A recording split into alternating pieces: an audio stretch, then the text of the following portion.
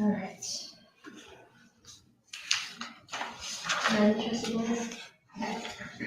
Call to order the regular meeting for Berlin Township Trustees, September 11, 2023. Please join me in the Pledge of Allegiance. I pledge allegiance to the flag of the United States of America and to the republic for which it stands, one nation, under God, indivisible, with liberty and justice for all.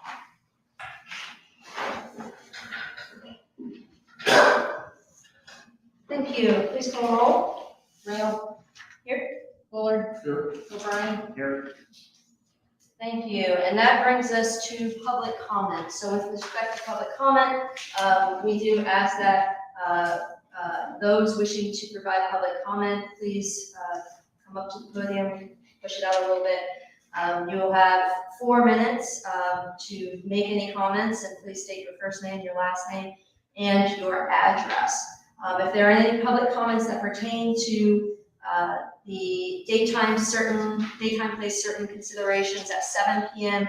regarding TNR property request to reopen BCC case 23-003, the residents of Berlin Township, or any public comments related to daytime place certain of 8 p.m.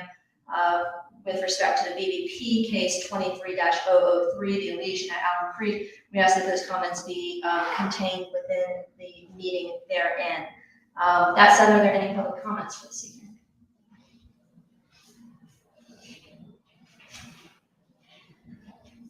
Hi, RJ Sabatino. I just had a clarification, I suppose. I know that we're up at 7 p.m. Am I allowed to present at that time as well? So for public comments, the board doesn't typically go back and forth with questions, but we were going to allow you to have a brief presentation. Okay, thank you.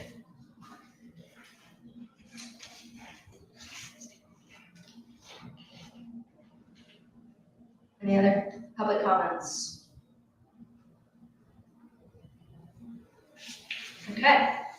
With that, we'll close out the time for public comments, and we have approval of meeting minutes for consideration. The first one I thought we were not going to do until the end of the meeting, perhaps. You're referencing the meeting minutes from 6/12/23? Yes. Okay. Would you like to propose a motion in abstention of that?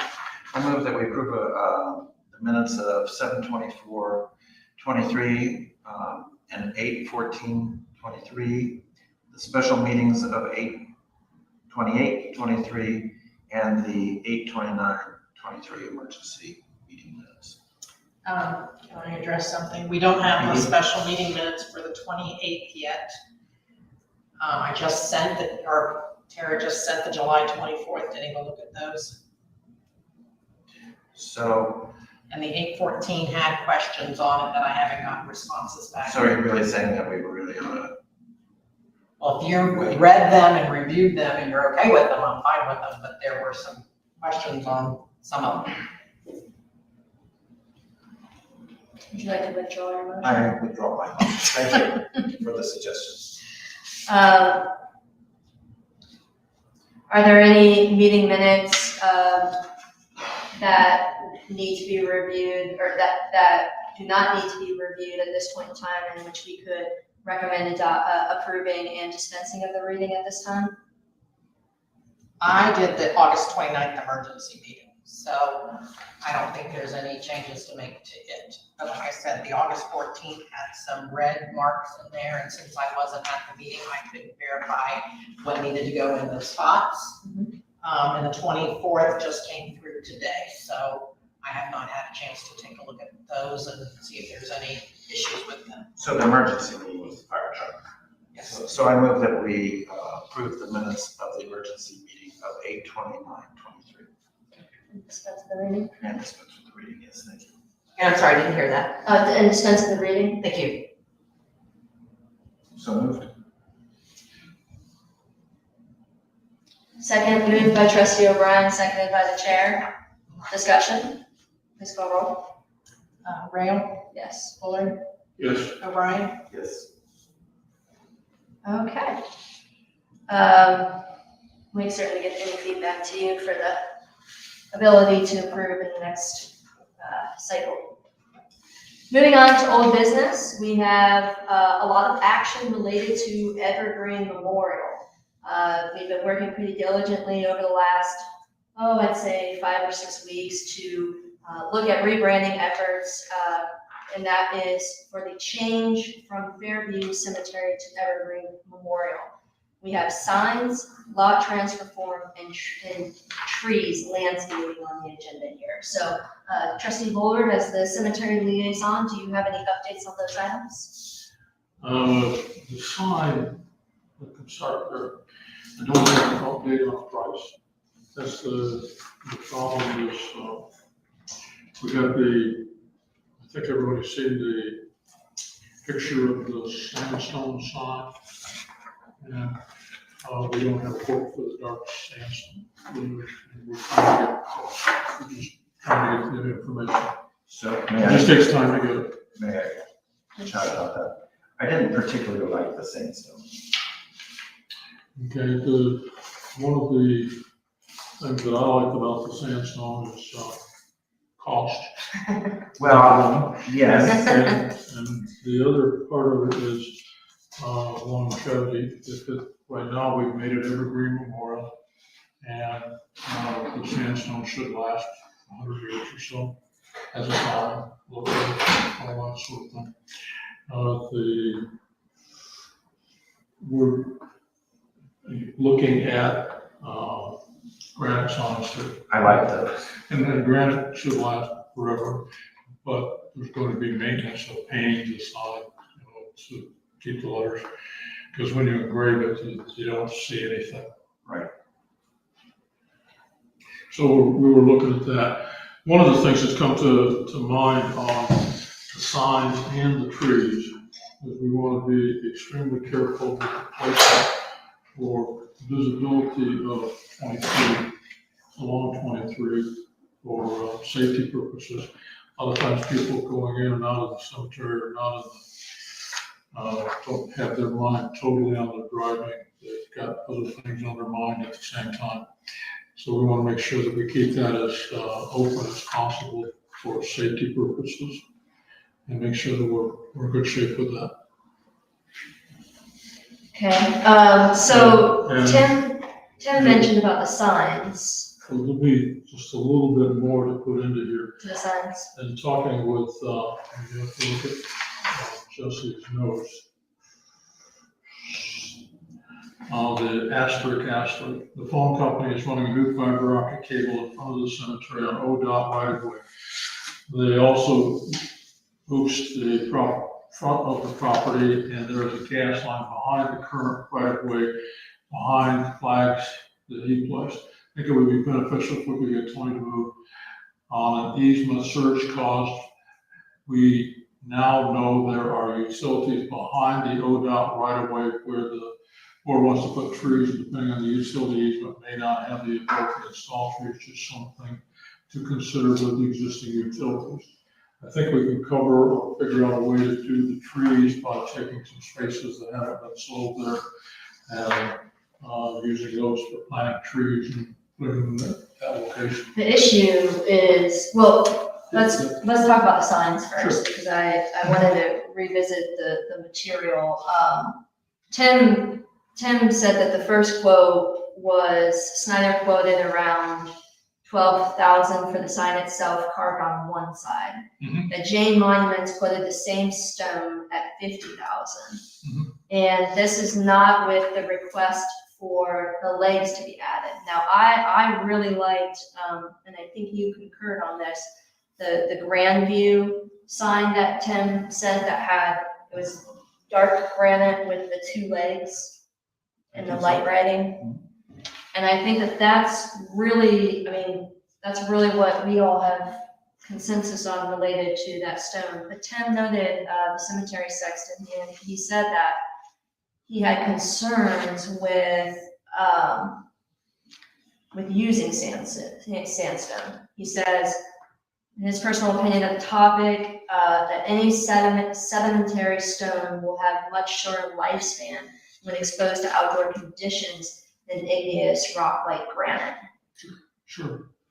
That's true. So,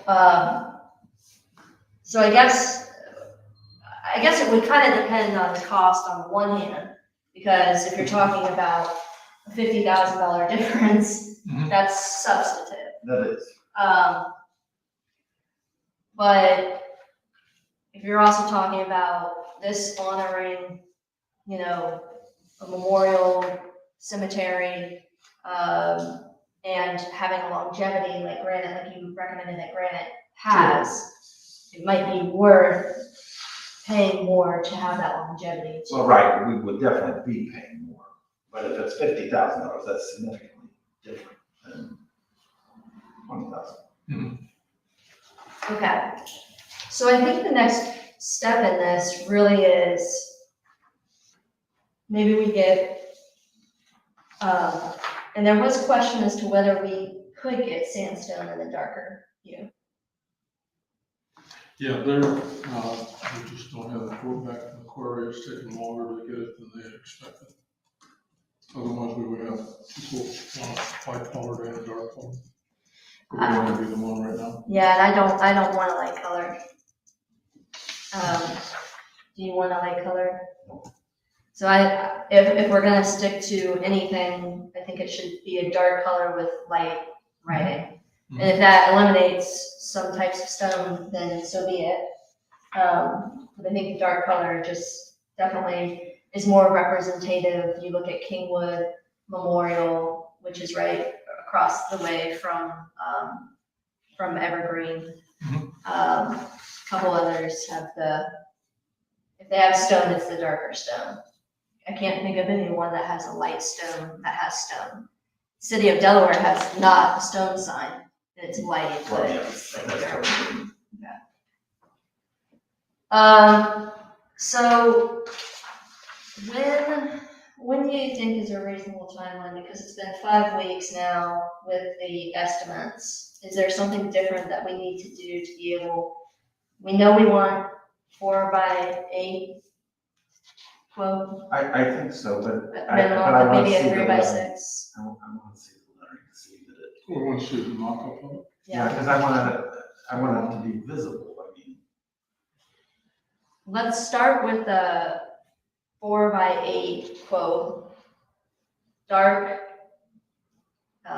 igneous rock preferable, with legs, put in the exact same spot as the current sign. Because we shouldn't have any problem if we're just replacing the exact location of the current sign, right? I don't know. And then double-sided, light colored lettering engraved on both sides. And maybe we could just email that request, even have the picture included that Tim had sent, say we want it to look generally like this. Could you get us the request by 9/24 so that we can consider the matter at that time? Give you an update of where we are at that point. Okay, great. Okay. The landscaping is super problematic because where Jesse has put the white flags out there, I went out there and looked at the site. There is not 8 feet, even maybe 8 feet between that and the first headstones, all along the middle of that way. So I agree with you, and if we have all the utilities as issues too, my issue is that it looked like only the furthest south portion did not have headstones right there. So we could maybe look at having like a batch of trees right there in the southern portion. There was no gravestones right at that line. They didn't run it up yet, so we could maybe look at, but it would end up occupying the space of, well, no doubt there are currently plots right now, but nothing's. Yeah, and that's the question. So if they've been sold, they're lots, we really can't do anything with that area. Understood. So that would maybe be a question for Jesse too. And then in the north, there was a portion that was technically in Liberty Township. Not technically. No, technically, It is. but being maintained by us. And so we need to get resolution on what should really take place with that. Even if it's just them formally. I think that considering because I really would like them to deal with their own problems, but I think what makes most sense is to have an agreement and have them pay us to take care of it. But, and I believe that Liberty Township, if they were smart, would want us to take care of it. But it's their purview.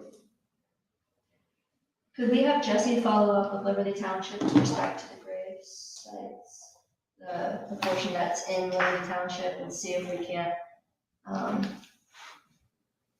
find some resolution of some sort in that way?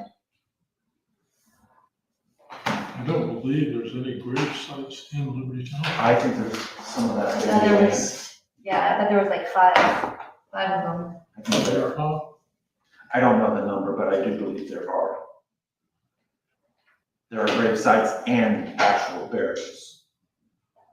Because when we got that, Survey done. yes, it indicated that there were graves there.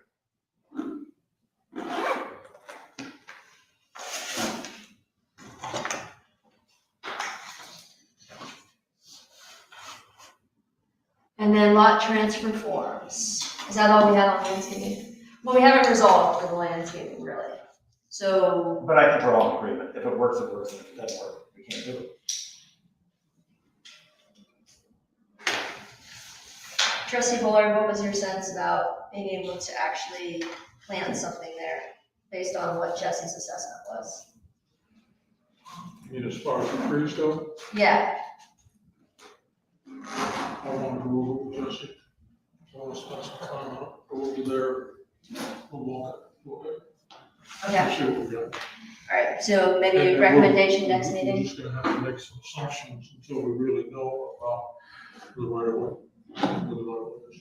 Got it, okay, Now, the transfer forms, that's the next one. yeah, I spent some time with Tim, and he was concerned that the people that wanted to make the transfer,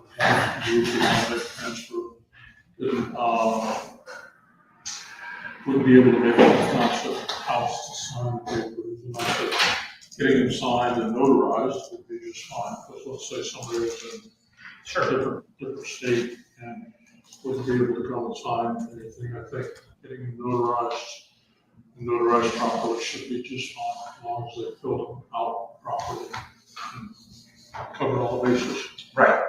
That's not the issue that I foresaw. Mhm. The issue that I have is that it's, and in this case, I believe to be true, it's to family members. But is that explicitly told to people? We will forward that. What I was gonna do was have him, we'll get a form, fill it out correctly, and then send it to, probably by email, or by mail, not email, so that we get back this correct thing. But they will be made aware that it has to be to a family member. Yeah, it has to be an owner of the, Okay, but we're only allowing transfers to other family members, not transfers to, they can't sell the first one is, that we were talking about was,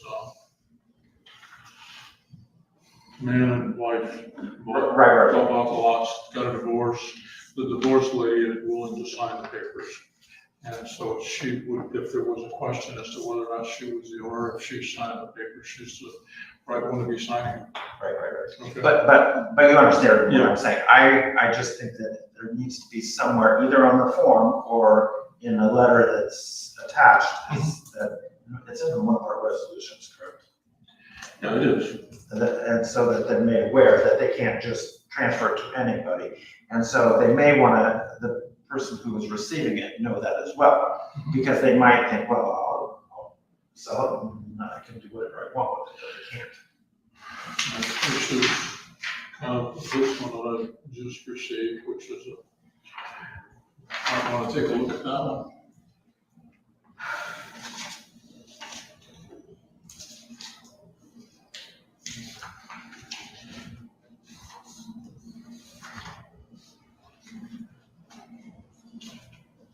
So we have a resident question related to a grave site, that they were under a different understanding, things have changed now. The question is, can the trustees buy back No, the said lot? because, We wouldn't buy that. well, because it's how much was paid to us, and how much was paid to us was zero, so they didn't get zero. No, this is here, or this is here. It's the same thing, we would, Yeah, but it's the cemetery, not Fairview. I thought that we Oh. had a resolution that, we're not buying back here either. This one's a trade. And this is for Cheshire Cemetery deed number. so are they wanting to exchange it? Could lot be traded for one nearer to the center of the cemetery?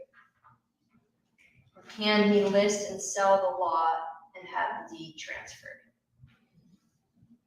Well, but here's the problem with that, is that you're gonna have a single slot, because people tend to buy up, and then they want 4, or, 2, they don't want 1.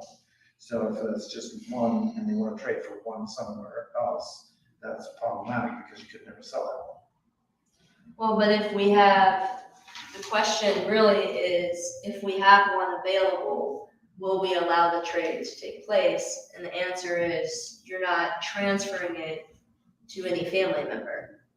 You're transferring it back to us, and that's not, we are not engaged with that transfer, right? They can't just give it back to us and then we give them something else in return. The transfer has to take place between family members only. Although I don't know how well that applies. But that's to not sex. here. So you're saying there's different requirements, Cheshire Cemetery compared to Evergreen Memorial Yes, with respect to lot transfer? yes. So you guys did not prohibit transfer plots here? We have allowed them in the past. Yes. We haven't allowed it at Peach Grove.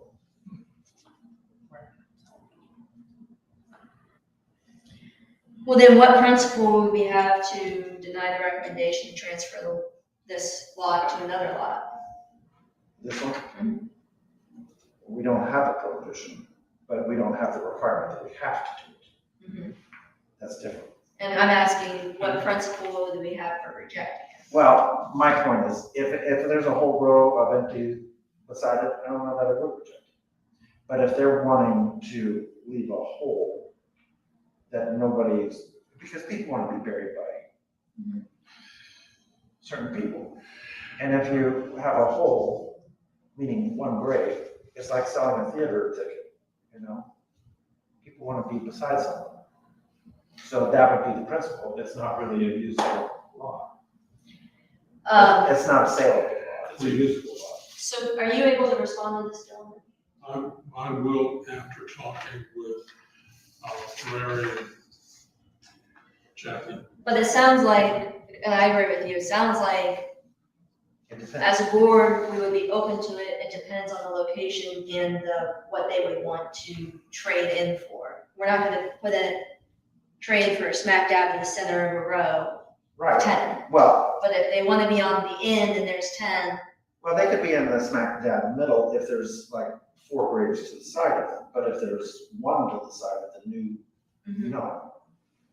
But I don't know how Larry addresses that.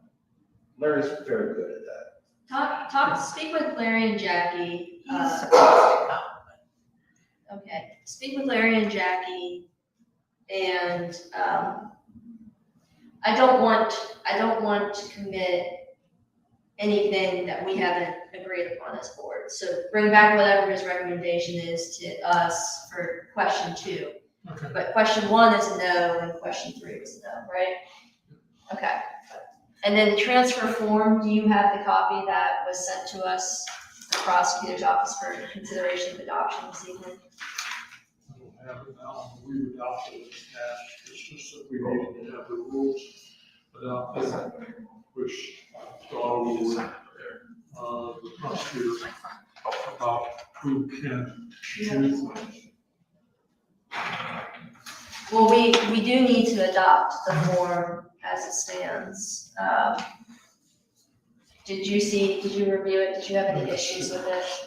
I don't have any problem with it. The If you guys- rules, yeah, the rules that need to be shaped around this form, I think we need to make explicit within either, The cemetery rules are somewhere. yeah. But, and so, my understanding, trustee board, is that when a person buys a lot, they get, the rules. If there's a transfer of the lot, do they also get the rules? Should get a new deed. Should be a new deed for the new, And the rules would go accompany that? and the rules would accompany that, we need to sign the rules, and that's what's. I don't have a problem with this at all. Okay, so with this transfer form, I think we did have a couple of items that you already mentioned considerations that I think we should make explicit. One being,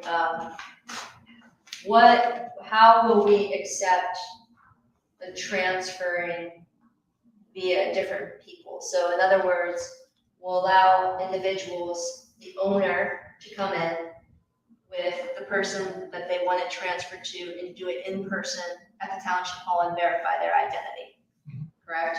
Yeah, something acceptable. We will allow notarization of the form Yep. as well. So if a notary says that that person is the person that they're filling out the form, we'll allow a notarized document. And the list of rules that are put in place about who could make the transfers and that sort of thing. And who can make the transfers? We need to make that explicit too, so who can make the transfers? Who can make the transfers, who could ask for an explanation, who can do anything with a gray space. Yeah, and so who can make those transfers right now for Evergreen Form? The lady that was divorced is willing to sign the papers can do that. The owner can do it for a non-family member because it's via marriage. Does that Well, make sense? Yes, but I think we define married as family. Okay. Well, I mean, but technically they're divorced, so they're not family. There's no family aspect involved in that. But it's going to somebody in the family. In the Because he family married- of divorce. Okay, they're divorced. Yeah. But who it's being transferred is married to the person who's going to use it. Correct. To the person who, oh. Mr. and to the Mrs. person Watt. who's- So it's a new marriage. Mrs. went away, the new Mr. and Mrs. is going to be. So I think that meets the parameters of the family that we define. Okay, very good. So by family member, we extend that out vis-a-vis marriage. And so it's a non-family member right now, transferring it to a family member who was a family member previously. I would define them as being family because at the time that they purchased it, they were family. They were family. And they were, Okay. Well, because we have the second case already with the divorcees as well. And it's like through the cousins though. Did you see that case? And that's gonna get complicated, but if we have that initial principle, I don't mind if they're transferring it to someone else that's in, as long as it's the owner and we have a notarized document or they've appeared in person to initiate that. right. The problem that I think that happens is that they're saying, well, I'm divorced and so it should be my property. Well, I don't know that that's your property because there's no, but if they're quit claiming it, now we know because we know that they're not claiming it, so the other person has it. I don't have a problem with that. It's when they say, I own it, when there's no clear clarity that they really do. That's the problem. But if they're quit claiming it to the other person, they're solving a problem. I don't want to cause a problem. I want to solve a problem. But if they don't have a solution to the problem, they got a problem. We don't have a problem. And it's not just family members that can do that. It's whoever's name appears on the deed. Exactly. Okay, because when you get into family members, that can be the argument of Well, it's mine. but- two family members may want to say. Well, and that is an issue. Let's say I die. Okay, and if I don't have in my will who gets that grave and it's not probated, then nobody has it. That's right. Because it should go through probate. And if they want it, the kids want it, they gotta go through probate. But I do with it in the will. And that was made, I think we had some good conversations around that related to if the owner is not in a position to be able to initiate this transfer, then we need an order from the court to be There able you to go. initiate the transfer, whether that be probate or, also the, domestic relations, DR court, yeah. So I think we have some good shape around this. Mm-hmm. That said, Let's just accept the form. okay, you want to bring forward the motion? Do we have anything formal for that? Did you have a resolution? Okay. Just want to move to adopt it then, trustee Boland? I was just looking for somewhere to go. Oh, before you do that, do we want this to be the same transfer form used for Cheshire as well? I have no objection. But I'm not cemetery liaison. If Ron has trustee board has This is specific to. Yes, this one is, but what we can do is then we can change the wording to Cheshire Cemetery and use the same form for that as well, If we so desire. if we so desire. Yep. Okay. But this takes care of the Fairview Cemetery issue, or at least allow us to move forward with it. Yeah, Evergreen Board, yeah. Okay, make a motion that we approve the 2-page burial rights transfer form for Evergreen Cemetery. This is called Exhibit 1. Is that the completion of your motion?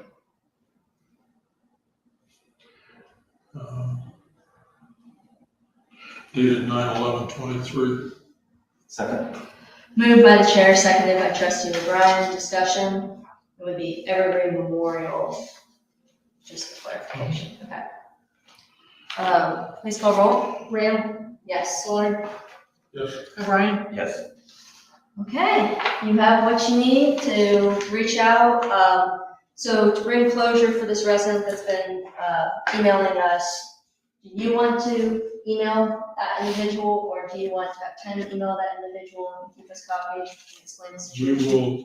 We're not going to email that, we will hard copy, send it to them, because I want it to be notarized and sent back to us. Okay, and so if we email it. Well, they would be the ones responsible for printing it out and getting it notarized, though. Well. I don't think we need to send. The form filled out before it's sent to, so we get the right graves, patients on it, right? I see. And all of the information is correct.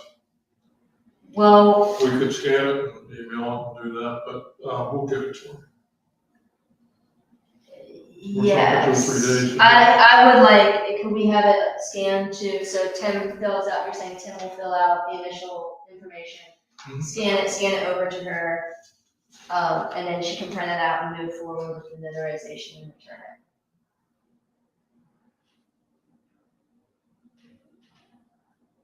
She would fill out the I form. understand what you're saying. I just don't want it coming back as a scanned document. I want the original document. Yeah, she has to mail it, she has to return it in the mail or return it to the office. It's just that what she. We don't have to. Right, it's gotta be, Yeah, it's gotta be an authentic gotta be an notarization, authentic yeah. original at some point. Yeah. But it only becomes an original when it's been notarized. Yes, Okay? exactly, Not an original, even though we're sending it to them. yeah, Okay. okay, we're on the same page, yeah. Great, okay, Give that back to here you go. Okay. Cheshire tree trimming quote.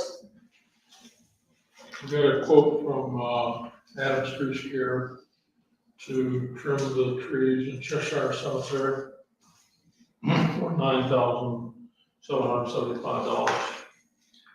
From whom? Adams Tree Care, and they're on the county bid. And I would make a motion that we accept this and get on with requisition dated 9/11 of 2023, Adams Tree Care, the amount of $9,775 to trim the trees in the Cheshire Cemetery. Second. So- Moved by trustee Bullard, seconded by trustee O'Brien. Discussion? Please call roll. Bullard, Yes. O'Brien, Yes. Rail, Yes. Okay, Jed, so for our partners with respect to the JED, they have resolved all the issues between the different parties. And, our first, potential petitioner, which is the, residential hotels, they have connected with our council to have discussions related to incentives to petition the initiation. So, to my knowledge, everything has been moving forward in the last week, and we should have something for consideration soon. So does the municipality, and they have to have some readings, does that one take longer, significantly longer than ours? Their readings, so it could, they also do have the ability to declare an emergency Okay. and dispense of one or two of those readings, as I understand it when they describe it to me. But it really just depends on how fast we would need it, and both, the municipality and our partner in township are eager to do something, but again, this is the initiation of the petition from the petitioner, so there's only so much we can do to initiate this. Yes, Right? understood. But at the culmination, then we have to get the board. Yeah, we do. Do you have any ideas about that? I have one person in mind, Okay, for serving as board member? Okay. as the, I don't know, I think it's the chair, it's the first person that's selected, isn't it? Yeah, That's who I have in mind, and I only have one. okay. Well, we may need to, put something out there too, then, as well, if it comes to that. So that's good news on the JED front. Cheshire Road widening easements and fiber. So I've been contacted by lots of people, but it's still a town engineer's ball court as to whether or not there is sufficient room for a conduit to go parallel. My understanding is, and it would be beneficial, because the county does not want to include it as part of their process.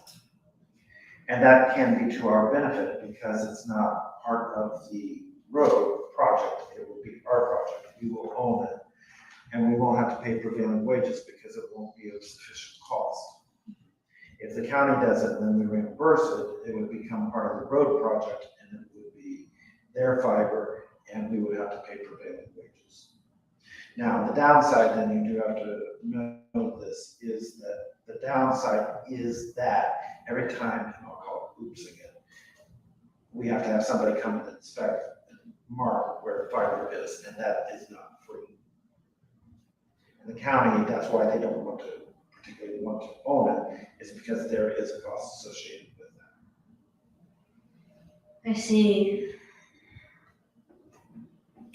So what's your position in terms of where the fiber should end up and how?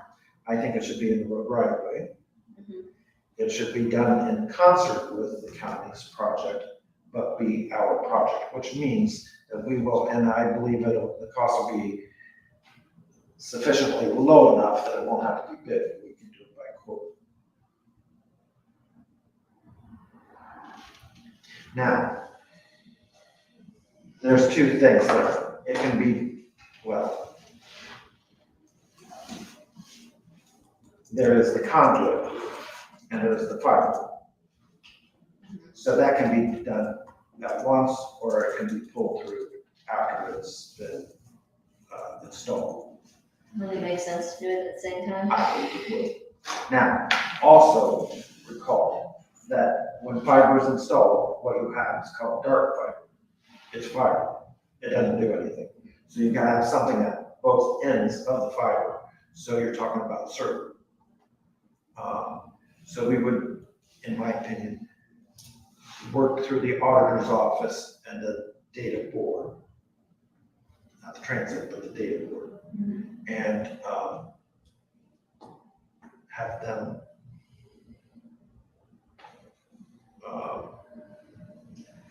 in charge is not the right word, but have them do it, because you want to have somebody who knows what they're doing. All these things Consulting. cost. They would consult for us. Yeah.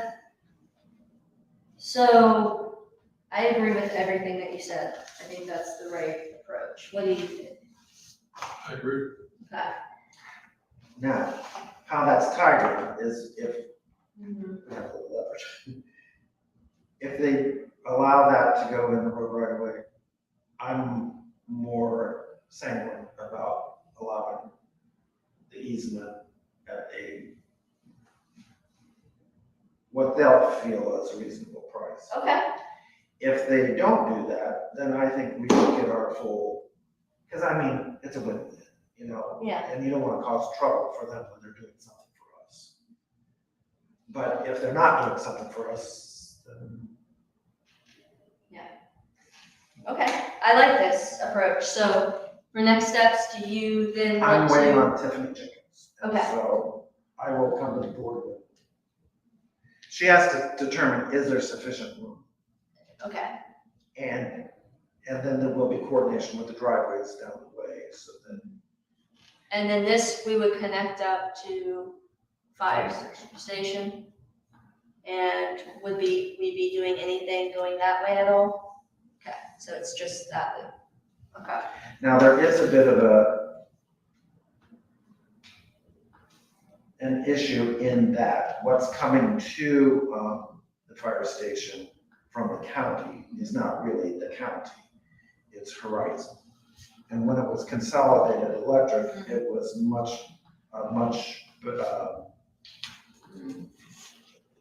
the entities work together better. But Horizon is not the same entity, and so the county is having some issues. That's not our concern, except for to understand that the county has to deal with some issues. Because the fiber will come into the fire station for the EMS. We have access to it, but we don't really want that kind of access. What we want is our own. Mhm. And if we do this conduit, then we can contract with the county. No, the county and the county's dealing with I just want you to know that's not particularly simple. it. Yeah. Well, it really is. And then where did we get to on the water? Well, Yeah. So- the water will solve itself if the county works with us. If the county doesn't work with us, then the county's gonna have to deal with the water, in my opinion, because the need for the water easement is solely because the county wants to take the easement that Delco has. So if Oh, yeah, okay. the county won't pay for the Delco's easement, they can pay us damages for not having water. I'm sure the county's not gonna want to do that. When do you think Tiffany anticipated getting I back? thought about 2 weeks ago. Okay, I will call her this week. thank you. That'd be wonderful. But I think that'd be an elegant solution to many different problems. If there was the space, we could make it out between the road right away, and sounds like that would solve a lot of the issues right there. Thank you for looking into that. Anything else with Cheshire Road widening? Okay, collective bargaining.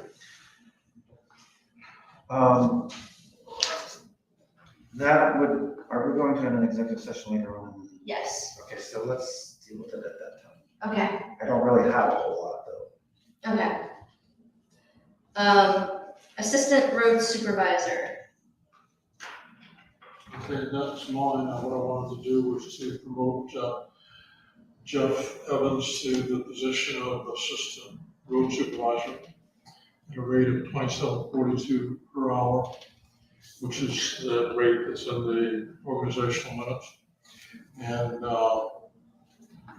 that way we would have a road supervisor, a road superintendent, and assistant. And he would be able to fill in for Jesse when Jesse's not here or is not available, that sort of thing. And they would be on 6 months probation. Or And he'd be on a 6 month probation. For his new role. we can do that.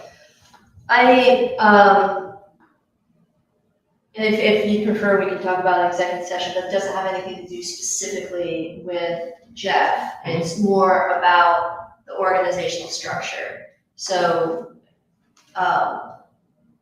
we don't have any road laborers right now if we were to make that move, correct? That's correct. So we would be moving out our only road laborer to make him an assistant road superintendent, and that feels very top heavy to me because Jesse's over Jeff and Jeff would be over nobody and nothing. That's correct. I do like the idea of Jeff being able to fill in for the road superintendent. I think that's a good point that makes sense, but I wonder if it's not better to wait until we actually have backfilled the positions of the road laborer and then can move Jeff into a position where we're not putting ourselves in an organizational bind because we no longer have any road laborers. We just have supervisors and those to supervise. Well, I'm thinking of supervising the roads more than supervising the crew. Well, but we have 2 people supervising the road with no crew to take care of it other than them. Well, but in their roles, they're taking. In the job description, it gives them lots of things to do. It's not like they're. They have to do the same. They have to do the labor of the roads. Right. And that's all covered in the job description. I don't have a problem with it so long as there's the 6 month probation, because I feel like everybody should have that. Well, and there was one other thing. I thought for some reason there were parameters around the CDL and driving aspect related to the requirements of the assistant road superintendent and road superintendent, that there was some CDL requirement. But They both have CDLs. but wasn't there one that had a lower, didn't a road laborer 2 versus a road laborer 1 versus the assistant super? There's a CDL-B and a CDL-A. And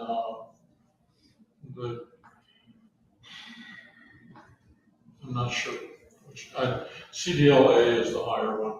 CDL-B is what people use for like school buses and things like that. And Jeff comes to us from a school bus driver. No, he was a school bus driver at one point, but he was also drove trucks for Overfield before that. So I'm not sure that he's an A or B. Jesse did his stuff for the ODOT. ODOT's putting a school together to train people for CDL licenses. And that's something that we probably need to work with on new employees. We're probably going to end up with employees that don't have CDLs, and we'll need to get them CDLs. Yeah. And we've got an open position back there as far as supervising, but we don't have anybody in that position right now. Okay. So we had the road superintendent, and in our previous handbook that was adopted, we had changed the job description, and we created a job description, but we didn't adopt it into the handbook, so we'll need to get that position put into the handbook in our next iteration.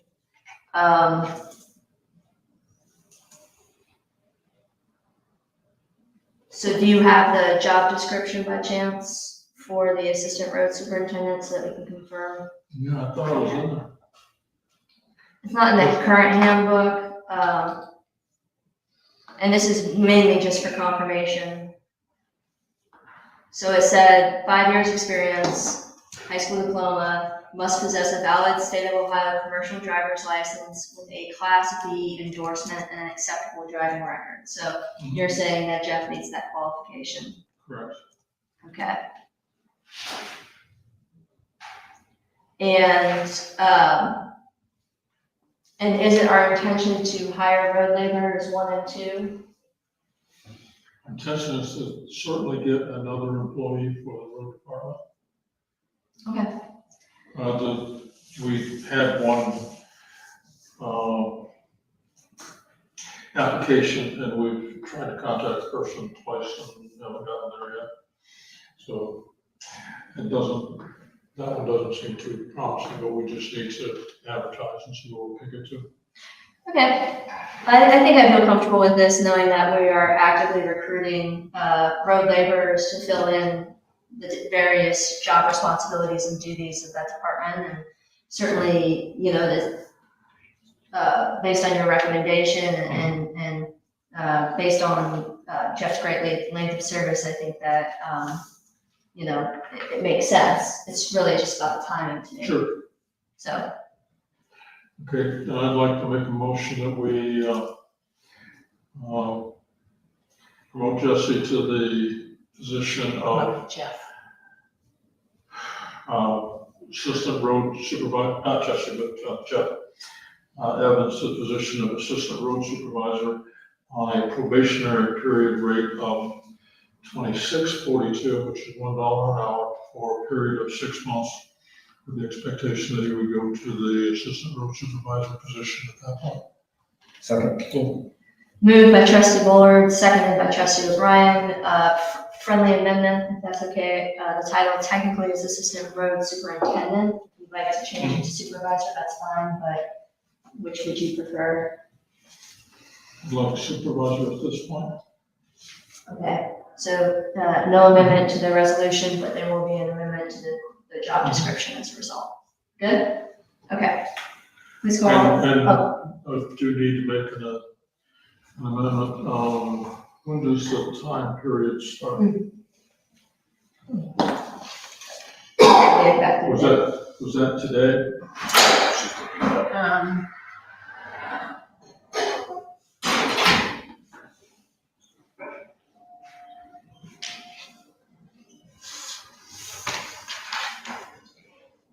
It can start with the pay period that pays out on July 18th, so it would have started June 25th.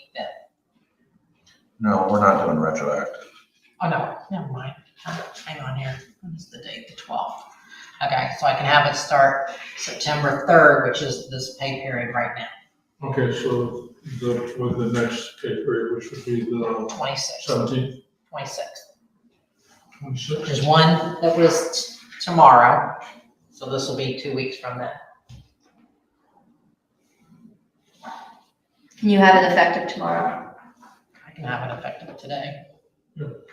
Effective today. So 9/11. Okay. And Oh, wait, that's in the middle of the pay period. This is the 11th, isn't it? So the pay period, The 18th. the pay period goes back to July 3rd, which was last Monday, September 3rd. September 3rd. So the So next, that would have been last week, and this week is the next pay period. so what's the first day of, so September 11th is in the middle of the pay period. Right. So September 18th. 18th is the Will be the beginning of next next one. So make it the 18th. right, Okay, That brings us And- to 18th. and I accept that as a friendly amendment. Effective 9. okay, Okay, please call roll. Bullard, yes. O'Brien, Yes. Rail. Yes. We send our congratulations to Jeff.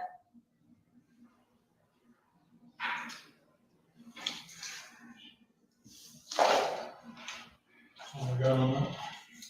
All right, next up is electronic financial devices. Okay, so for this one, we have a couple things that are evolving, but the primary one is the resolution that we passed last had a couple of errors in it.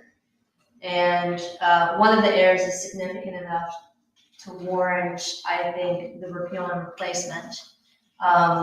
Specifically, we had a couple spots where we had left fire department in there, but we wanted to extract fire in the preamble. But there was the means and ways of paying that there was some confusion on. And I think that is significant enough that we want to ensure that we have that specific portion of the resolution in proper correct form. So how is it different than what we passed? It was, we thought it was the method by payment instead of the actual form of payment, like credit card payment, accepting online payments. And we had said it was like related to the things we would accept money for, like administrative duties, permits. So that was significant enough that it was Understood. needed to be modified. So worked with prosecutor's office on just tightening up some of the language and do have it. Claudia, did I send that to you? Oh, gosh, I'm Just sorry. today. Let me send that to you now.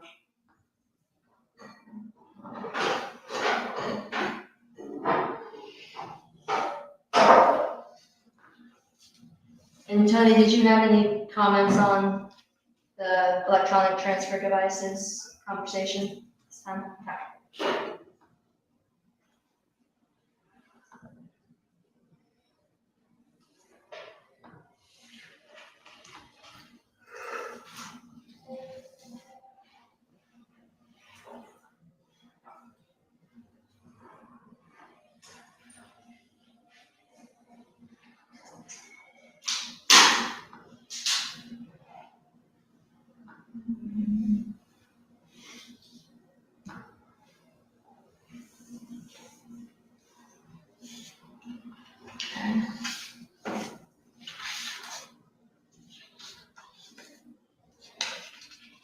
So I have here, let me forward this right now.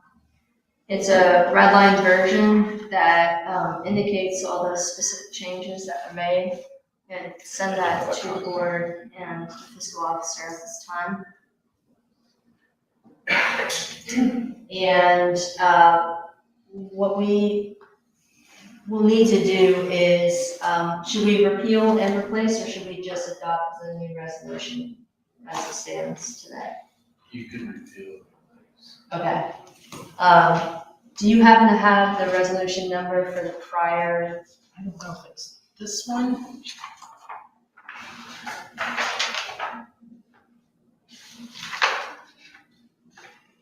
Yes, this is it. And you see, I had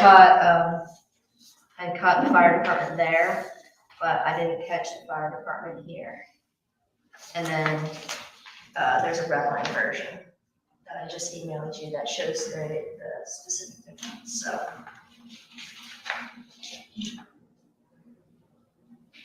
All right, do we have a current resolution number that we can use? To repeal and replace. Yeah. So I would repeal this resolution number 23-08-15, and I would replace it with whatever resolution number we have for tonight. 230910. 2309-2? 10. 10. Okay.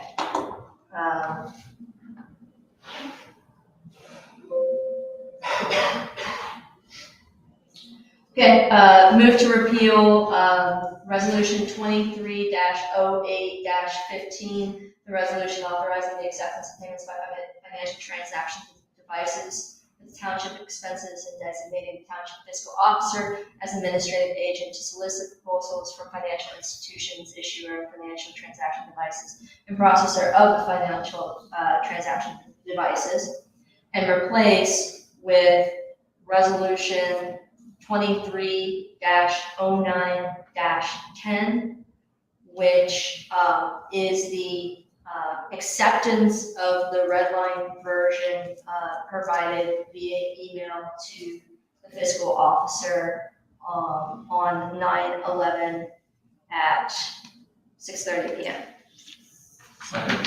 Moved by the chair, seconded by trustee Bowler. Discussion. So, Claudia, you'll just accept those red lines and fill in the details that are there. Can I have that one now? Yep. Okay. Ms. Laurel? O'Brien, Yes. Rail, Yes. Fuller. Yes. Okay, that takes us to fire department. Thank you. So we do have a couple of requisitions. Chief, would you like to lead us on that? Yes. The three estimates to replace the aging floor, whether it's the tile and the carpet. You get the three estimates for that. The lowest estimate, most responsive, was the ACT, which is the Advanced Cleaning Technology Services. This was a vendor that we weren't familiar with, we've never used. So I checked references, I asked him for references, which he did provide. However, the only references, that makes a difference, that he provided was residential. And this is kind of a mixed project, as part of our building is quasi-residential and the other parts commercial. The product itself is a commercial product, the LVT flooring. So I don't necessarily, the next estimate, so the low estimate was 34,837.64, which would have been requisition A. C. Dane, who we used before for the carpet, came in at 37,420.12. So there is a difference of the couple $1,000. So if the board doesn't have an objection, we're okay with. I just didn't have any commercial references for this person. He said that they'd done commercial work, but unfortunately, the majority of the commercial work were get done. This place is in offices. So we have J&J Carpet, we have Dane, and we have ACT Fabric Zone Services. Correct. Okay. J&J was 46,556. These are in your email and on the OneDrive. And Dane was 37,420.12. And this new person was 34,837.64. They're out of Westerville, so it's not like it's far. And I did speak, like every residential reference he gave me, they did speak very highly. And so they were very responsive in their work. The Dane, like you said, we have used them before.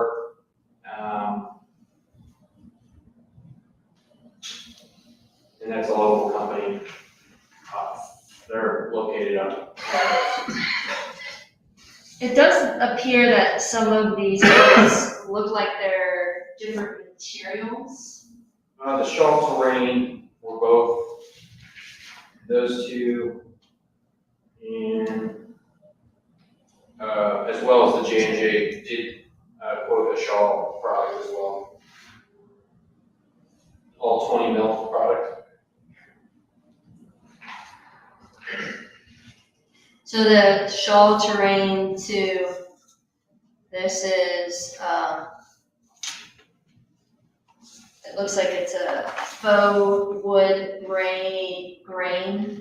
Yeah, I have a few, samples, Yeah, that'd be great. but this is And it's more- the exact same materials for all three of these quotes. Yes. The only reason why I'm asking is because you mentioned that he does the residential, and it doesn't say specifically that it's the Shaw commercial product Correct. on his quote, but these are all commercial.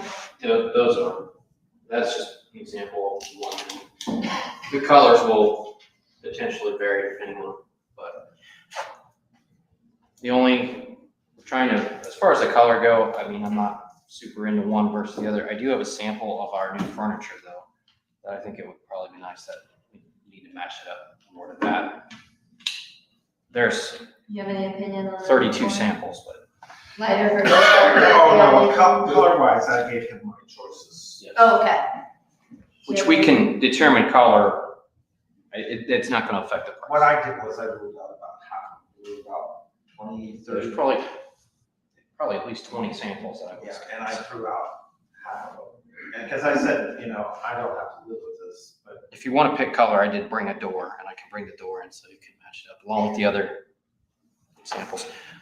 Can you tell me what the color is and then we can intimate from there? I have a picture. Okay, yeah. Let me start with the picture. If that doesn't work, I did rip off one of the doors for you. Now, I was more concerned about the quality of the material because it appears to me didn't that say it was commercial. his did not. It appears to me that it is all The same. the same. It just makes it. but if it's not, Would make a difference. Well, yeah, because if that's the reason why there's a difference in the price, we definitely, it absolutely has to be It does. commercial grade. Oh, So it's a rich, so, more of a cherry. So that's why I think some of those samples are gonna be, too light isn't gonna go, but does this make you think of anything? no. No? What should it make me think of? Buckeyes? Oh. We got the red and gray? The one question I've got is, you're gonna be going from a carpet to a hard surface. there is a transition. Significantly change the noise level. Yeah. And are you prepared for that, or do we need to do something for that too? No, the carpet is, I mean, the carpet is still in the bunkers. The only thing that really the carpet is where the recliners are. I think it's gonna make it easier to clean and maintain, for spill wise, and because it's water resistant. Yes, but they will bubble. Well, these are glued down. That was part of the commercial application. And the only concern that I have about this ACT one is it's a little less clear. I mean, it says tear out, but that means they are going to remove it and they are going to dispose. Hallway, correct? Hallway, Yes. okay. So, I just didn't know if we had enough, of the variable there to not go close. They were all responsive, and they all seem to be responsible as far sure. as business. So, other than not having the commercial references, which I would prefer, but. Yeah. So, assuming, so maybe we can put the approval with the condition that it is confirmed that it is a commercial Shaw product and that the tear out will include the hallway. Yes. So do you want to bring forward the motion? Okay, so I move, I have the general information on how the requisition. Look at that.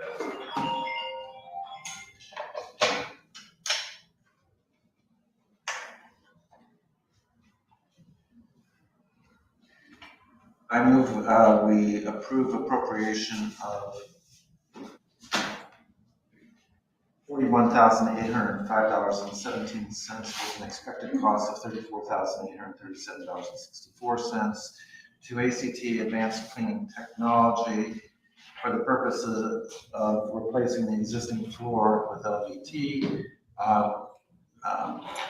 Conditionally, this is conditional that it is confirmed that it is Shaw product of commercial grade and that the removal includes hauling it away. So good. Moved by trustee O'Brien, seconded by trustee Fuller. Discussion? Please call roll. O'Brien, Yes. Brown, Yes. Fuller. Yes. Do you have one more requisition? Yeah.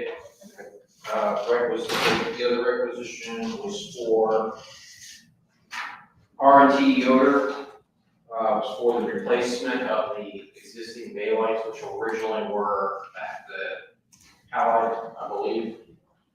And they went and changed the bulb inside to an LED. Those are approximately $350 a bulb, and they're not lasting. So the estimate was to replace 20 existing lights with linear LED. We did get the 3 estimates on that, and as well as adding 2 72-inch fans in the bay for air movement circulation. Yoder was the most responsive and responsible at $9,200. And I added in an estimate for a per county fee. But I got word today that the county may require a new set of plans in order to approve the permit. And if that's the case, it could be an additional $2,500 just to do the plans. And who would do the plans? They would have to do them. Define they. The company that we, but obviously that would be passed on to us. I electronically gave them the plans that we have, and they're just waiting to see if the county's gonna accept adding it to those plans because of the limited scope of work. Okay. So I don't know if you wanna table this or. So, one other question. The county permit would be paid by Yoder, and we would be paying Yoder for the They would, yes, pass on, reimbursing him. yes. I'm okay with doing this with that, if you are. Do you have any concerns, trustee Bowler? No. Okay, I move, we approve appropriation of, $15,004, with an expected cost of, $12,920 to, RT Yoder for the purpose of replacing existing bay light fixtures with LED, installing two 72-inch hunter ceiling fans, and procuring the county permit and making allowances for redrawing up to, this amount includes up to $2,500 for the redrawing of the plans. So, Moved by trustee O'Brien, seconded by trustee Bowler. Discussion. Would that $2,500, would that be true of any of the quotes? Yes. Because this is a county requirement. Right. Okay. Nothing we can do about that. Please call roll. Graham, Yes, Bowler. yes. O'Brien, Yes.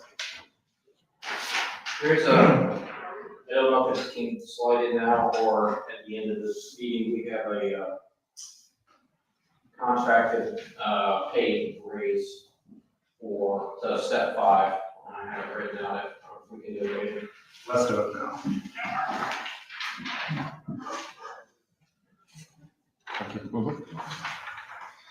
I move that upon the recommendation of Chief Miller, that Captain Swanson, having met all the goals set forth by the chief, be granted pay step 5 with an hourly rate of $22.24 with an overtime rate of $33.36, effective. It'd be, I think we should be able to do this pay period we're in, correct? 'Cause When was his anniversary? during this pay period, so in between last meeting and this meeting. Do you know when his anniversary date is? Micah, or, It's Malachi. he went full-time June 19th of 2018. This is based off his promotion, so. Oh, yeah, when he became captain.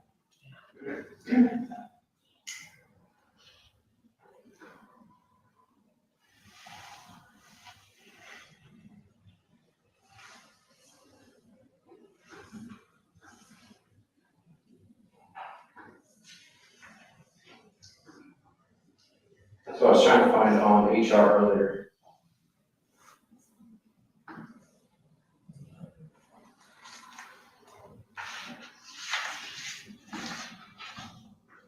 I believe it was the 7th Okay, of so September. effective September 4th, 2023.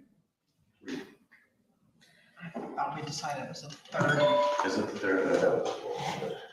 Is it on a Monday or Sunday? Sunday. Okay, the 3rd. So, Second, Moved by trustee O'Brien, seconded by trustee Bowler. Discussion. So the promotion was September 3rd. 7th. The 7th, but you're So- taking it back to the start of the first. Yeah. Okay, here. Yeah, technically, his first day in that pay period would have been the 5th. Okay. I think there will be discussion about it in the future to having it the precise date, but Okay. right now. Within the range of the start date of the pay is your recommendation. Okay, very good. Please call roll. Randall, Yes. Fuller, Yes. O'Brien. Yes. Is there anything else, Chief? Since you all seem to be in a good mood. It only lasts so long. Is there any, and not for tonight's, but is there any, I got quotes for mulch, but what I really would like to do is the river rock. To not have to do mulch every year and maintain it and replace it. But I didn't want to put it on the agenda if the board had felt some sort of way about it. Again, some of these zoning issues, and I know shrubs and shrubs can be. How about this? Bring something forward to the next meeting and we'll continue the discussion at that time. Okay. I would also like, if you feel prepared by that time, to have a discussion about the assistant chief position. Absolutely. Okay. Am I needed in tonight's executive session? We haven't really met, so I don't see you. I didn't figure. But after that, so next meeting, yes, but not. Okay. Does it mean I'm dismissed?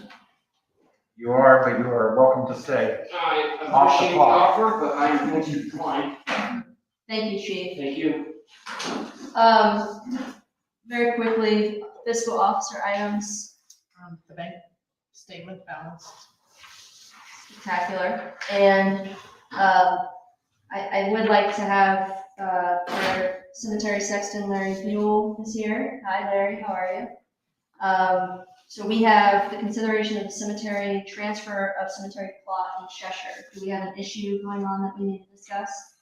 I think you should have the letter in your Yes. box. We did discuss the letter. Trustee Bullard, do you want to provide a brief overview of our discussion? Well, I said was I wanted to talk to Larry and Jackie about it before we did anything. Before, what's your recommendation, Larry?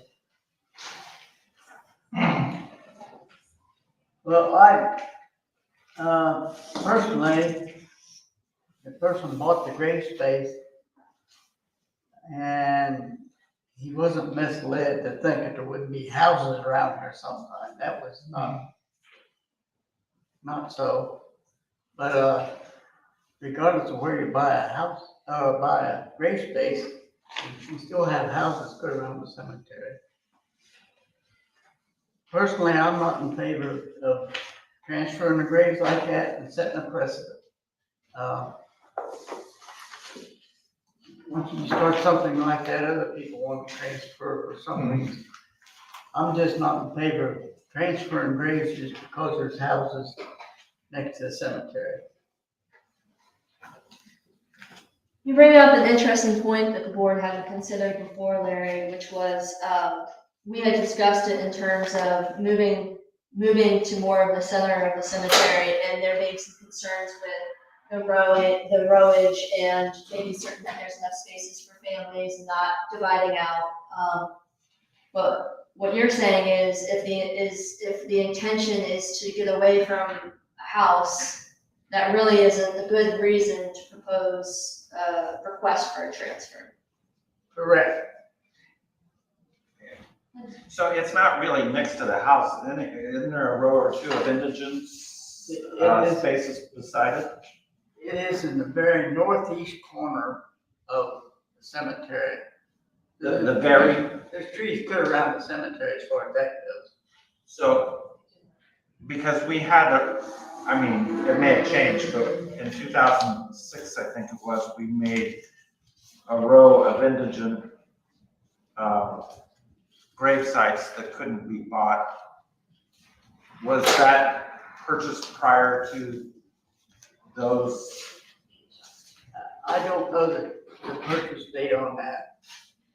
But Sorry? I don't know what the purchase date was. I didn't look that up. But those row of graves that we had to classify as owned by the trustees to never be sold. So on the back, because of the row of trees there. Right, well, that's the practical, but the reality, there's still grave sites, and if we had a bad thing happening, and we needed mass graves that people were indigent, that's where they would go. Technically, that's where they would. You have to remove some trees. Yeah. Okay. Well, and it would be never our intent to do that, but it is available if we needed that many indigent. Yes. Okay, so do you have the paper from the residents' request?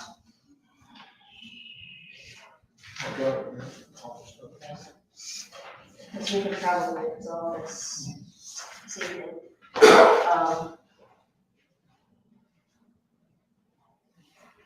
The request from the resident regarding the lot was, could we do one of three things? One, can trustees buy back said lot? Answer, no.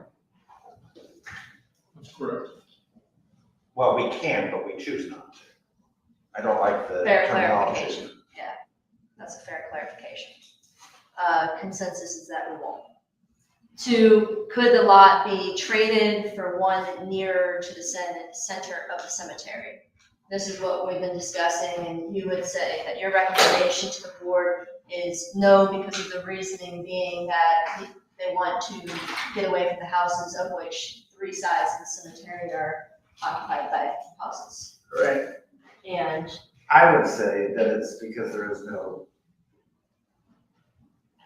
reason they can't use the spot they have. And there was no misleading in the lot purchase, in the gravesite purchase, and there's no apparent reason why that gravesite is not sufficient use at this time. Okay. And then 3, sorry, it's kind of handwritten. Could he list and sell the lot and have the deed transferred? What do you think about that? Our rules in the rule book say it can be transferred only to family, that is listed in the rule book. It could be transferred to family if you want someone in the family. And the reason for that is because, well, multiple reasons, but one of the reasons is because we give residents a lower cost. They're taxpayers, and, we're looking out for our residents. But that would create an incentive to sell to anybody they want. Right. And so we have a rule that we have, and I think we should enforce it here we have, because we've enforced it in the past, and it would be unfair to all the other people we've said no to. Okay, so the consensus of the board is that if they would like to transfer it to a family member, that's fine. But they can't just put it for sale, sell it, transfer it to a non-family member. Okay, so do you guys have the guidance and clarification needed to move forward and provide an answer to the resident? No, I think I just, always Ron Bowen and tell him that he could transfer it or. To a family member, Yeah. or he According can to the rule book. have that site He as can buy is. another grave in the cemetery someplace else if he wants to. And that's actually a good solution. If you wanted to transfer this one to a family member, let's say, and then buy a different one at a different spot in the cemetery, that's certainly a solution. He can do that. Okay. You guys have what you need for this issue then? Okay. Is there anything else for cemetery that you have? No, we need some more rule books, Brad, We agreed to trim the trees. for the cemetery, but we need to make some alterations because the front of our old one says Fairview needs to be changed to Evergreen. Yeah, we need have, to we make some are, changes on that, but we've only got like 3 rule books left. So Okay. we need to get some printed. I don't know whether you had to requisition money for that or not. And I don't know what it cost the last time. this is a good point. We have to update the rule book name as well to reflect Yeah. Evergreen Memorial. We have a working list of the migration project of taking the name from Fairview to Evergreen Memorial. We'll add that as a point of note to update as well. Sure.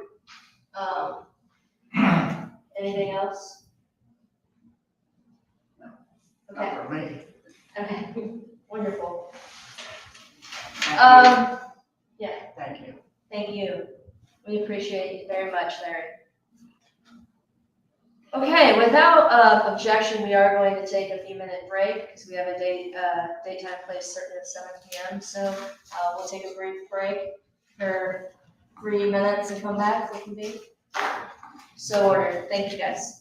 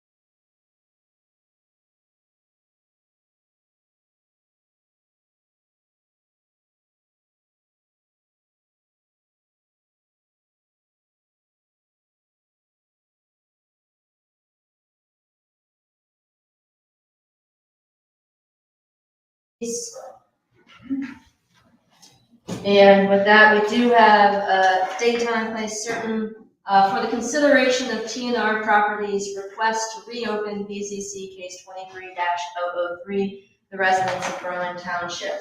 Now, of note, this is a consideration of the request to reopen, not a consideration of the application itself or anything like that.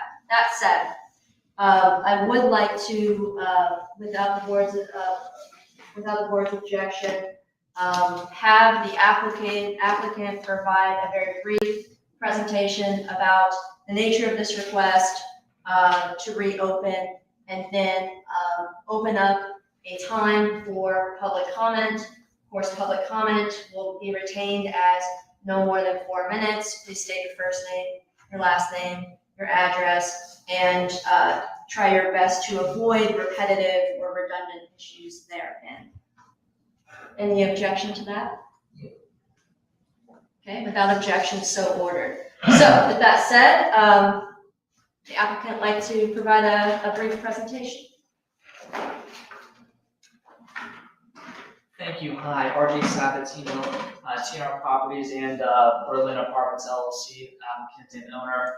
I have a few points that I'd like to enter in and read into the record, including some comments here this evening, as well as 2 other letters dated July 5th, 2023 and August 10th, 2023. So we come before you this evening to review the outstanding issues caused by Berlin Township that we experience in no other township in this county and in the state of Ohio. Also on a national level in the United States, since we find no community using such contradictory instructions for zoning permits and allowances for density, setbacks, and restrictions when creating overlay and multi-use planning and allowances for density for commercial, industrial, and multifamily zones. The township appears under an approved comprehensive plan and the broader overlay zonings that this area is to be developed to meet its citizens' needs for multifamily housing based on economic realities so the township can increase its tax base, encourage development, and planning. We have pointed out that the problem remains that causing developers to create amenities and non-usable spaces for open space results in disincentivizing development that meets reasonable expectations for risking capital and obtaining project funding. We had expected to have the trustees address this along with county, but the meeting scheduled for August 18th, 2023 was unexpectedly canceled. After the unexpected cancellation of this open forum to review the issues with the Berlin industrial overlay, the depth of the discussion impacting this application have stalled the final decisions and negotiations for approval. We have sent several letters, again, which I'd like to read into the record or enter into the record this evening, as I referenced, dated July 5th, 2023 and August 10th, 2023. These letters and tonight's presentation raise the discussion of the following issues that inhibit investment-backed expectations by any property owner. These restrictions are all very unreasonable and infringe upon our land use rights as it pertains to a PUD and a TPUD. First being R4 density. 4 units to the net developable acre of 3.4 units, or 3.4 units to the net developable acre is taking away property rights to develop the property in an economic manner, resulting in denying the landowner and applicant its constitutional rights to develop with reasonable restrictions consistent with the township's adopted zoning code and the needs of its citizens. The denial of this application is opposite of what the township and the county state as their objective in these areas of the township. We are requesting a 6.97 units per net developable acre, which is far lower density, half or less, than any recent zoning in adjacent and nearby townships and municipalities. Number 2, parking. 3 spaces per dwelling unit, as per the Berlin Code, is not reasonable in today's economic realities in this area and is not standard in any other municipality or township where proper economic development occurs and has been approved. We, the applicants, are providing 624 total spaces, inclusive of sufficient guest parking, which is in far excess of typical residential parking standards in adjacent and nearby townships and municipalities. Number 3, rental units, and this relates directly to TPUD. There is a severe limitation on the quantity of units that are allowed to be rented under a TPUD, which is irrational and counterintuitive to any viable multifamily development. Considering the ownership problems and housing needs of the township and county, we are requesting 100% of our units in this application and in this project be rental units to address this very real, current, and projected affordable housing deficit situation. Now, the specific issues for multifamily developments within BIO Article 19, as applied in the conditions being imposed, and some of these overlap with the above PRD and TPUD issues, are as follows. Number 1, setback from existing residential. A 250-foot setback from existing residential homes is a taking of our property rights, and is as if the township is taking our property without allowing investment recoupment, and is a taking forbidden by townships, municipalities, and government entities under the U.S. and Ohio Constitution, because the restriction has no rational basis and unduly curtails investment-backed expectations. This is why we are bringing these issues to your attention, and the county, because we have spoken with representatives of numerous landowners and prospective developers who have walked away from projects in Berlin Township and the park because of these real-life problems. We would be the first developer to go through this process under these economic disincentives, and this is what we call economic condemnation. And again, reiterating R4 density, as seen in the BIO section 19.03.C1A, areas designated R4 shall not exceed 4 units to the net developable acre. Additionally, Berlin Township, with this project, will receive substantial gen revenue of approximately $300,000 per year in perpetuity. We respectfully request approval of our multifamily rezoning, a portion of our mixed-use developments that includes this application and our industrial application, which we hope that you do not delay or postpone its hearing, which we hope to be set for October. I would also like to conclude by adding, as it relates to our application, we were told by zoning staff that the BIO and zoning is subject to minor modification, and that includes density. Again, we respectfully request approval of our multifamily zoning, which is a portion of our mixed-use developments, which includes this application, BZC 23-003, and our industrial application, which we hope to have before you in October. Thank you, and I'm happy to answer any questions.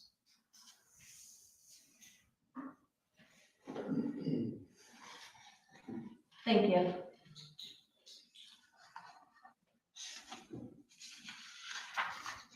So you're doing a new application for the industrial? We're requesting modification of the mixed-use codes, which is what's been sent previously in some other emails and letters to the township. So that's a new application? If that's what we have to do, but it was our understanding that we could modify the Well- NAICS codes. The request related to the industrial does not pertain to what we said we would be considering in this particular date, time, place. And I understand that you have it into the record, so that's duly noted. But that is a separate issue that has already been approved by the board related to that case. That application, as far as we're concerned, has been approved and is complete. So if you have another issue related to that, that's gonna have to stand outside of the consideration to reopen the case that you're requesting to reopen tonight, which relates specifically to the apartments. Is that fair? Well, because what I heard was a new application, Yeah.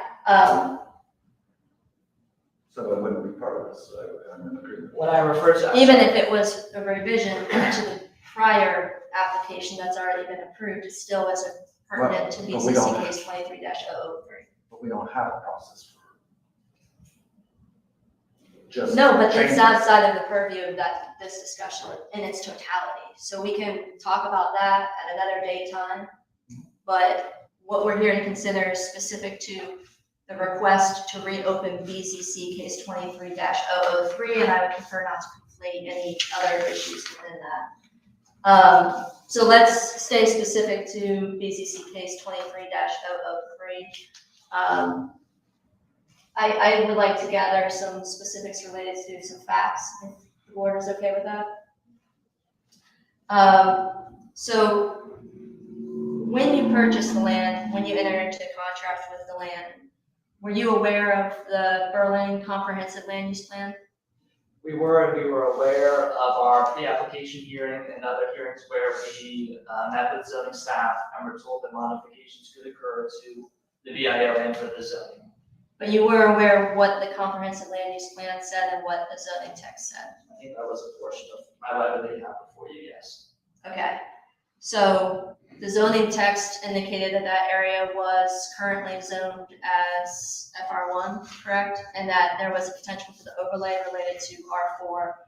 And that's when you purchased that land, that was your understanding of what the zoning code said at that time? With its inaccuracies and functional flaws, correct. So the answer is yes, you knew what the zoning was when you purchased the land.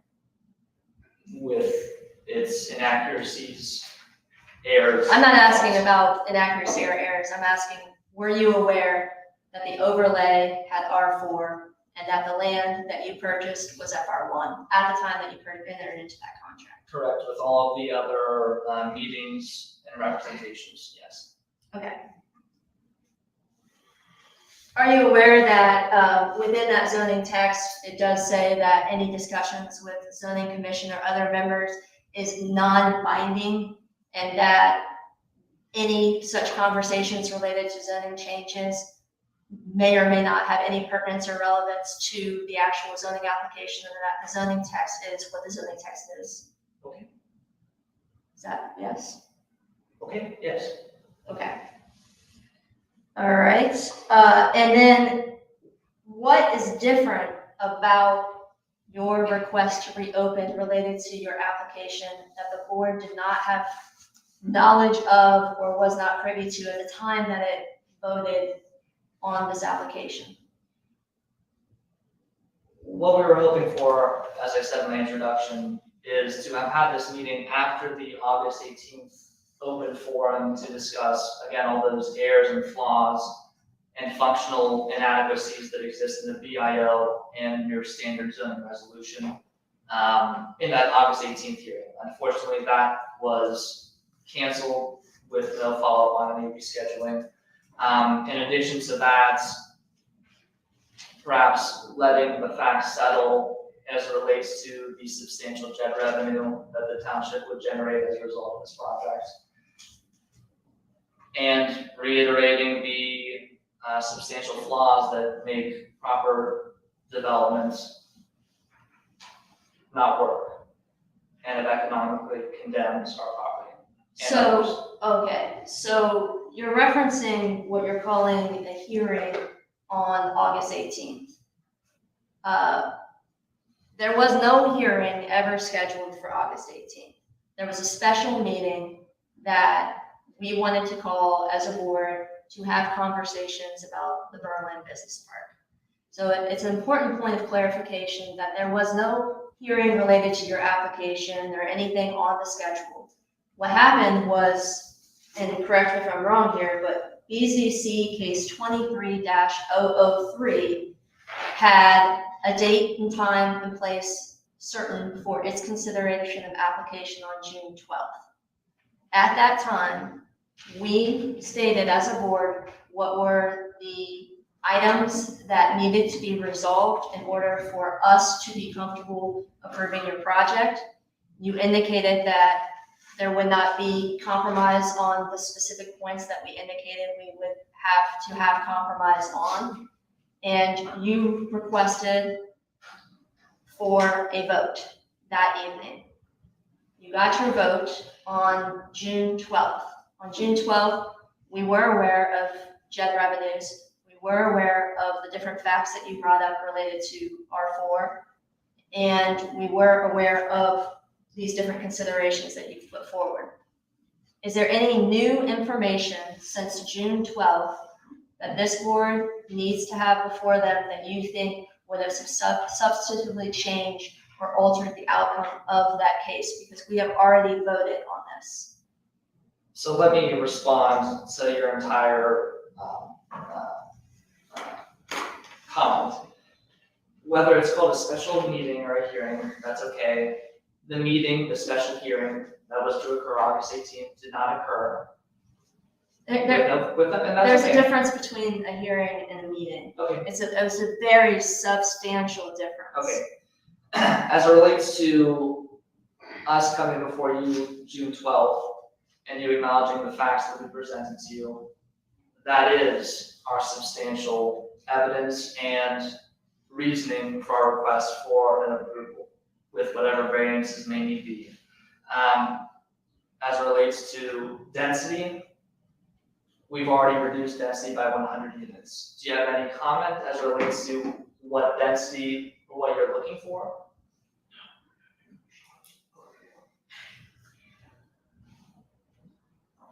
If we would have had any comments, which we did, it was heard during the June 12th hearing related to the application that you requested a vote on.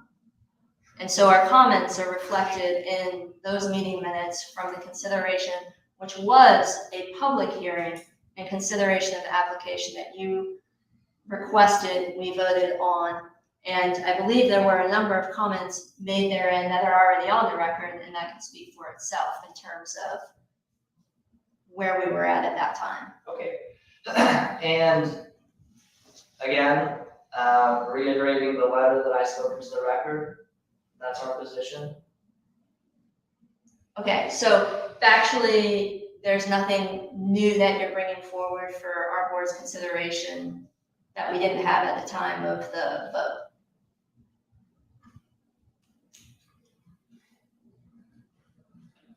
Only what's in this letter. Okay, And the prior two letters that we also put into the record. okay. Thank you. Does the board have any additional questions before we open it to public comment? Or comments? I don't know. All right, thank you. And at this time, I would like to open it up for public comments. As I mentioned before, please come to the podium, state your first name, your last name, your address, and try to restrict your comments to no more than 4 minutes. Anybody can begin if they'd like. Point of information.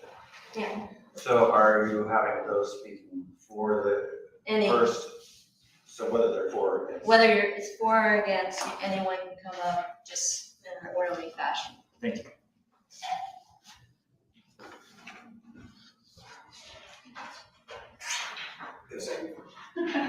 Jasper and Christopher, 436 Lackey Old State Road. 436 what, sir? Lackey Old State Road. Thank you. The BIO and BCO were adopted late 2021. Is a major effort between the township, the trustees, zoning, the Economic Development Office of Delaware and its director, the county commissioners, a large multifaceted group of Delaware County organizations. My question is, everything that is in that overlay was known at that time. How can 2 years later it be so out of date? So that it now needs to be completely different to allow this property change. The density of 7 versus 4, it's been pushed from regional planning to the zoning to trustees. It's been voiced on by residents. The developer purchased the land knowing the land use expectation and knowing what the zoning was at the time. They had a contingency in their purchase that they communicated was dependent upon zoning approval for both their industrial and the residential development. They did not have that residential zoning approval when they purchased the property. So they chose to make an investment with the risk of not having that zoning, even though they had a contingency to back out of that agreement. The developer knew the risk of their investment. An investment is not a guarantee. Just because I buy something doesn't mean I get to call the shots on what happens next. So an investment, whether it be land, an automobile, a security, it's a risk. There is a risk to it. They chose to move forward knowing the risk. Now they don't like the end result. Sorry. That was their risk. If I made the same risk, I may not like the outcome, but I made the decision. So if they make the decision, it is their decision to live. That's all I'd say.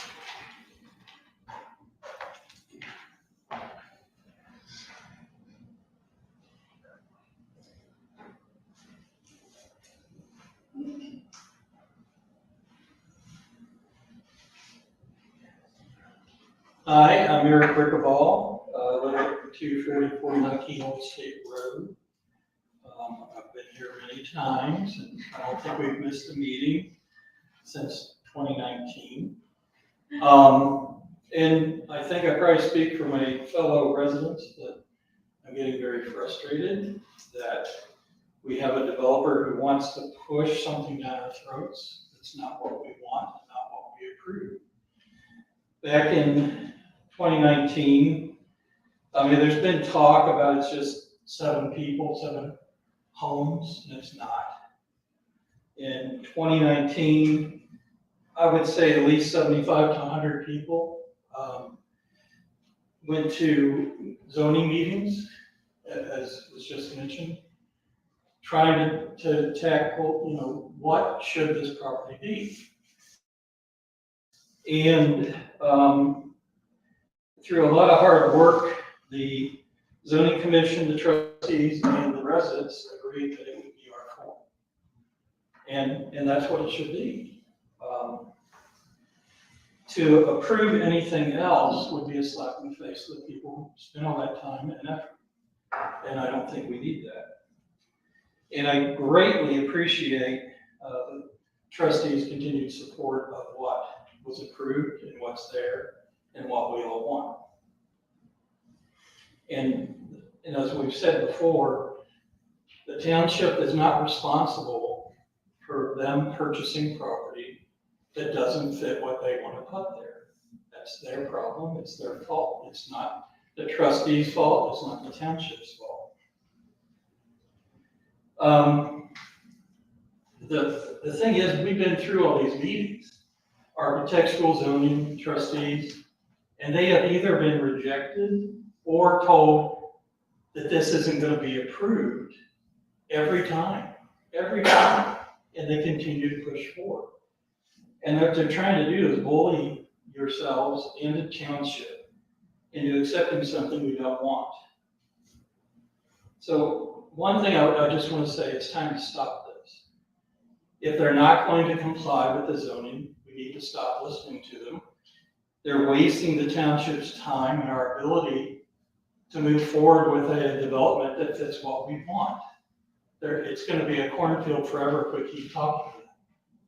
So I appreciate your continued support in doing the right thing. Thank you.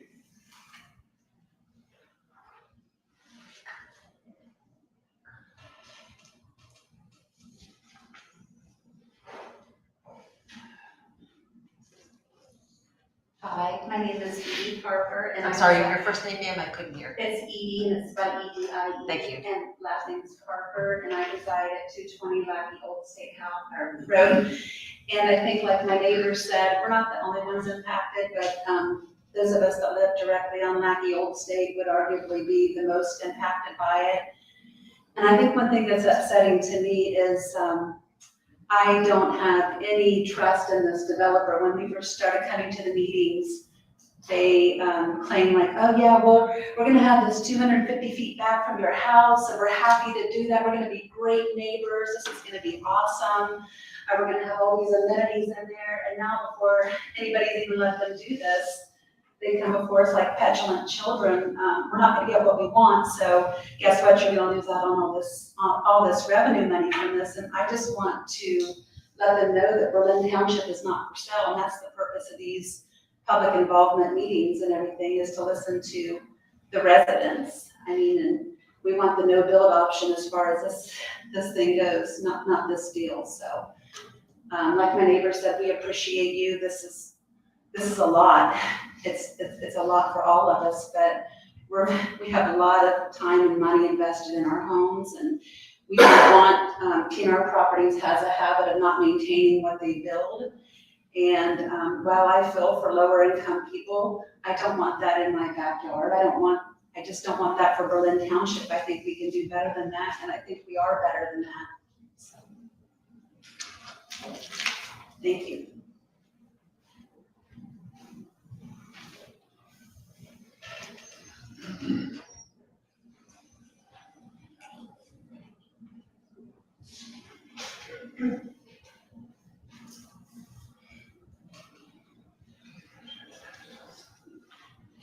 Hello, my name's Nikki Acker, 90 Lackey Old State Road, Delaware. Thank you, the board, for doing this again and again. We truly appreciate you going through this. I would just like to say that Berlin Township is a wonderful place to live. We have wonderful schools, wonderful neighborhoods, wonderful people that are moving into all the new developments that are, a lot of them high dollar housing and developments.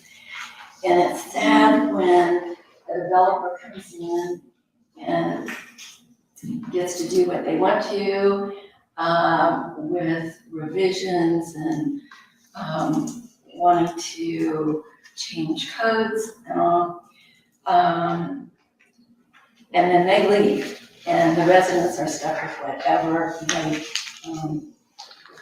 provide or put in. I believe that TNR Properties also own Dooley Orchards, which is in the area. And you can go on the website of the Better Business Bureau and see some of the comments that people have put in with the Better Business Bureau. And the one that really stood out for me was one of the residents wanted bullet holes fixed in their door. I just can't see Berlin Township with something in our area that we would have to worry about our safety. There are also two other comments, I'll be brief with this, from the Better Business Bureau complaints, where one of the residents from Dooley Orchard said, quote, "This is just not a safe place to live." There was another one that said, "I feel unsafe in my own apartment." So if the residents don't feel safe, then I don't think the neighbors should feel safe either. Thank you very kindly.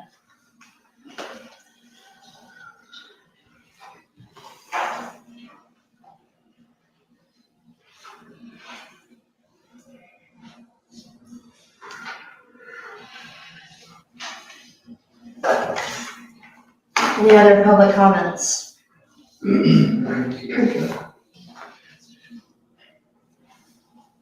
Okay, we'll be closing the time for public comments. I think you should have rebuttal. I'm sorry, I didn't hear you. I think we should have provided a rebuttal.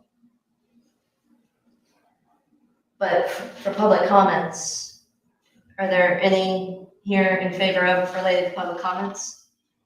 Okay, so I'm gonna close public comments.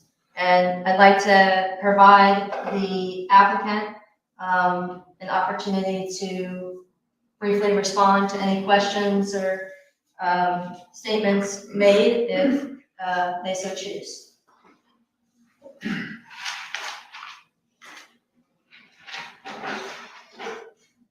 Thank you. So I'll be quick. It's true, nothing's happened in the Berlin Industrial Park, and nothing will, with the flaws, the inaccuracies, and the economic condemnation that exists.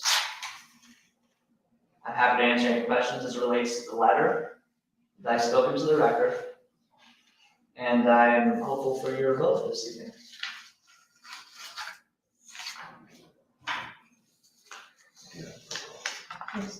So have you verified all the things that you've stated as to be true in your letters? Thank you. Trustee Bullard, do you have any questions? No, about it this time.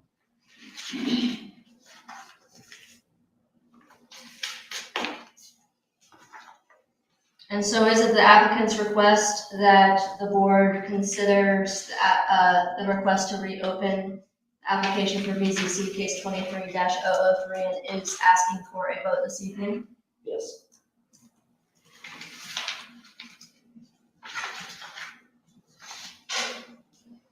Okay, we have two options before us. Would one of the board members like to bring forward the motion? I'd like to talk just a moment first, if I may. Yeah. I was hoping to hear a little bit of, because I said this during the hearing, of some give and take. I was hoping to hear something new so that we could approve it. Approve the reconsideration. Yes. And perhaps consider approving the plan. But I didn't hear anything new. Yeah, and I think it's important to underscore that we have provided very thoughtfully and very intentionally a variety and diversity of housing across our township. And at least from my perspective, the issue of providing that type of diversity and affordable housing is an important priority for anyone that has to make zoning considerations.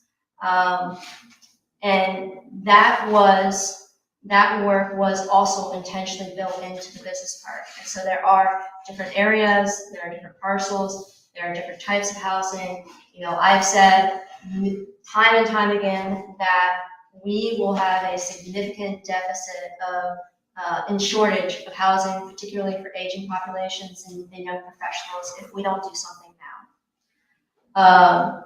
So for me, the issue, it really is completely irrelevant to that. And it really continges on the fact that we built a design, we have a plan, those things are in place, you are aware of it, we've had the application, we've done every procedure, and in fact, this is rather a unique situation in and of itself that we're even having a reconsideration to reopen a case in which trustees have already voted on.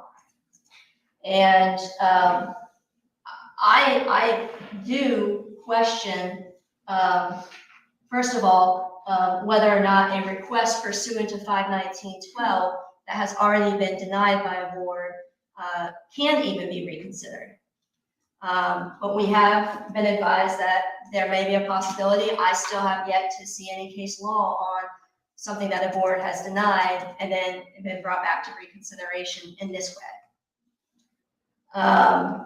That said, I do think that we've provided you with an ample opportunity to bring something forward in hopes that we could have a conversation about something different, about information that may have a significant impact on our decision-making at the time on June 12th. Would you like me to respond?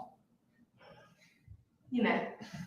As it relates to your earlier comment or your initial comments as for housing diversity,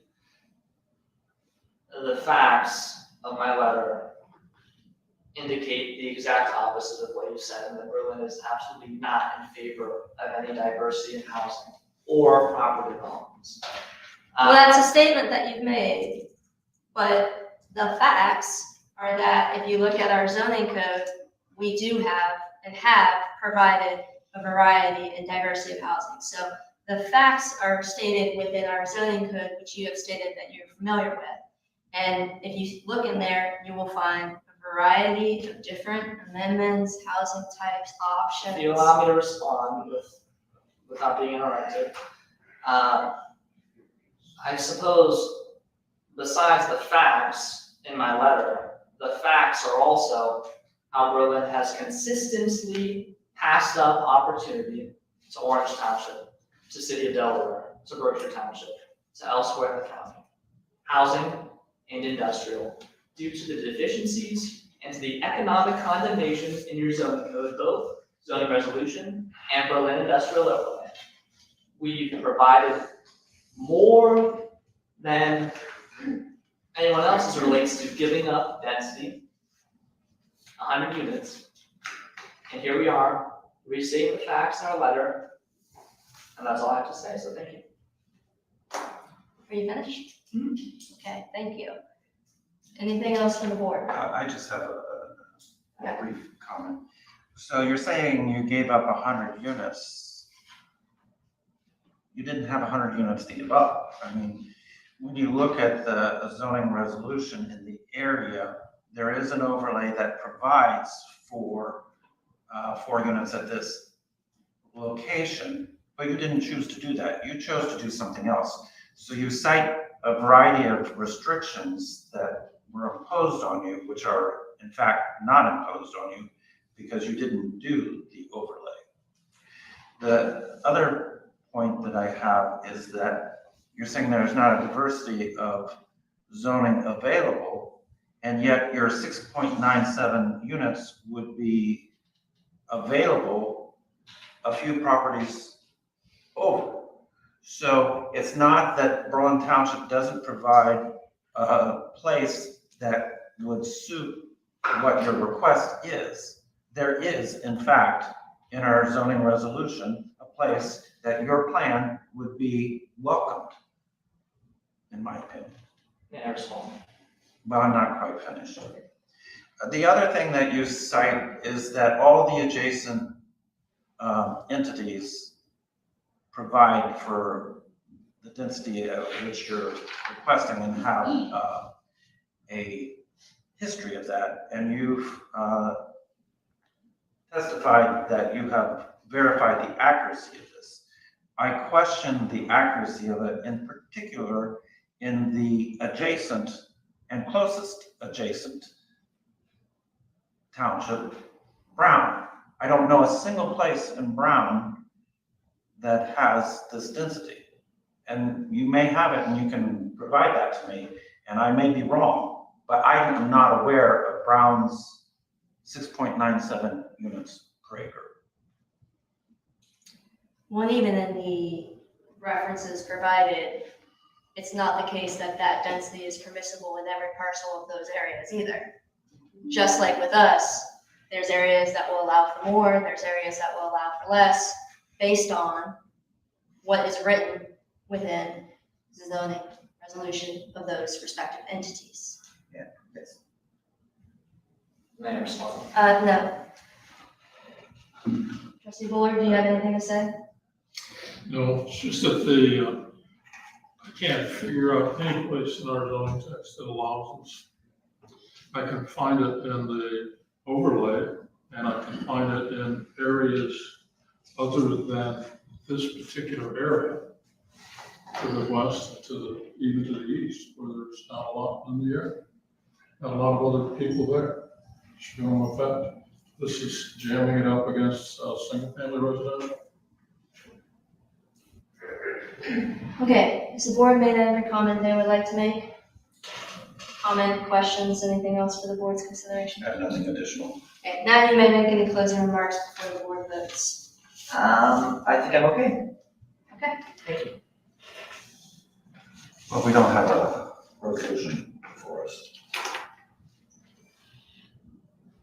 We don't have one yet. Which one do you want?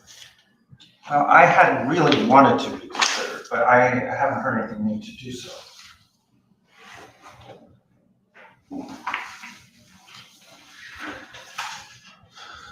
If it's the will of the board, I'll read a possible, a motion to consider.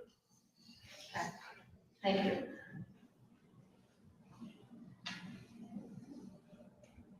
The Board of Trustees of Berlin Township, Delaware County, Ohio, Board met in regular session on September 11th, 2023 at this hearing reopening started at 7. at the Berlin Township Hall located at 3271 Cheshire Road, Delaware, Ohio, with the following members present: Trustee O'Brien, Trustee Rail, Trustee Bullard. Trustee O'Brien moved the adoption of the following resolution. Preamble. Whereas Randall Allen Woodings, AIA, as agent applicant, filed an application for preliminary development zoning plan resolution to amend the Berlin Township zoning text on January 11th, 2023, to amend certain property from FR1 to PRD, multifamily development.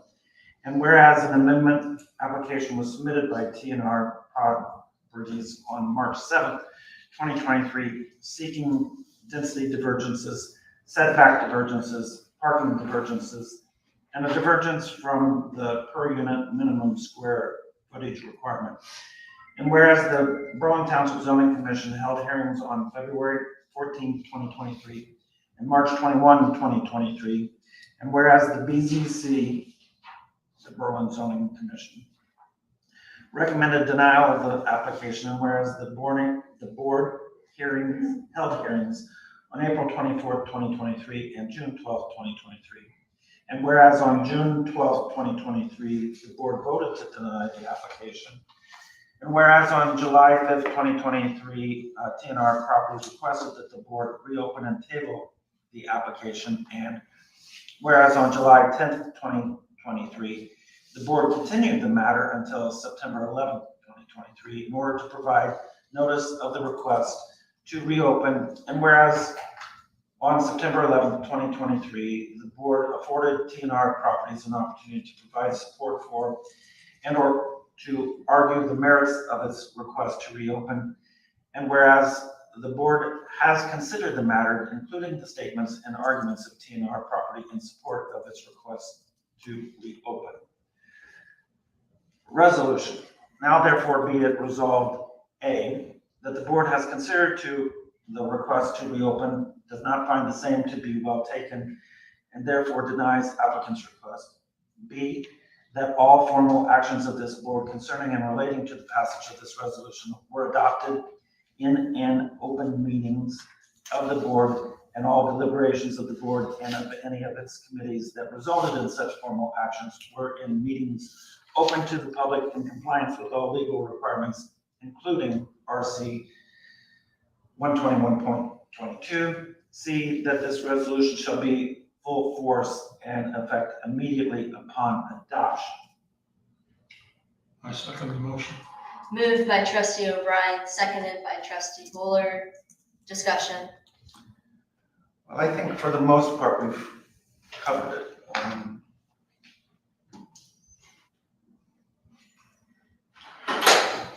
I was already hoping that there would be some changes, some substantial changes that we could work with. And I've stated that as well. Okay. Any more discussion? Please call roll. Bullard, Yes. O'Brien, Yes. Rail, Yes.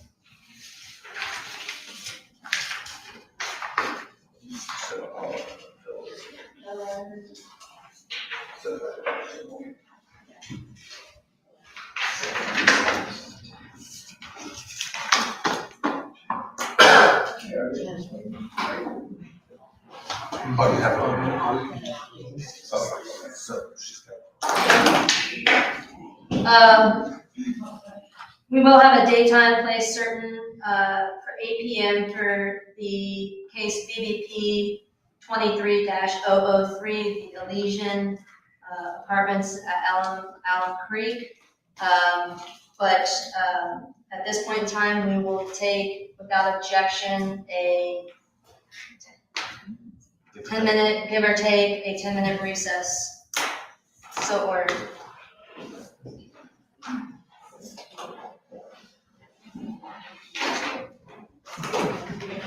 You leaving?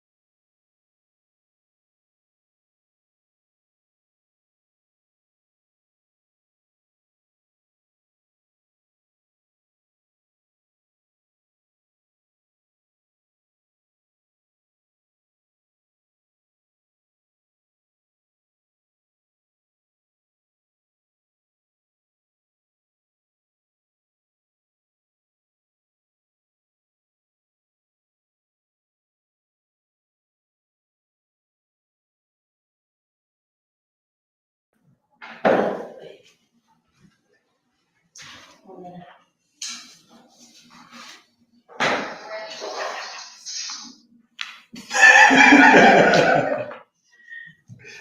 Play, got a recording.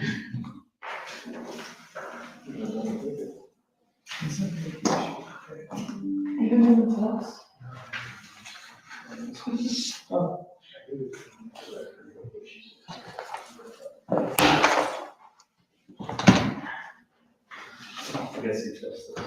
Or you. You guys, he trusts you. Yeah. Trustee Boyer, are you ready? Trustee Boyer, are you ready?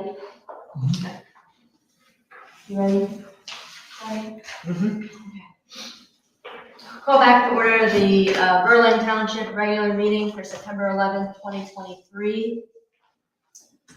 And that brings us to date time certain of 8 p.m., which it is now 8 p.m., for consideration of BDP case 23-003 Lesion at Allen Creek. So without objection, the process for the public hearing I'd like to adopt for this evening is to hear a brief presentation from the applicant, along with some questions, considerations from the board. We'll open it up for public comment. Within the context of the public hearing, we do like to phrase the public comments as those in favor of, then open it up to those in opposition to, and provide 4 minutes for public comment. The individual providing public comment should provide first name, last name, address, and then we'll have additional dialogue consideration as necessary responses from the applicant and the board. Any objections? No, that's fine. So ordered. Okay, so let's begin with the presentation by the applicant. Absolutely.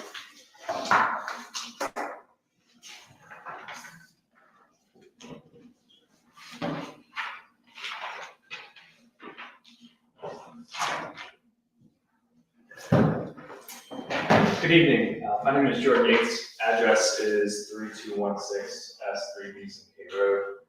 So I'm the applicant for Elysian at Allen Creek. We've got our engineering team here today.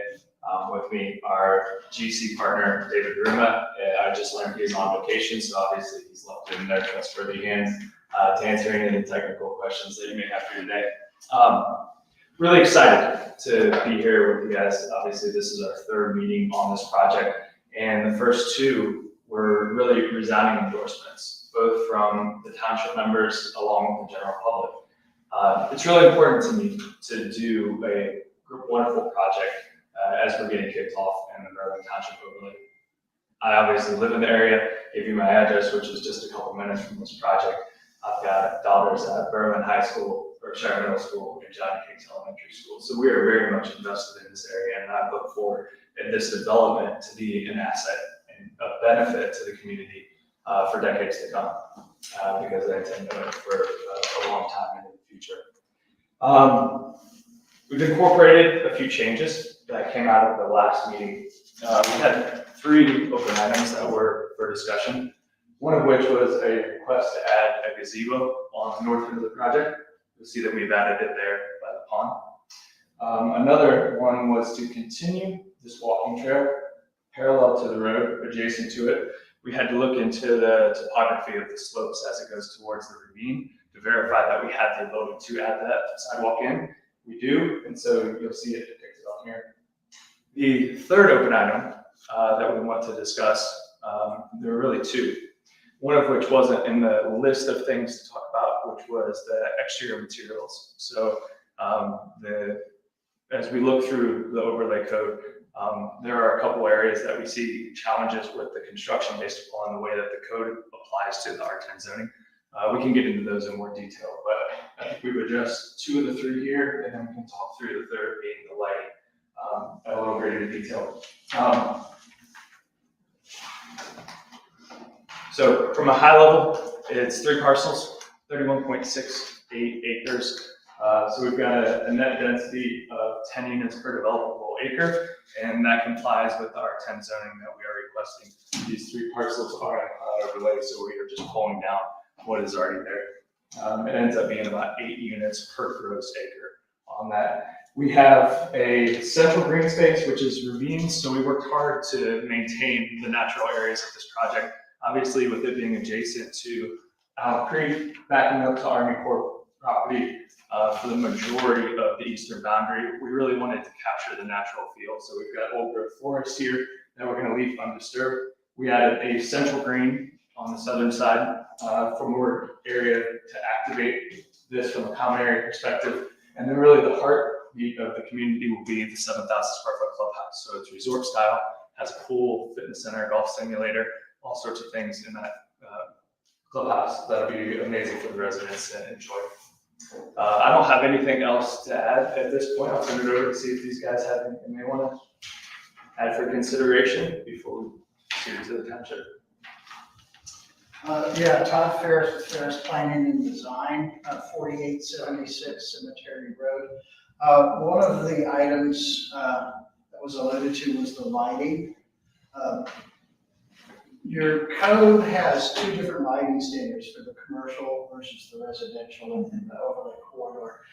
And the one for the residential is interesting because it caps the lumens on the light fixture at, I think it was 1,600 lumens, which is about the equivalent of a 100-watt light bulb. There aren't any commercial fixtures that we have been able to find in Columbus, Ohio, that are represented by any of the manufacturers that meet that output. The lowest that we can find is about a 2,800 lumen fixture, which is closer in line with what you have on your commercial standard. Again, that's not a very bright light whatsoever, but we just cannot find one. I mean, I'm not going to say that they don't exist, but Terry here, he's with David's company.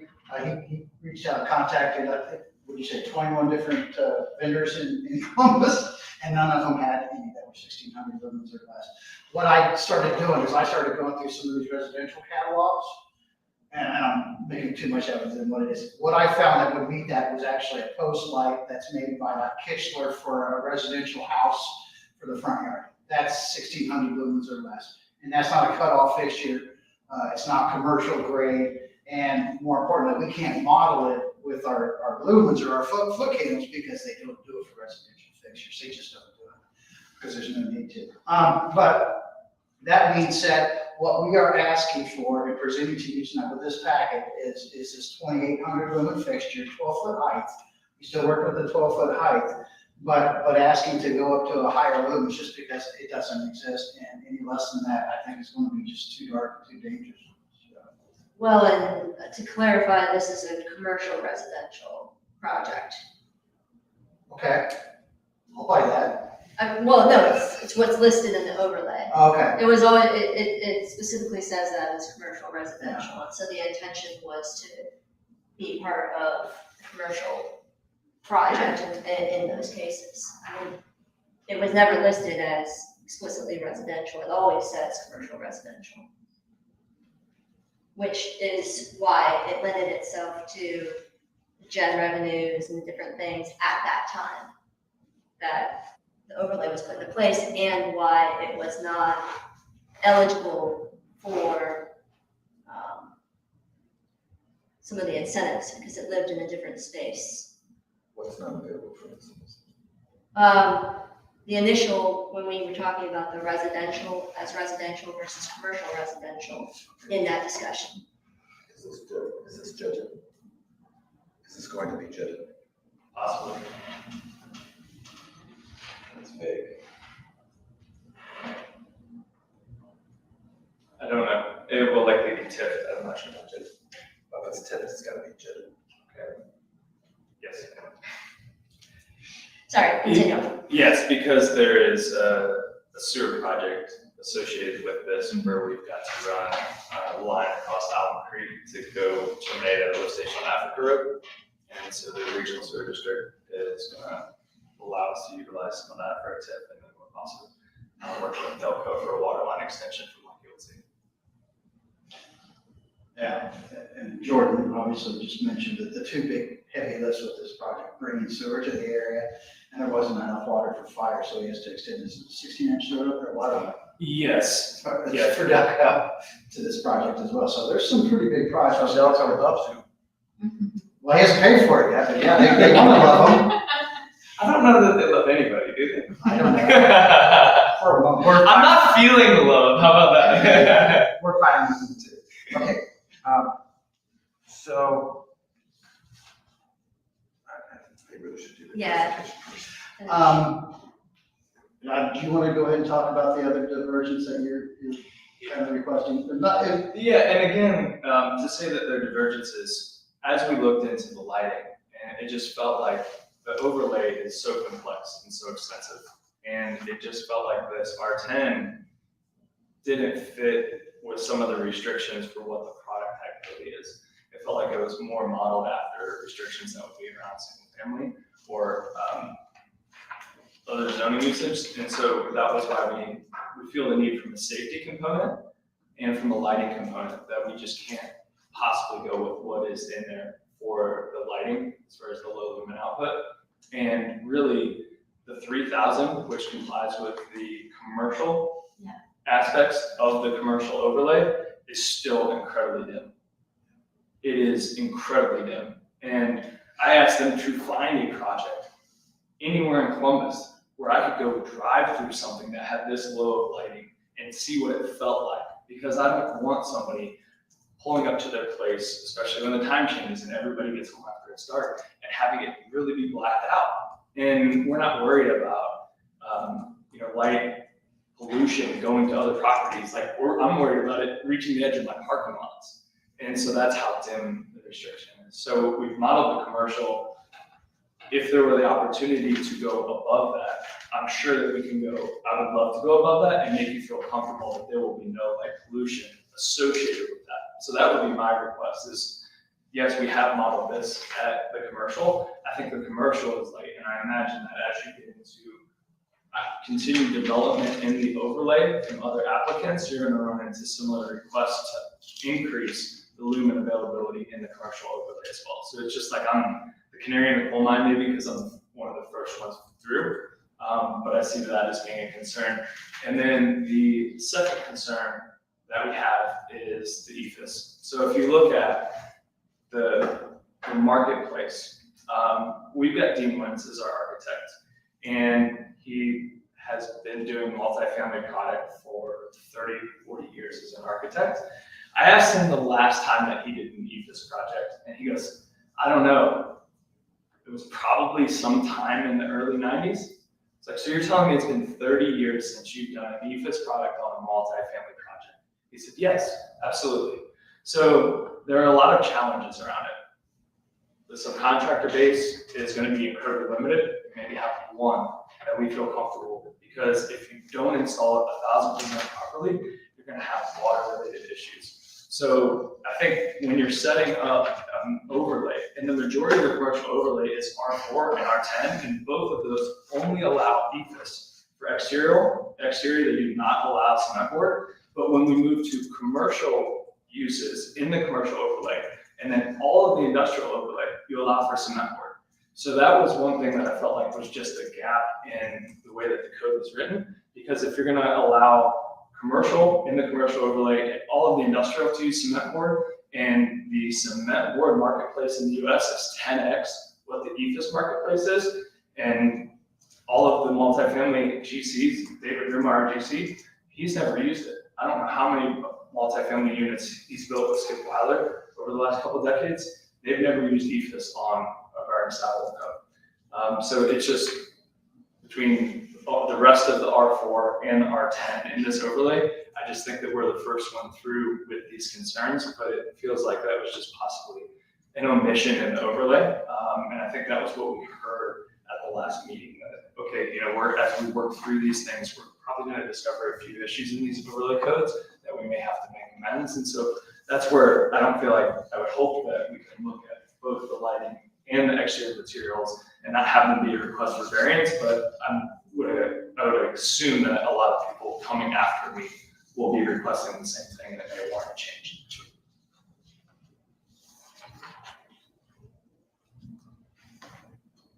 Is there anything else for the presentation? No. Yeah. I'm with David Lewis Group, my name's Terry Andrews. I just wanted to comment on the ethos. Ethos is normally done on commercial uses and office buildings. That's more of a commercial application. Party line, which most of the residential builders are doing that, which is more appropriate and long-term solution to a quality building. So that's kind of my 2 cents on that. And then on the lighting, I did quite a bit of research, and our suppliers were looking across the country for that type of lighting fixture with 1,600 lumens. And it's like, you could install bollards. If you're familiar with bollards, they're about 4 feet high. They don't generate much light.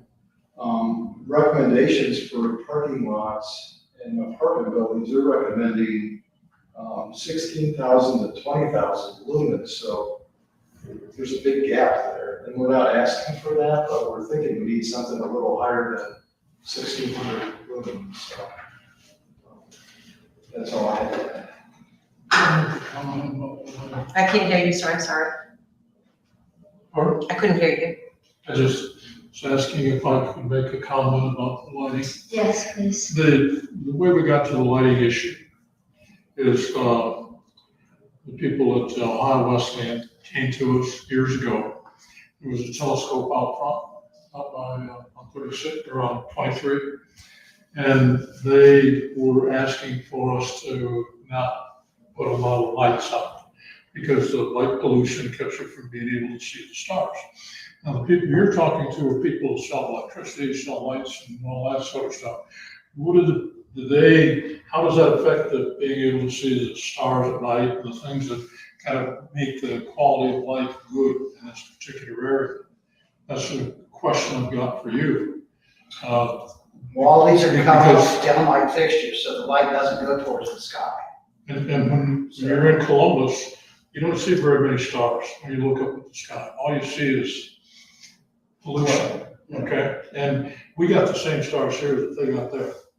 And it's not a big difference, but the big difference is the amount of light and the amount of light that's reflecting off the pollution that's in the air. That's what that's all about.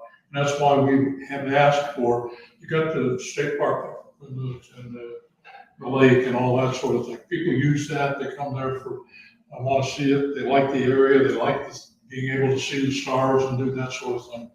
And that's why we pursued going with this lower lighting. You know, that's what that's all about. And when you put in a large light, yeah, that makes the electric company happy, but it doesn't make it a much better place to live. It may make it a little safer, but it doesn't make it a better place to live. You know, and that's what drove us to do the lighting thing. That's been that way for years. And it's kind of becoming a losing battle with the city of Delaware coming out. And if you look at the lights that are around from the city of Delaware, there's a lot of lights on the streets and a lot of lights everywhere, and they don't have any stars.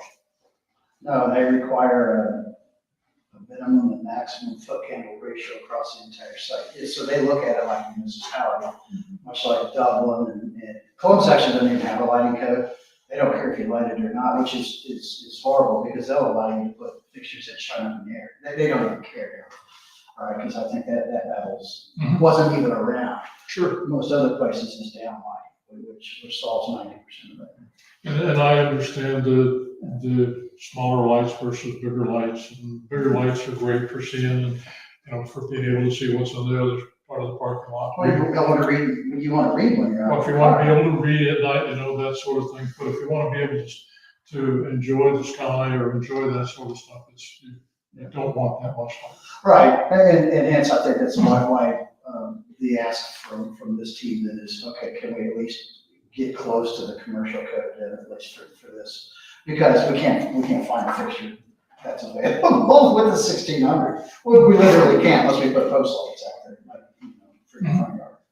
And if that was the intent, then I guess he just needs to know that we'll put post lights. Yeah, well, hopefully we will alleviate the concern about light pollution going up with the way that these fixtures are set up where they're kept and they shine down, and then you don't have a bunch going up. And we've we've got it modeled even at 3,000, and you can see that we don't even have any lumens reaching the edge of our parking lot with as low as the lighting output is to meet the commercial code. So, there's still a ton of places within our site that you can be able to see the stars, much less we know that we don't want to impose upon our neighbors.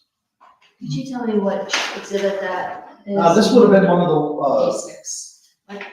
D6. D6? and I think we brought that. And it was a new one that came up on Friday. Yeah. So I don't know how they handle candidates up to your packets. But here's the light. That shows where we have the lights, which typically we use the lights more as a wayfinding and at intersections. So you don't see them like a typical city street, but these are the foot candles that you see at the ground. So blue means I've got no light from that light fixture. And then this shows you just the intensity of it from those different areas. So, from this one, we get a little pool here, a little pool around that. So it's still pretty minimal with 3,000 for the 28. I think it's 28. Right here. It's 26, 29. Yeah, the highest one is a 29, 24. Then 29, 44. And that's just based on the P05. Exactly what that means, I don't know. But they have different light trails. Some are linear, some are all the way around, and some are forward, just depending on the application. So if you want to see the enlargements of that are the next two sheets flipped over. Oh, that's there, let's go to the center. That's the outside. Thank you, that's actually very helpful. You can see it's pretty spotty where you actually have the light. Yes. Thank you. There's also a full sheet over. What's your name and address? Sure. I'm Sarah Sanders, same address as him, Ferris Planning and Design. Thank you. On the fourth page, there's also two diagrams that show comparisons of lumen output to wattage of light fixtures that we had showed previously. So this is kind of a general idea of what it actually looks like. You go back to the prior page.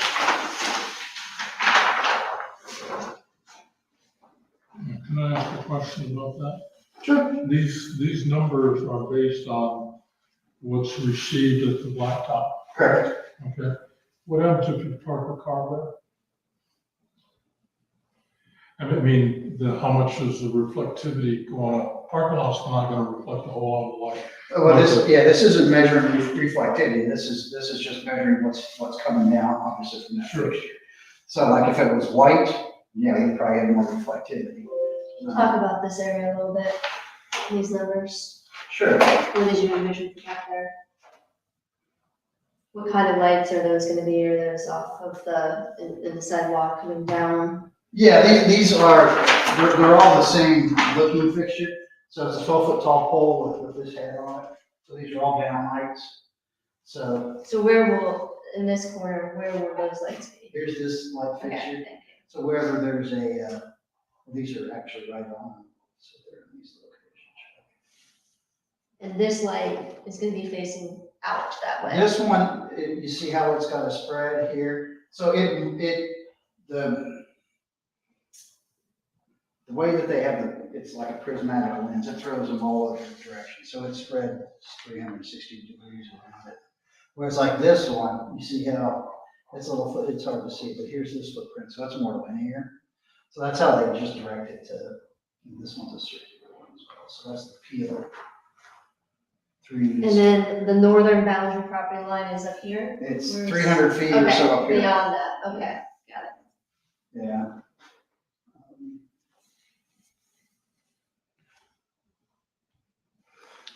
Yeah, so the parking lot does not quite reach 350-foot boundary seen right in here. Got it. Okay. And it's all 4,000 Kelvin stuff. Do you Yeah. see this at all? Which is close to daylight. Yeah. It's a little nicer than the real stuff and not as obnoxious as the bright white Christmas light. So where is this, where are the other houses in reference to this spot? Well, Are there, across the street, yeah, we actually own 8.32 acres directly across the street from here. So Okay. that is going to be future development, but obviously. Okay, but that, if I may, doesn't matter, because you could sell it.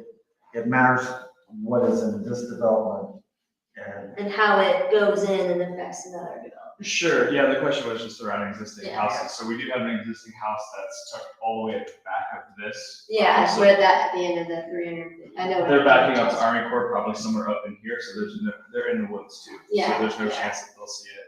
I'm familiar with that I own house. that over here, so. And then the house starts like right about here, would you Um, say, or is it I further? don't remember how many feet, Is it up in in there? here, I think it's the first one, because this is the property that I own. That's okay. So it's gonna be a long ways. This was like 400 feet away. If that's And 350. and then some probably, yeah. Yeah, 350 here, so if that's it. It's 400 feet away. Plus we have that 8-foot mound with the evergreen trees on top of it too. yeah, I don't know if that makes code. Probably not. That's gonna be my issue. Okay. What's that? The 8-foot mound. That's a purchase.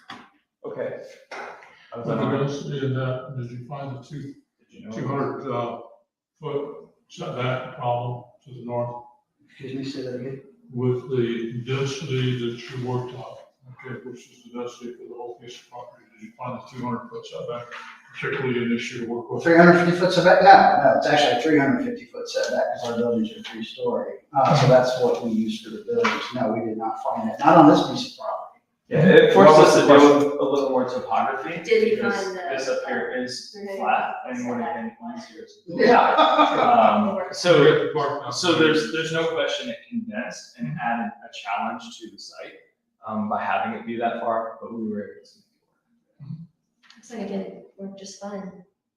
Yeah, we utilize this up towards the highway and. Yeah, and you have some different topography here too, Mhm. which, lended itself, I think, to creating a plan a little bit more Yes. creatively, anyway. Okay, so you want us to consider this plan and with the lighting adjustment to match commercial versus what was For the indicated in the residential for 1600. You mentioned the building materials. Yes. Yeah, the residential doesn't include the party plank. Oh, were you guys done with your presentation? Yeah. Yes. Okay. Sure. I thought you guys had one more point. So uses shall be, wood, no problem with the wood, native or cultured stone, be consistent with an artisan design theme of Berlin Business Park. And there are some examples. So it seems that there's plenty of options here within this to be able to use, right? Well, wood's not really something that you want to use for a large scale Not for exterior building, material. but you have some designs, some wood features. Did you have like the, So fascia soffit is where you can use some wood. We've obviously, I don't like can. Is it in the plan? Currently, the plan has wood and ethos, and we're asking to do the cement board, but the. No, plan- not our plan, your plan. The plan that we gave you and submitted has ethos. Oh, so you're in compliance. Yeah. We're in compliance, and we asked to see if we could use the party plan. yeah, so we're not looking to use the lap siding cement board, just hardy panels for these large areas. So you can see we've got a good portion of stone here for the majority of the faces, but then around the porches and then some of these sections, we would like the ability to use the cement board panels.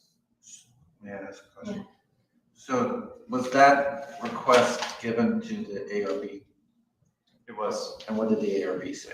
they felt like it was an omission in the code or an error. Okay, so they may have said that. Did they say, we approve the change? No, they did not say that they approved the change. They said that they would not be the ones ruling on it. They said it would They be. said it was these gonna people be- that Make the decision. Yep. Yeah, I They believe, passed the buck. based on the meeting minutes, they didn't say, I don't recall them, at least in the meeting minutes, saying it was an omission. I recall them saying that their job is to compare it to what the overlay explicitly states, and it's not explicitly stated in the overlay. Then you went to the zoning commission. The zoning commission had additional follow-up and feedback, right? And said, they said that it looked like there was some potential inconsistencies here between the commercial and the residential. Am I? Yes, that is correct. That's correct. Okay. That is correct. So we have made the request all on the way. Yes. So, I'm sorry. No, please. So, okay, so you're asking for a divergence, but I'm not hearing quantity.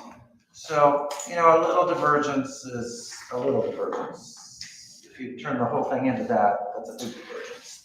And so I'm not open to just saying, oh, you can do that. Okay. So what we would be proposing is anywhere that you see ethos shown, swapping that to cement board. So ethos is defined on their white spaces? What That's is correct. ethos? White spaces and then around the stairwells and porches. Okay, so I have to plead ignorance. How is ethos really different?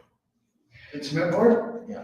Well, ethos is a styrofoam, a product that's applied to the building to begin with, and they basically put like a stucco stuff on the front of it. So if you come up to it with your pencil, you can poke it right into it and keep your pencil there. That's what ethos is.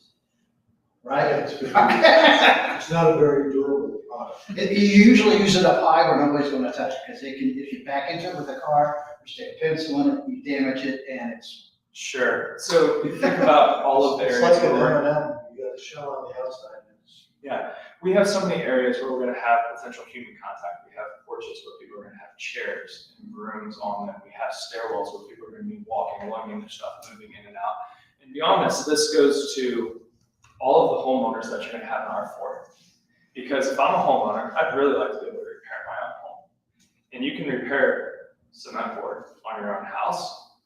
Good luck if you gotta go repair ethos on your own house. And everyone that's in the R4 is gonna be restricted the same way that R10 is, and that cement board is not allowed. Well, so here's what the code says, the overlay says, shall be wood, ethos, native or cultured stone should be to keep consistent with the artisan design theme of the Berlin business permit. Brick may be utilized as an accent, but not as a predominant material. Vinyl and aluminum shall be prohibited except for downspouts, soffits, gutters, and shutters. Exposed foundation material shall be stone, stamped concrete, or a textured concrete block compatible with the structure. Exposed chimneys shall have a brick or stone appearance and shall extend from the ground elevation to elevation above the roof line of the location of the chimney. So it sounds to me like you could use something other than PFAS. Well, I would interpret it that way, and I actually recall having conversations about that with economic development in the county at the time. And I don't think a concrete board didn't come up, but they thought that this description was broad enough that different types of materials other than that which was explicitly stated could be considered in keeping with the artisan design. However, they wanted to explicitly call out the prohibition of aluminum and vinyl siding. So that was the intent. And what I'm hearing you say is that this product is concrete based, does not have any even appearance of the vinyl or aluminum style siding that's being referenced, that is explicitly prohibited in this. Does that make sense? Yes, and the cement board again is allowable throughout the entire industrial overlay, and it is permitted in the rest of the commercial uses in the commercial overlay. So what is the advantage to you of the, So, as opposed to some of these other cement products?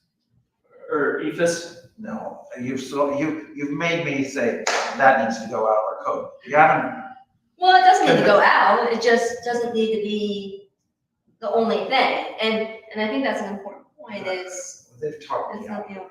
But, But it can stay in as an option and we just, well, they have that option because it's in the code, they Yeah. can do that. exactly. So I can't say no to it. But I'm thinking it needs to go out of our code. But you're not selling me necessarily of what you want. Because I think you could use some of these other products. Well, so if we're looking at, you want some variety in the exterior materials, and we have a lot of stone on here, and really our only other option, if we're not gonna use ethos and cement board isn't there, is to use wood. And I want to own this property for a long time, and you're not going to, anybody isn't going to want to see the performance of wood 5 or 10 years down the road. You don't want to paint every 2 years? When you're talking about this much of it, it'll be a maintenance nightmare. Absolutely, it's just the wrong product to use. The cement board is the right product for this application. It will look fantastic, it is durable, it's the right product to use.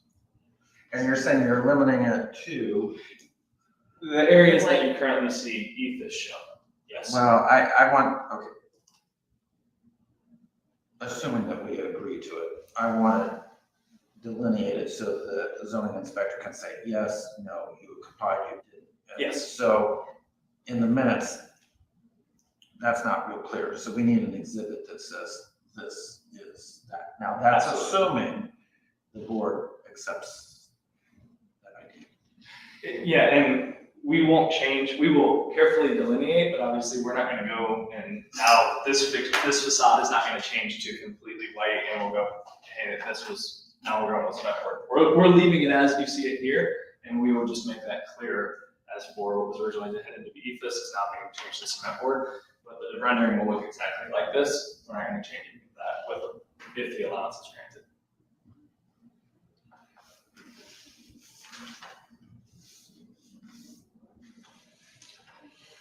Wonder too, if there isn't something here related to concrete and this native or cultured stone to keep consistent with the artisan design theme. Well, I didn't know if you wanted to go there at all at this time.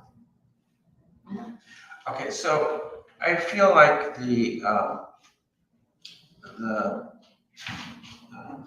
ancillary building, I forget what you called it. The clubhouse, has more of a prairie look compared to this.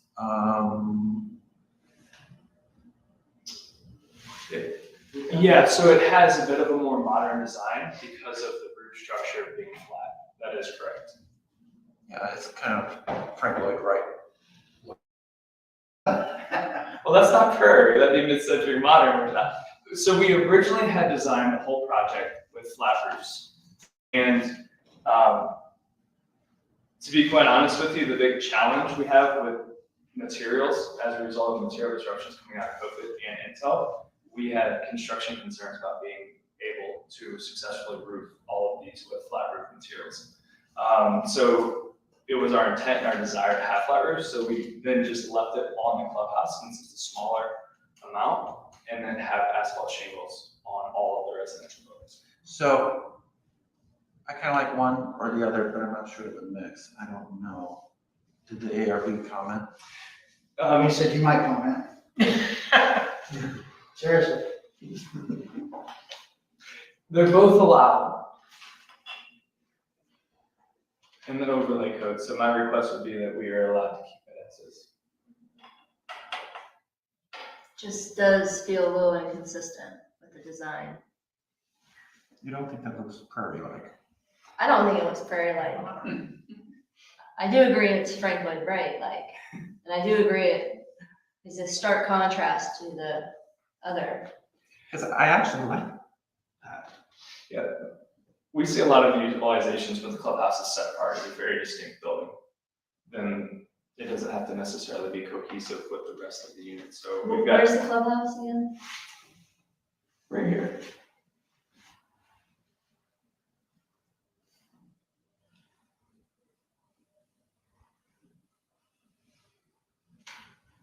Anything else with the artists on the side? No, that's not really my issue, but you see, because you're coming in kind of first, Yes. you're kind of setting precedent, but you're not really setting a precedent.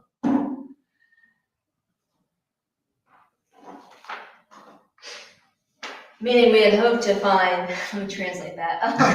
We had hoped to find some common theme that then we could utilize to, as other projects come in, say, hey, reference, you know, and we have had a residential hotel come through, which we did approve, for the commercial overlay.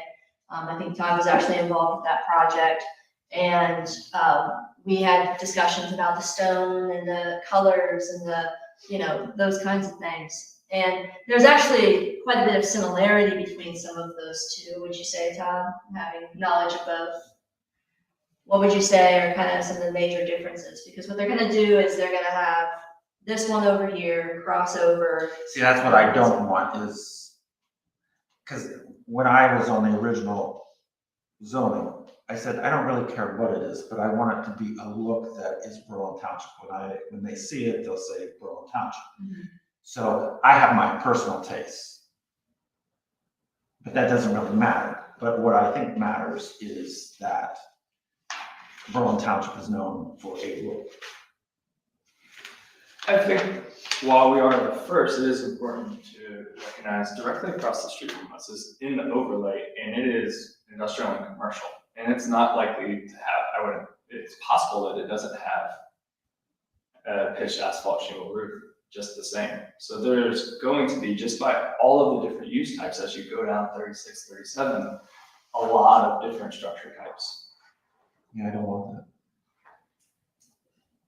Well, and I think there is some inevitability, but to the extent that we can find some consistency, it would be good to have you consider that.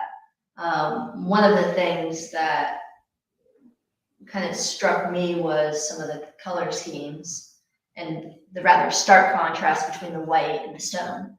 And we, in another project in the overlay, we were looking at more uses of gray and more earth tony colors to be able to have it look a little bit more earth tony. Would you consider the change of the bright white to maybe something a little bit more subdued, like a gray or lighter? Or Some more or earth beige? tones and traditional. Mhm. Like a beige.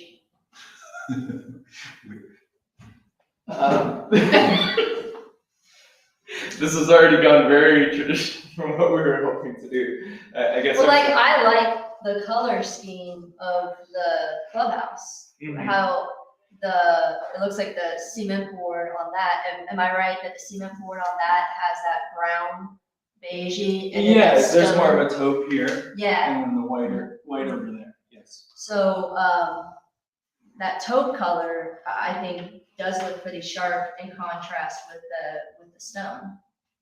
Is there anything that you could do maybe to add some variation with that taupe color and integrate it? Yeah, so the taupe is already included in the stairwells and on the porches. Oh, and those would be the cement board too? Yes, yeah. Should that be granted? So we only have a couple No, wait a minute. places where we're You using. said it was only white that was going to get cement board.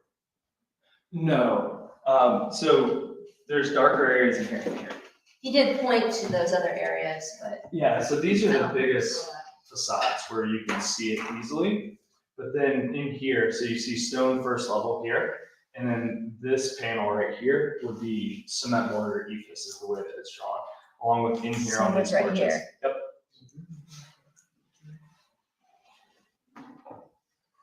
Yeah, so some places stone is first floor, some places it goes up to the second floor. I don't know that there are any sections where we have the stone all the way up to the third floor. But as you can see around these porches, that's where we really like the cement board and walkways, because the ephes is just. Well, that would be dumb to put it there. The ephes. Yeah, it'd be tough. Not unwise. It'd be dumb.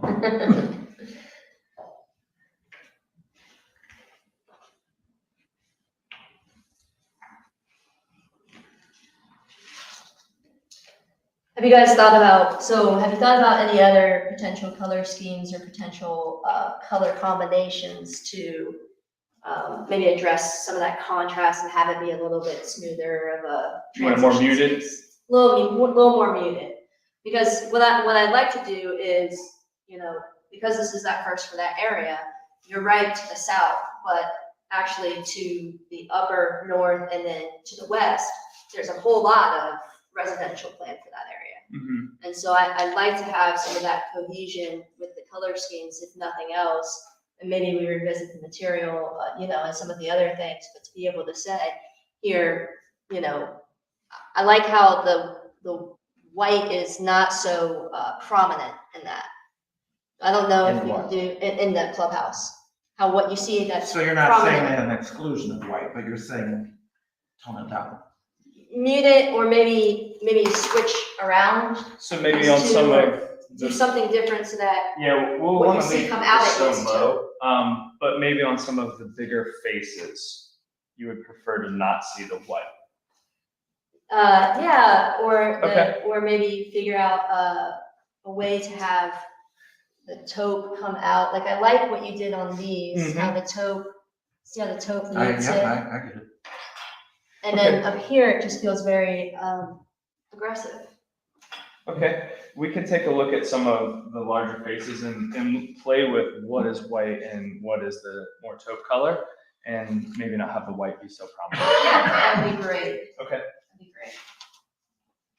I had just a couple other questions, but I want to make certain the board gets all their questions out of the way, comments. I've just got a couple. Okay, go for it. Water, it was mentioned that there was a problem with the water and fire department. Is that solved? It will be once he builds it, yeah. Pardon? Yes, it will be solved once he builds the water line. And what I'm thinking is you may not be able to get occupancy permits if you had that up there now, you wouldn't be able to do that. So They probably wouldn't let us start building without it. So my guess is the water line's gonna come in before they get vertical. So you're thinking that'll be taken care of, okay? Yeah, I've talked with the fire chief about it. They'll have to deal with it because they know. Okay. And obviously, a major issue for the Berlin Business Park is that even when the zoning was adopted, it wasn't shovel ready. We still had major issues related to utilities that prevented even those, we get tons of interest on a weekly basis. Well, and the fire chief tried to work with them to make it work. And you just have to do what you have to do. Yeah, they looked at ponds, they looked at, tanks, but none of it worked because there are problems, and the only solution is this one. Unfortunately. I was gonna add, the Delco's trying to start that sometime in January. Is their goal. And the sewer, I believe, is coming, you had mentioned across the lake. Have you got the permits from the Corps of Engineers to go across the lake? So ODOT owns the northern bridge, and so we are going to hang it on the bridge and do not require Army Corps. You don't need a Corps permit to go there? No, the Army Corps owns the southern bridge and ODOT owns the northern bridge. Okay, We were pleasantly surprised to see that. somewhere to what's on 23 Sure. with, there at Stratford Okay. for the city of Delaware. And that will tie into the pump station on Africa Yes. right now. Is there a long-term plan, or will it always be that way? No, the expectation is that they will eventually abandon the station that we'll have to build on the edge of our property and then be able to utilize there was 40 acres that they purchased.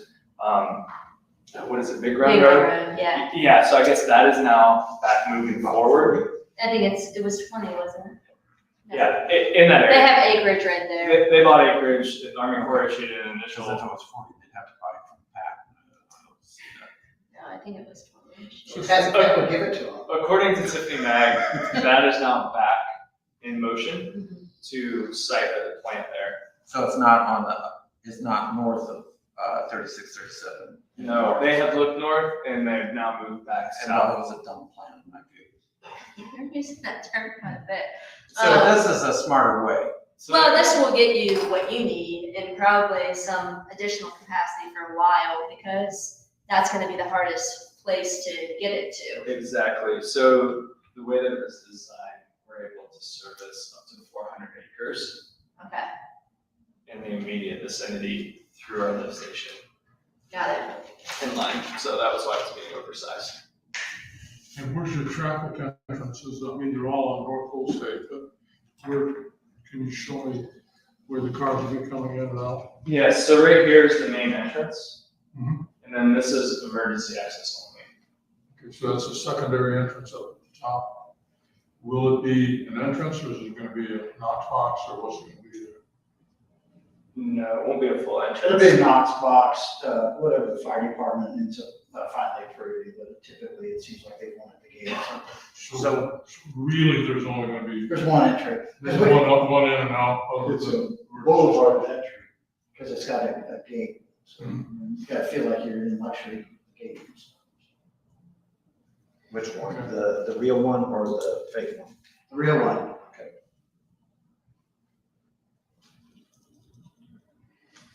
That's all I got. Okay. Do you have anything else? Oh, yes. You know my issues, you want just address them? Let's see, we got, I know we didn't address stone on the head walls or end walls, because that wasn't part of the overlay, so it wasn't in this tax. So it's not in it? No, it's not in there. Didn't the stone, didn't it say that from what I read? No, maybe we added something to the last minute, but if we did, it was just a miracle. But- Exposed foundation material shall be, okay. No, this is on the end walls and head Yeah. walls and the ponds. I Yeah. never didn't say anything about that. I don't think we did. So, And then the other stuff that we're bringing up. yeah, so, are there fountains in the ponds? Yes, How big are they? at least 10 feet, I think. Not They're big. sized for the pond, but they can at least be 10 feet tall or taller. So They can be. I don't care about can. they will be What are 10 feet tall or taller. Okay, and that's in the text? No, But it will be. we'll have to make that a condition. Okay. And the head walls and end walls will have stone on the face of them, on that exposed. Anything above grade, it will be stone, That'll be lovely. yes. We have to add that as a condition as well. Are you paying for that? But I'm trying to buy you the vote. I thought this was an overlay. I was told we got a meeting, we're good. No, Well, but you've got some, let's talk about the hill. the hill, we believe meets the code. I don't think so. We think so, but you'll have to tell us why you don't think it meets the code. Okay, so how far is it from the residences? Probably 250 feet. Okay. And is it? Okay, The, I'm baiting you. Your residences or their residences? Okay, so I'll tell you, I worked on this site with the economic development director, and that hill is not compliant. Okay. Where do you want it? Do you want it up to the? I don't, it's not where I want it, it needs to be compliant. Oh, it is compliant. It is not compliant. it says a 15-foot buffer with a continuous planting hedge, tree combination that provides screening between non-residential and abutting residential use shall be installed.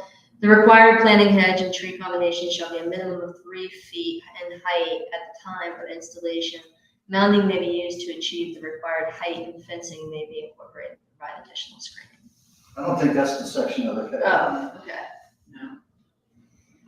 What, We then drew it. tell me what section you were referencing then. The part that specifically talks about the mound in that section. There's that, A specific section that was related to areas that were next to current residential, That's what I read. which is within that 250, 350. Yeah, that's what I read. To provide screening between between non-residential and abutting residential use. Because I fought with the economic development director on this hill mountain. Because what I said is, I want continuity. If other people have to do it, this property has to do it. He said, doesn't make sense. I said, I don't care. It needs to be compliant with the code. We're not gonna make exceptions. That isn't compliant. Give her a moment to find it. Yeah, because there was a section in the code that specifically talked about the 3-to-1 slope on each side, 8-foot height with a 5 or 10-foot flat I spot. think it's 16 foot. It says 16-foot crest, 3-to-1 slope. Okay, but it's not the right shape. It's not going. So we ran into an issue where that whole top edge is part of the wetland area that we were trying to avoid, and But it's not compliant. there is, I believe there was a section that said that consideration should be made for, or exception be made for, consideration of protecting wetlands or other natural features. Environmentally sensitive areas. Environmental sensitive areas. I do remember that. And so we were trying to work within both of those things. Yeah, and just Judicial wetlands, slopes greater than 20%. So- 100 years. because just Shall be preserved to the greatest extent possible. there is a stream right here where my red line is. Here's the wetland. Here's existing trees here. So we could put it and wedge it in here. What's interesting though is this is the high spot on the site. So we put the mound on the high spot to make it as tall as possible. So actually here makes it taller than if I would have done it there. Because this is the highest spot on this piece of ground. It's not far enough over. What do you mean? This way? Okay, where's the residence? There's a residence here. Then there's residents right over here. And it doesn't shield it. It doesn't matter, there's trees there. So, what are we shielding it from, the pond? We are being compliant with the code. So we need to we need to make a bigger pond and put a mound that's like 600 feet long. That would be compliant. Okay, I don't agree with that, but that's, one of those things we might have to disagree on. Sarah will find that. Okay, so why don't you go to the next issue? Or potentially. What's the law of the screening of the stuff between the buildings and that? Yeah, you know how I feel about that, but yeah. But the Well, code is is the code. is that in the residential as well as the commercial? Okay. And, for the mound, it's possible to have the mound be in the visual landscape view of the house and not be that long either, right? I'm just telling you, that is Yeah. what it's. That's compliant, but also another way of being compliant would be to have a second smaller mound that actually does cut off that visual scape. Can I ask a question? We're going to switch gears a lot, but I'll come back to this. The density. Yes. I thought when I read it, you were actually under the required density. Yeah. And you're under by how much? It seemed like by more than what I would have anticipated. It was like you could have another whole building. No, otherwise we would have done the whole building. Well, that's what I wondered. We would have left that on the table. Well, so my calculations must be wrong. So how many more units could you actually have? Hold on a second.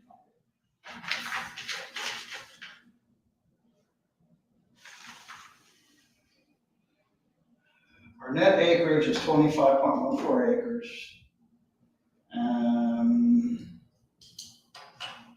71.4 units. Yeah, we had a net developed. There's something. And I'll tell you the reason why that's important to me is because if they can build another building, then they've got to build that mountain all the way because they want to put in another building and be compliant with the code. That's fair.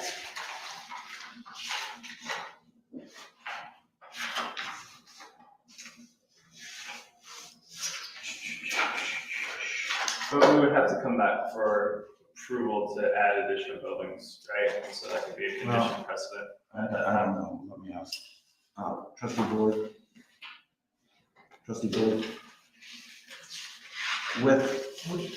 With this, it's not a plan. I mean, it's not like PCD. So if they, with the overlay, do they have to come through to put in another building if it's compliant? I mean, because they'll pull down the plow. Do they have to come in with a new plan if they add another building? If it's allowed? Yeah, it comes with an administrative review. Yeah, but that wouldn't come to us. They've got to produce a plan for us. Yeah. Would that come to us or would that only go to BZC? It would be in accordance with the overlay procedure, which does come to us. Okay. While they're looking up prospective things, I wanted to. Yes, we are allowed 251 units, And you have how many? 250, so yeah. Oh, so it's just one more unit? Yeah. Oh, so you, okay, so you're not gonna build. So at one point, we're well. Okay, Yeah, so okay, so for, the hill, I could see just extending it maybe, because we don't really want it to go in the wetland, and it doesn't, Okay. although the code does require it to go all the way across. There is that conflict a little bit with the environmentally sensitive area that I think, I mean, it's to, to the greatest extent possible. So, okay, So just to clarify, that mound was created under the perimeter area section, which is number 8. On here, let's see. I very much so appreciate the knowledge and the attempt to be compliant in accordance with the code and you guys' familiarity with it. So thank you for that. But we should have brought it with us if we were smart.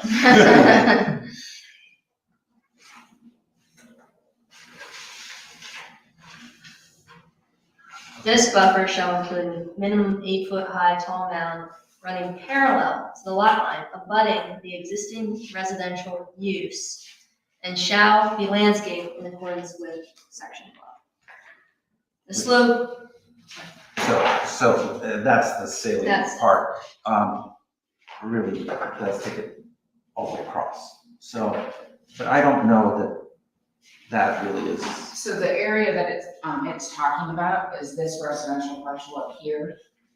In your appendix A, this is designated as residential at the time of the overlay, Okay, which then requires this buffer. right. That would not be required to be buffered by any of the other code as far as I understand it. Right, so. but the one so- to the north is entirely residential, It right? wasn't in the overlay. It wasn't in the overlay, it's Yeah, listed she's as right, residential. she's right. So I do, because I do actually remember the shape Yeah. of that mound, because I remember the argument with the economic development director. So it really should be more catty corner, which would take it into the wetland. Right, which is why we put it as parallel as we could, as much as we could, and then took it this way Well- to give this, buffering So I without going into the wetland. So I think that's mostly true. I think you could go a little further To the without getting into east. the wetland. You mean north? Well, you can, but it doesn't do you good height-wise because the topography's dropping down. So I got an 8-foot mound that's going down the hillside, so I'm getting more height for it. Well, So technically, it's more effective for it. okay, so, We can do that, but it's not gonna do what we want. okay. I understand what you're saying, and you could do that and be compliant, which is not really my goal. My goal is to get it to go further, not to make it go up. Now, you don't have to do that. You can take it to the place that makes less sense, and be compliant. But I would think it'd be better to agree Yeah, to. so we're really just worried about visibility of that property, right? So what we're worried about is being compliant with the code. Right, The but the code code- says, And the reason for that is the integrity of the code. So code if says we, parallel to the lot line abutting the existing residential use. yeah. But if you look at the map that was created on the overlay, it has Yeah, so more. it's kind of like, what is it? I think that doesn't make sense, right? There's a parallel. So, yeah, okay, but we're in agreement that compliance, strict compliance might not be the best use of resources. Given the environmentally. So sensitive the thing is, how do we make it compliant in the sense that it's, okay, let's put it this way, so that you're not getting out of doing something that you should do. But instead of doing what you have to do something that makes more sense. So if you have it the length, if you extend it another 20 feet, I think you've got it solved. There? Well, maybe it should curl up a little more because of the intent. Yeah, there you go. And then mark that as 20 feet. That's probably about 60 feet. Yeah. So. But that shape makes sense. Oh, 20 feet? Yeah. Just turn it up. So it's more like a slug. The slug mound. Slug mound. There you go. Good work. Slug Okay, mound. so where we're really gonna fight, I believe, Don't fight with me. is your landscaping around Yeah. the parking lot. Yeah, The code says that, and I think the code has a purpose. we were trying to figure out today how you would ever do an industrial building and have your people walk from your industrial building and get in your building if you had to go through hedges to get to your industrial. Well, I solved that for you last time. They overlap. I know you did, but it makes no sense. It does make sense. I see it at Disney World all the time. We need to put a hedge around all of our parking lots between the units and the parking lot next to your buildings. It's 3 feet tall, so the headlights from the parking lots don't shine into your buildings from your tenants. That's how the code is being interpreted. No, that's what the code says. Yeah, it is, I'll give that to you.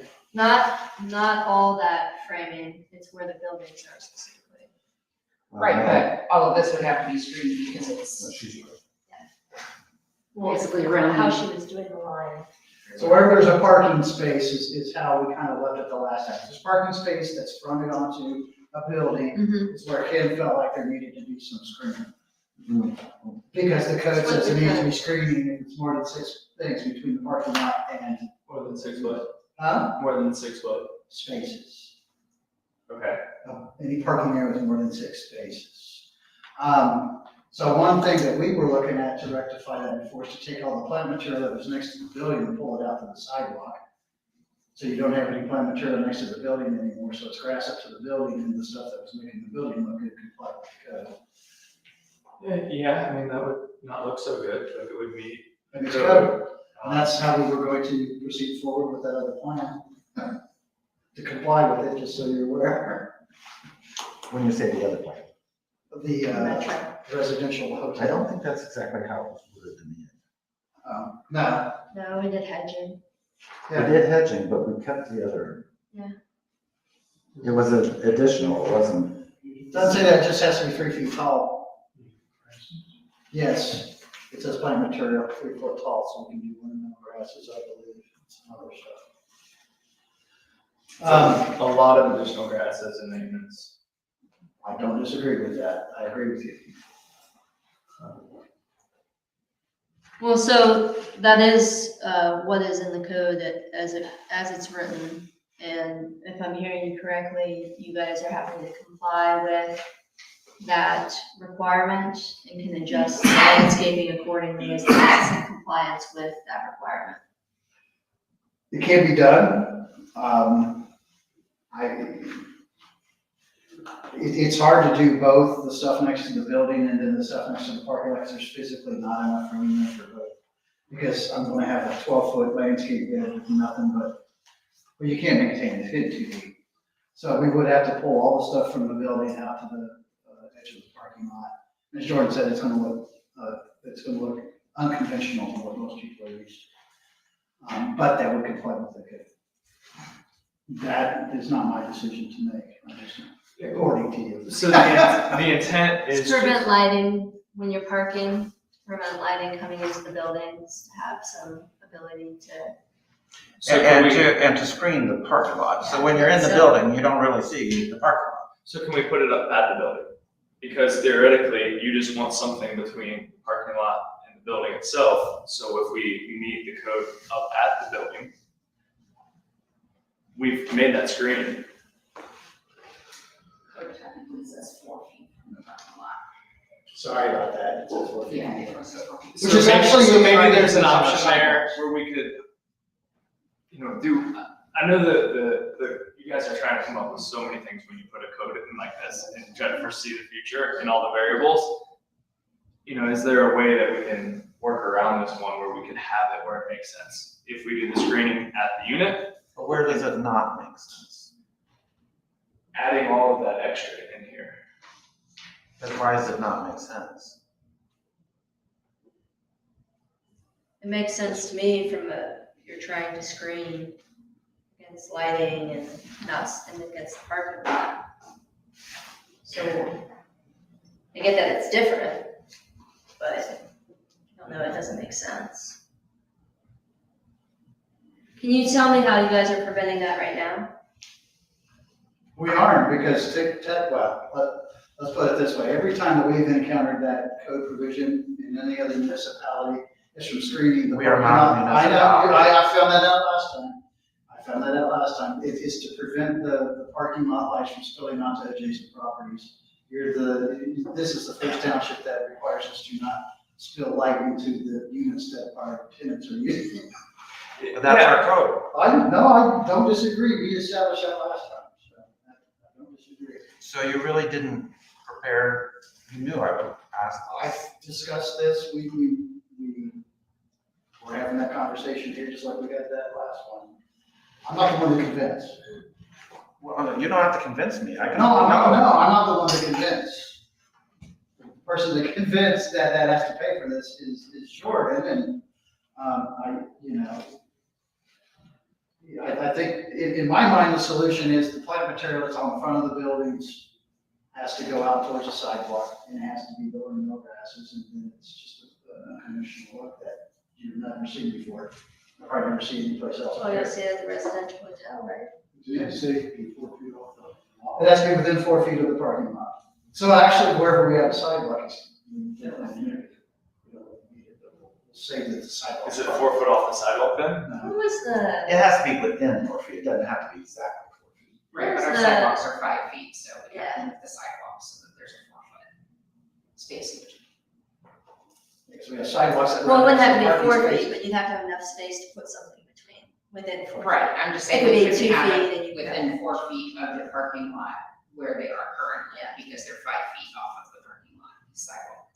Oh, you mean where your plant material currently is? Well, no, our situated? sidewalks run parallel to the The parking Park. edge. So in order to have the plant material within 4 feet of the parking lot edge, we'll have to move our sidewalks out from the edge of the parking. But if they're 5 feet away, you've got 5 feet to play with. Another No, 5, they're they're right right next next to to the parking. Oh, they're And adjacent. 5 feet away. Oh, yeah. Yeah, you wanna get out of your car onto the sidewalk to get to where you're going, you don't wanna walk through landscape to get to the sidewalk Yes, you do. in Berlin Township, you do. Well, it's gonna be inconvenient to do something like that because then you're gonna have to make an access point versus being able to come straight out of your car to the sidewalk. No, it was interesting because we consulted, who was the consultant for landscaping on this that was hired by Economic Development? I don't remember. Her name was Heather, I believe. And she was actually the one that proposed some of these landscaping requirements. I can't remember where she was working for. Do you remember that? So it's 4 feet in the code, so we would have to redo our sidewalks, is that correct? And so then Or we could maybe get somebody to say sidewalk, if it's associated with the parking lot, is okay as long as it's within 4 feet of that. So right on the side of it. I'm not agreeing to that, but what you're saying is that the sidewalk is part of the park. Yeah. Yeah. And so, I don't know what that looks like. Do you have a blow up of that? I mean, what map should I look at? Here, let's look at this one, because it's the lighting plan, but we might as well look at it, because it's the only thing that we got that's blown up right now. So for instance, here's the sidewalks, okay? And here's the parking. So we could come and put the grasses or evergreens or whatever they end up being right next to that. So if my car's here, my headlights shine into it, but it's just across that 5 foot sidewalk. And then I walk on my sidewalk to get into my building. I mean, that kind of makes sense.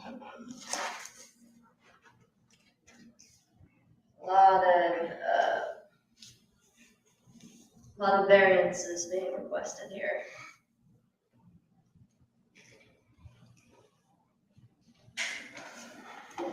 So Go for per the code, you wouldn't be able to have a sidewalk adjacent to, No, that's why I wanna know if it's not The the parking shopping center, space. how you get into the shopping center. Okay, well, the courts determine adjacent different, so I wouldn't use the word adjacent, but it'd be touching. abutting, yeah. Right.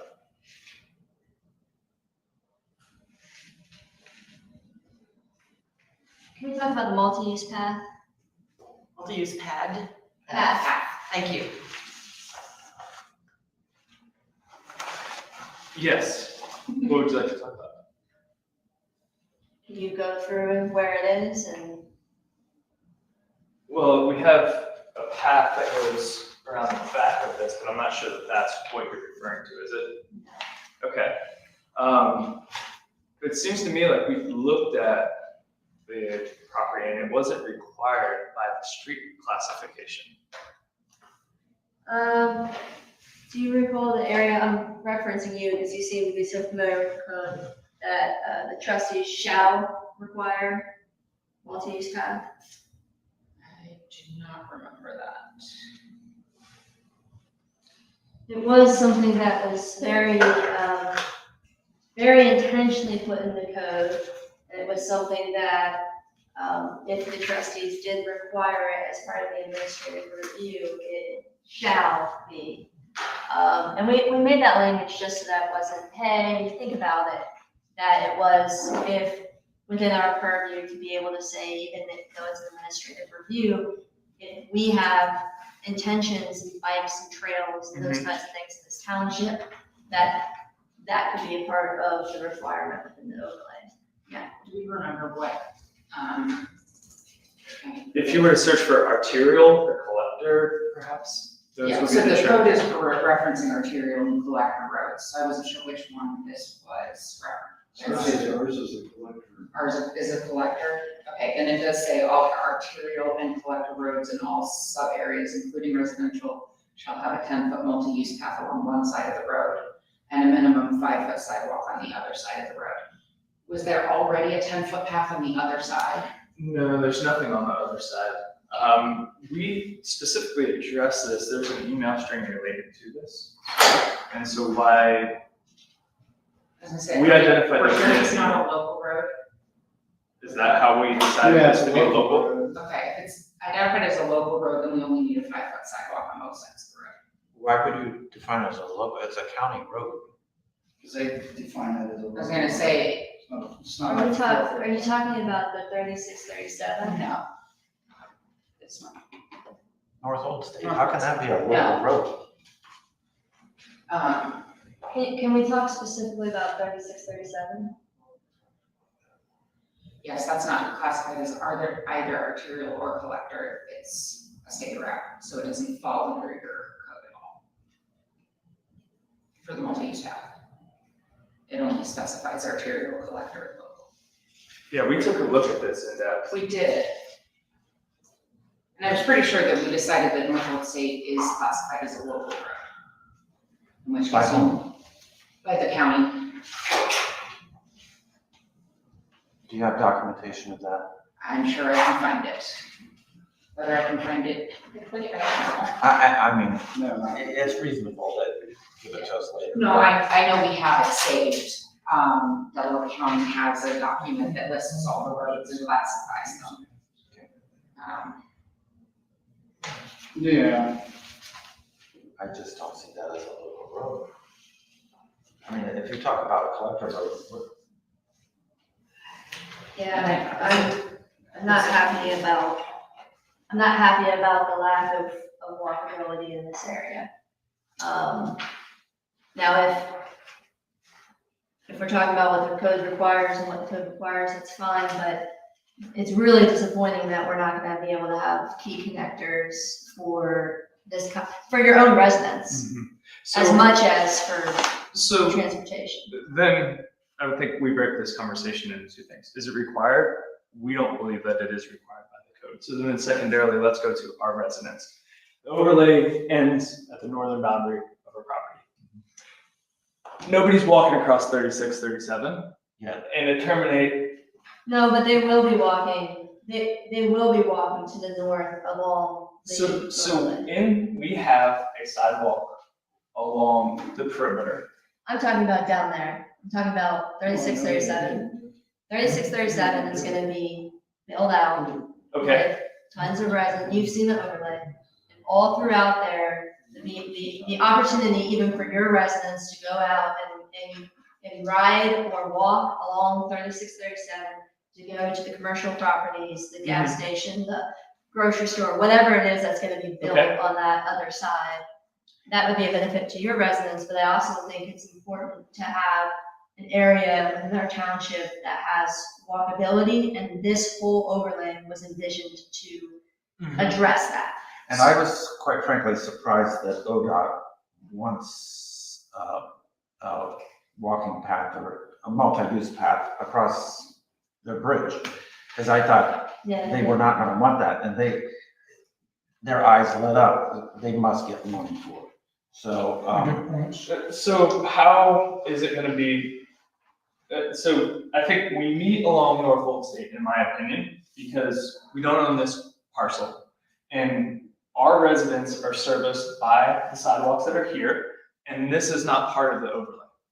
So We're theoretically. talking only about the south.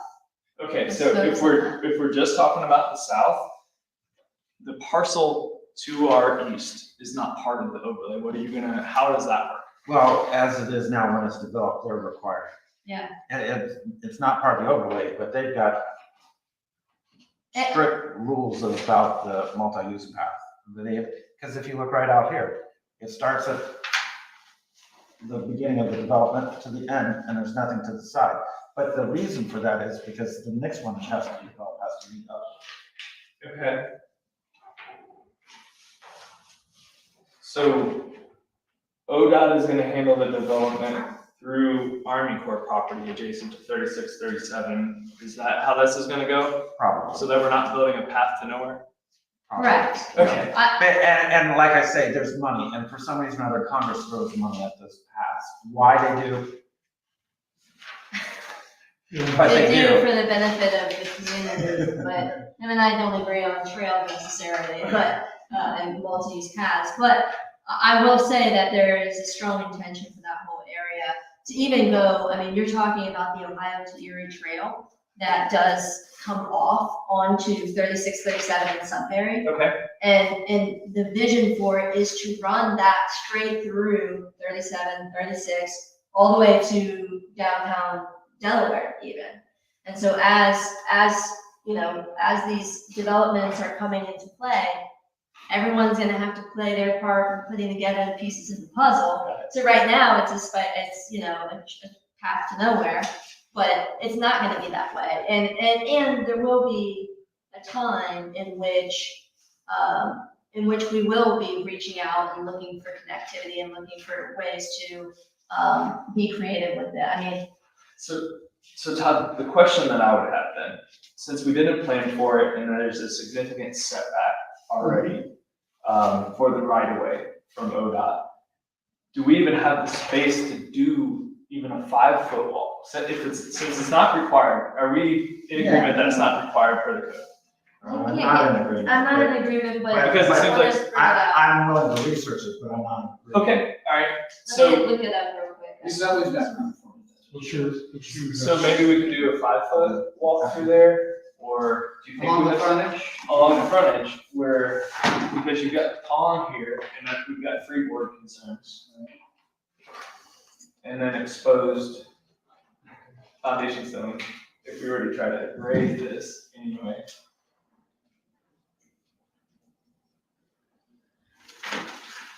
Yeah, we just have to work it with the grade, so it goes down the hillside of that. And Over keep us- here? Yeah, to keep it as close to the right of way as possible. Under the general development standards in the normal code, Sarah would probably have the definition of what they call the local linear to move. Yeah, I think we're just focused on 36, 37. Oh, I know, okay. So it's big, I would like to know about local, but I'm Yes. concerned about the south. so, yeah, because that pond is going to be kind of probably pushed up in the air. But I think we can get a 5-foot path along the frontage for the most part. It gets a little tough around that, but I think that we have some room to manipulate that. And you're talking specifically to go along this. Yeah, that's Yes. exactly right. So run it almost on the edge. It would be on the right of way. On the pretty much. right of way. Yeah, be on the edge of the right of way. And this is all pretty low in here. Do we have any wetland? No, there's no wetlands down there. Okay. It's It's off just, the edge of the property. yeah, they're gonna run into topo, and the next person that needs to carry it on is gonna have They're gonna the have to worst go time out to of the problem. do. Yeah, yours is the easy part. Technically. So.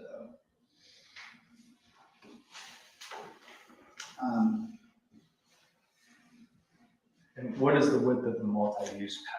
10 feet.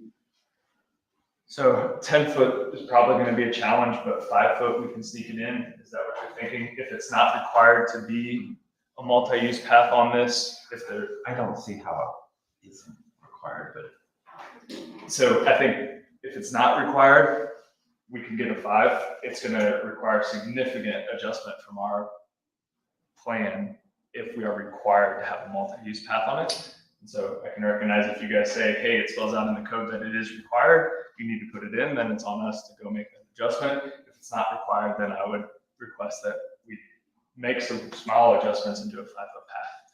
I can live with that. me too.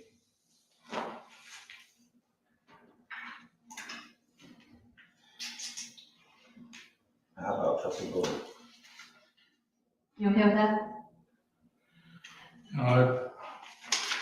There should be a way to get to 36, 37 with path. Shouldn't be that difficult. What's that? Should be a way to get to 36, 37 with path. It would allow people to access the path along 36, 37. One of the notes from regional planning was to expand the paths to trails in the underdeveloped areas, if feasible. And I think that if feasible is the hard part to decide what that means, but we should figure out a way to get a path out there. Because if we don't do it now, it'll never happen. Yeah, I think that's okay. Okay. So for clarification again, you said there's a 5 foot goes the extent of North Oak State, is that what I heard? Correct. Yes. So that the public can go down it, Correct. and they don't have to be a resident. Yeah, that's fine. Yeah, absolutely. But again, with our property being the extent of overlay or higher density development. Yeah, for now, I mean, I think we need to look at these kinds of things as all connecting in ways that maybe we're not even gonna be around in the township to see fully developed. But the vision is that, maybe it will run up. I mean, I believe that Morksey, one of their recommendations was to look at that specific road to go up and even up into Brown. And Brown Township had some comments on that. So I don't wanna be limited by what we're in right now, except to say, I know that we have code as it's written. And I am fine with what you mentioned, and I appreciate your consideration on that. So we have, should we come back to hedges? You wanna wait for a second? I'm open. Okay, so trustee Bullard, did you hear the argument that they were making earlier with regards to the parking lot to say the sidewalk connects to the parking lot, there's no space between. And so that sidewalk operating and abutting to the parking lot being a continuous piece and then allowing that foliage that blocks the lighting to come right after that sidewalk. Would you be okay with that? They have to maintain it. That's the main thing. It's not something I want the township to maintain, but it's something. It's on the property, you wouldn't maintain it. You guys are gonna have to. We'd rather not have it, but it's a code requirement, so. It's gonna be a problem and it's gonna be an issue, but that's not something the township's gonna have to take care of. But you're okay with the interpretation of Sure. saying that But, unlike the 4 feet between the parking lot and that foliage, you're gonna extend that length with the sidewalk being part of So that. can you phrase it in such a way that we're not really setting it as a precedent? there needs to be either one of the concrete There's a curb barriers there. or a curb. Yeah. Otherwise, you don't have a sidewalk. But there's a People park continuous that concrete, impervious surface that goes, and then at the point of that continuous impervious concrete or other surface stops, they would be within 4 feet of that. Yeah, it sounds like when there's a sidewalk abutting a parking spot, then it is considered an extension of that parking. But So here's no the only point reason why should- I'm okay with it. Is because of the handicap. You don't wanna make this, There is an accessibility thing there, but you also don't wanna allow for the sidewalk to come right up to the building and, oh, we're continuous, we have the parking lot, the sidewalk into the building, so we don't have to do anything with the lighting. So I think we have to make it clear that at some point, there has to be that landscape and it has to be within 4 feet of that continuous surface on either side. From that standpoint, that's correct. From the little kid standpoint, to not have a curb or something to cause the cars to stop and then to have a place to play or walk or do their thing in is a big negative. Yeah, the sidewalk will be elevated, so you'll asphalt, curb, sidewalk. Yeah, but what you're saying is that there would be, you'd be able to wheel a chair across it or roller skates or anything else. And that just makes it unsafe for kids to be. Only at the playing. handicap spots, otherwise there's a curb. Mhm. The sidewalk is 6 inches above. And the handicap spots are gonna be, you're gonna have to make it ADA compliant for the handicap Right. spots. but what I'm hearing from trustee Board is that he's not really keen on this because if you've got the parking lot, a hedge, and then the sidewalk, the kids play on the sidewalk and they don't get into the parking lot because you got a hedge in the middle. Right. But if the hedge is on the side, so you're talking me out of this.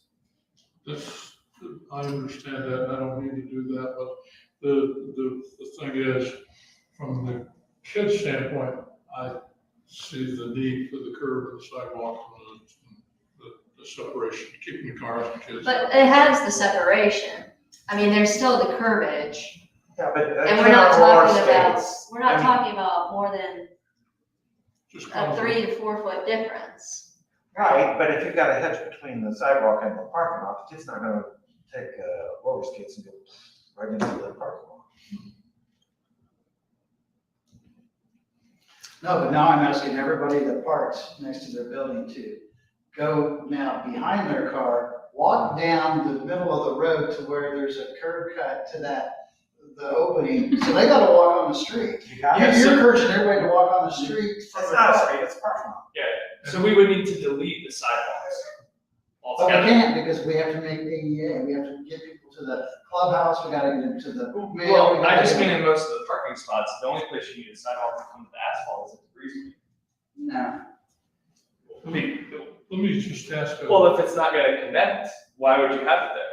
But we have to make it connect because that's ADA accessible rules. We have to meet the federal rules as well. Just for the ADA. Everybody has to spots, get from their unit to the clubhouse to the mail to the trash. I get that, but They can't, they We're not cannot go connecting through the them. parking lot. They cannot go through the parking lot to do that.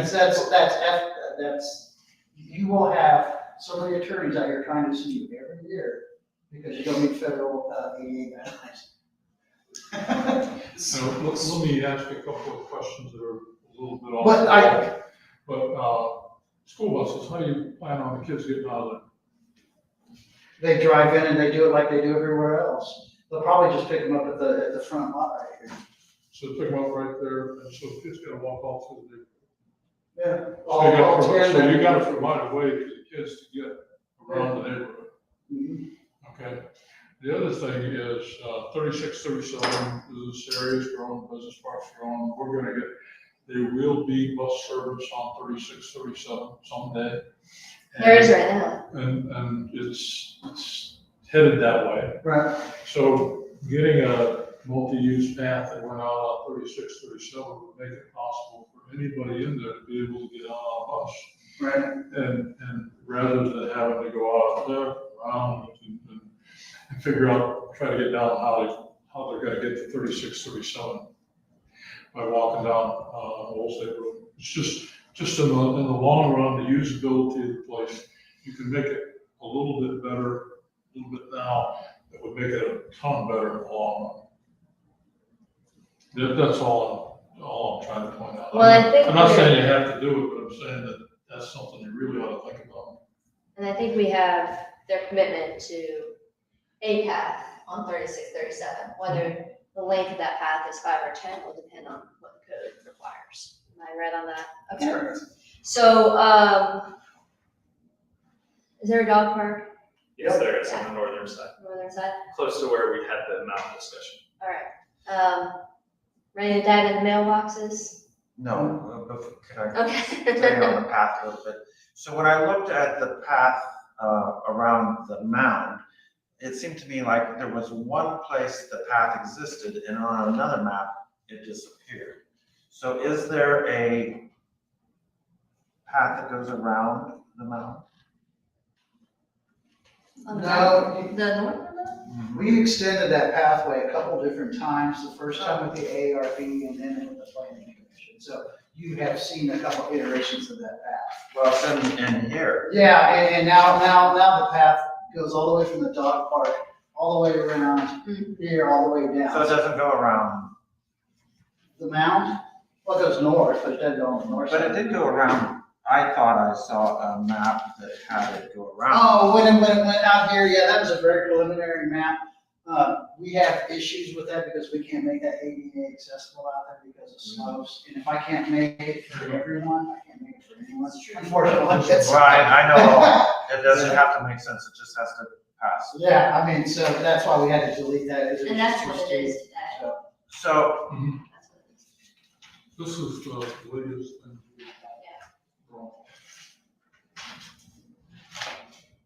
Okay, So I understand, I don't like it, but I understand. Yeah. so we're settled on the path, we're settled on the head, we're settled on the head walls and fascia. We're pretty good on the colors. Now, I like the, on the clubhouse, how you have that gray next to the toe. I like that color too. Is that incorporated? sure. But- She's talking shadows. yeah, that, It may be That's shadowing. but I like that gray. And I think it does a good job muting that, with creating a contrast, so something like that could end up being a good consideration. Okay. And then,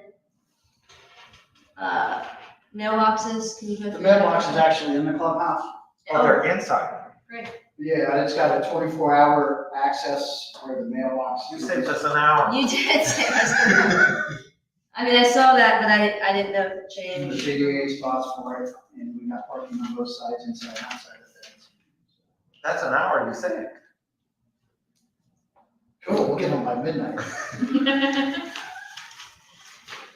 Okay,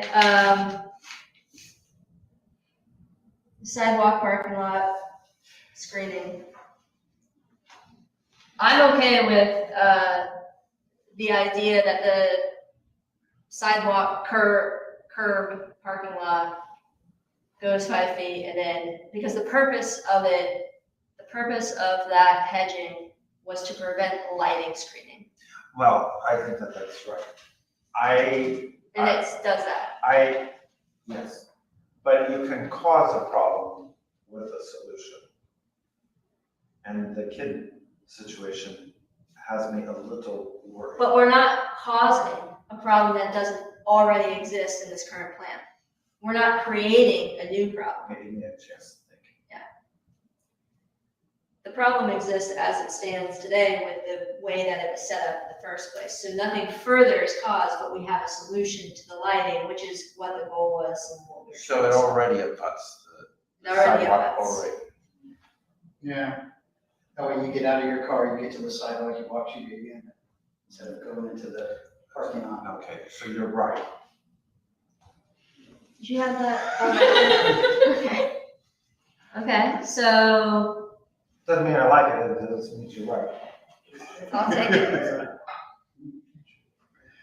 So we can live with that. You guys can live with that.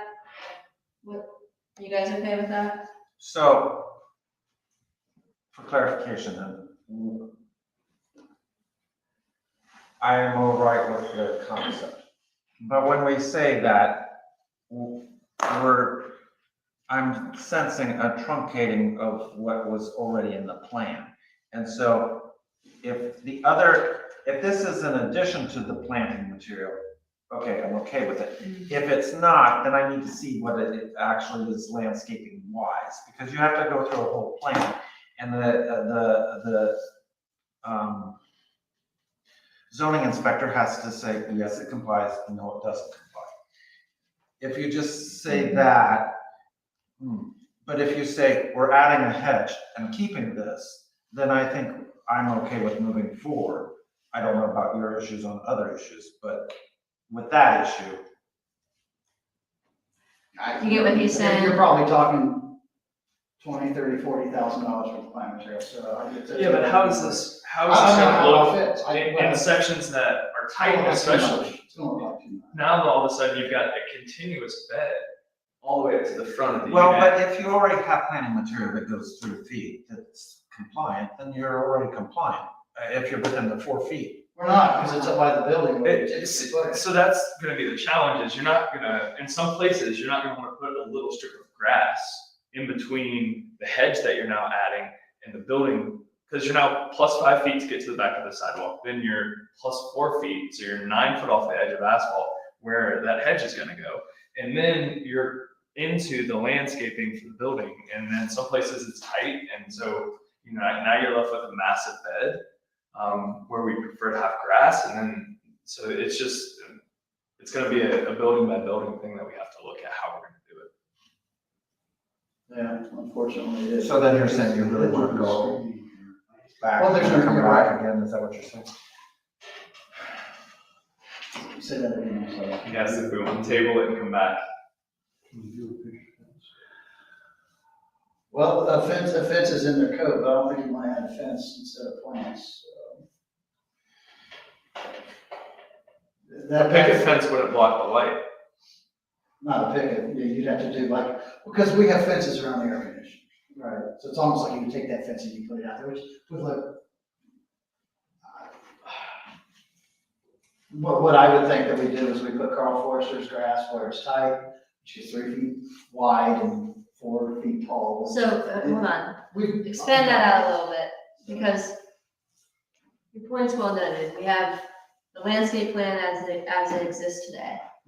Is there something that we can settle tonight with regards to removing and replacing that gives us a sense of, this will be the landscape plan, you're gonna get rid of this plant, and you're gonna replace this plant with a 3 foot, 4 foot.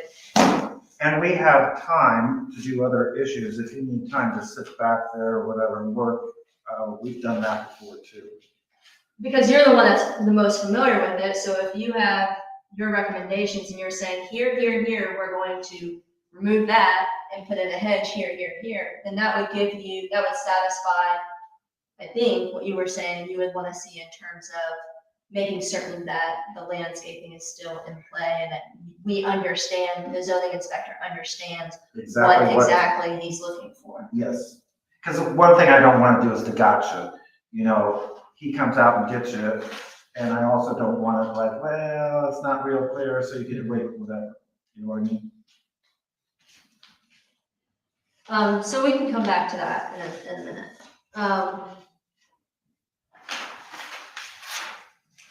So I just added an hour back. Yeah. That's okay, it's your hour. We don't have to hear it, you just have to present it and when you approve it. Yeah, do you have anything else? Okay, do you have anything else? So are you gonna go down the list so that you have clarity? I'm gonna do that list. Somebody will probably want to take notes to, okay.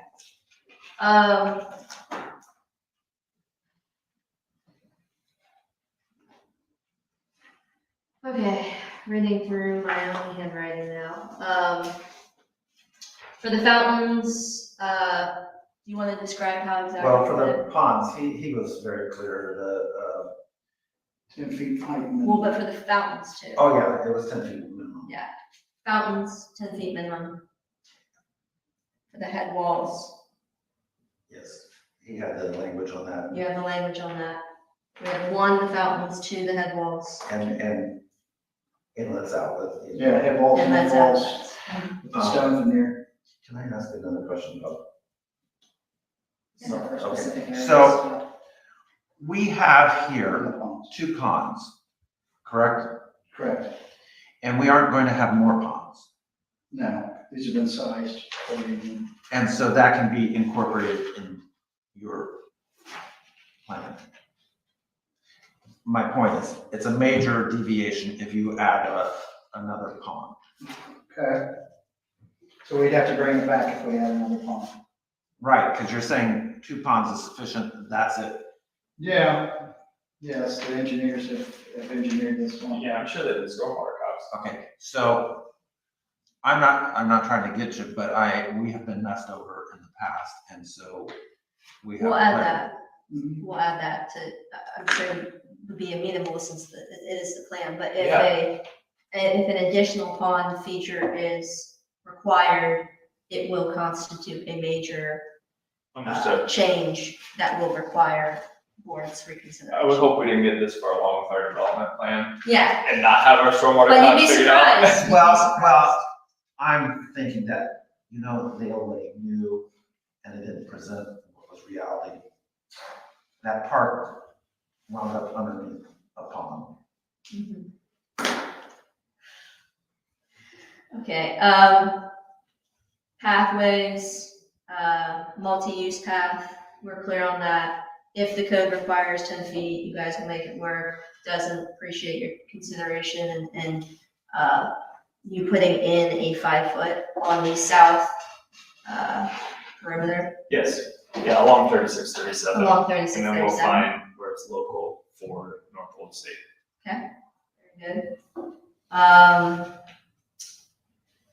Color consideration for muting the white on, and I don't know what that building's called, but It's on the townhouses as well as. townhouses and As the well as the gardens. gardens, okay. Yeah, so it's on all of the residential. Okay. Yeah, we'll take a look at it. Well, okay, she's saying, okay, maybe you're saying the same thing, but I'm not okay with what you said. I want clarity. It is, or it isn't, not, we'll consider it. Zoning inspector cannot enforce a consideration. It either is or it is not. Shall is much better than may. So somehow or another, you're gonna have to clarify it so that zoning inspector can say, yes, you're compliant, or no, you're not. Just add color on the list and we'll come back to that. Okay. And then the only other one is, hedging. The replacement of the landscape to comply with the code related to the lighting. And we can talk through that.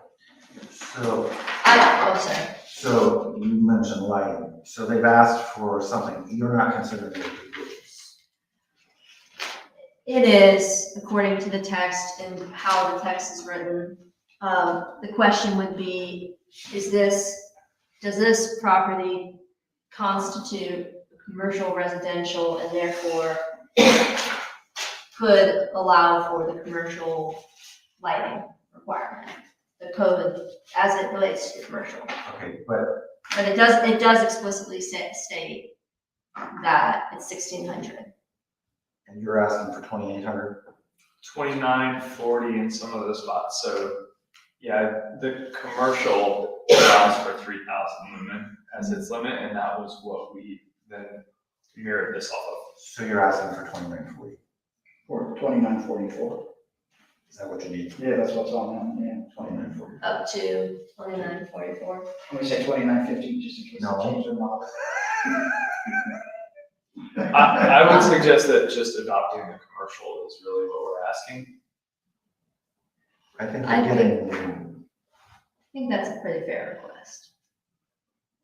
Because, I mean, the whole reason why I'm even considering it at all is the fact that it is what the, is what the commercial code says. understood. And you've got a plan of the lighting, and so it's not like you're getting away with things. No. It's, that's reasonable. Thank you.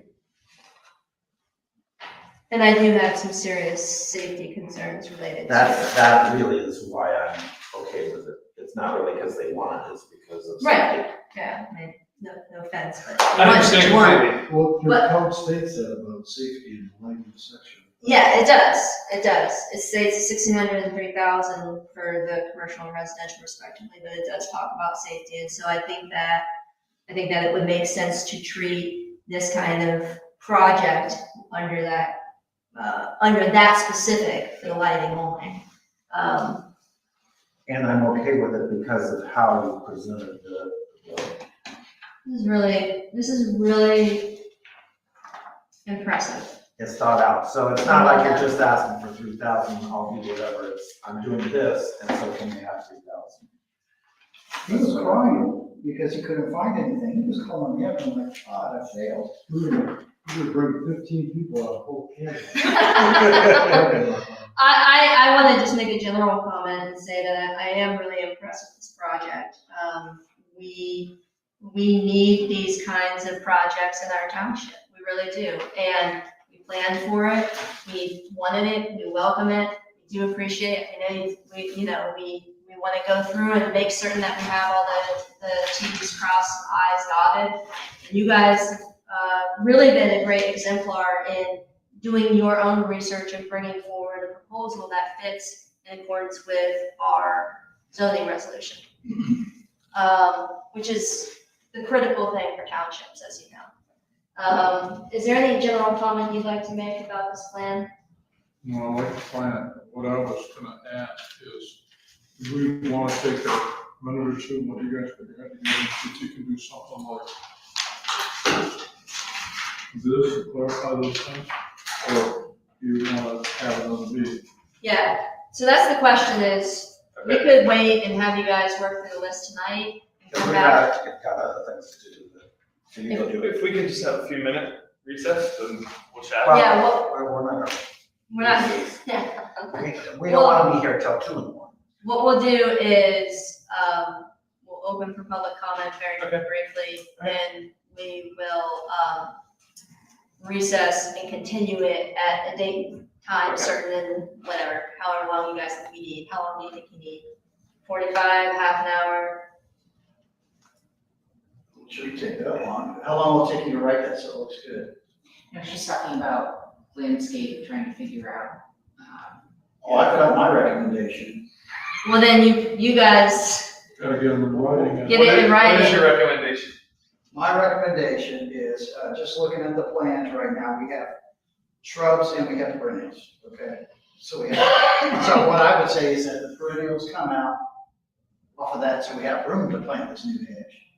And then the hedge is replaced then by what would have been the perennials, so we can have grasses over there. There's a swap, kind of. We still have plant material by the building, but we've taken some of it and moved it out by the. That makes sense.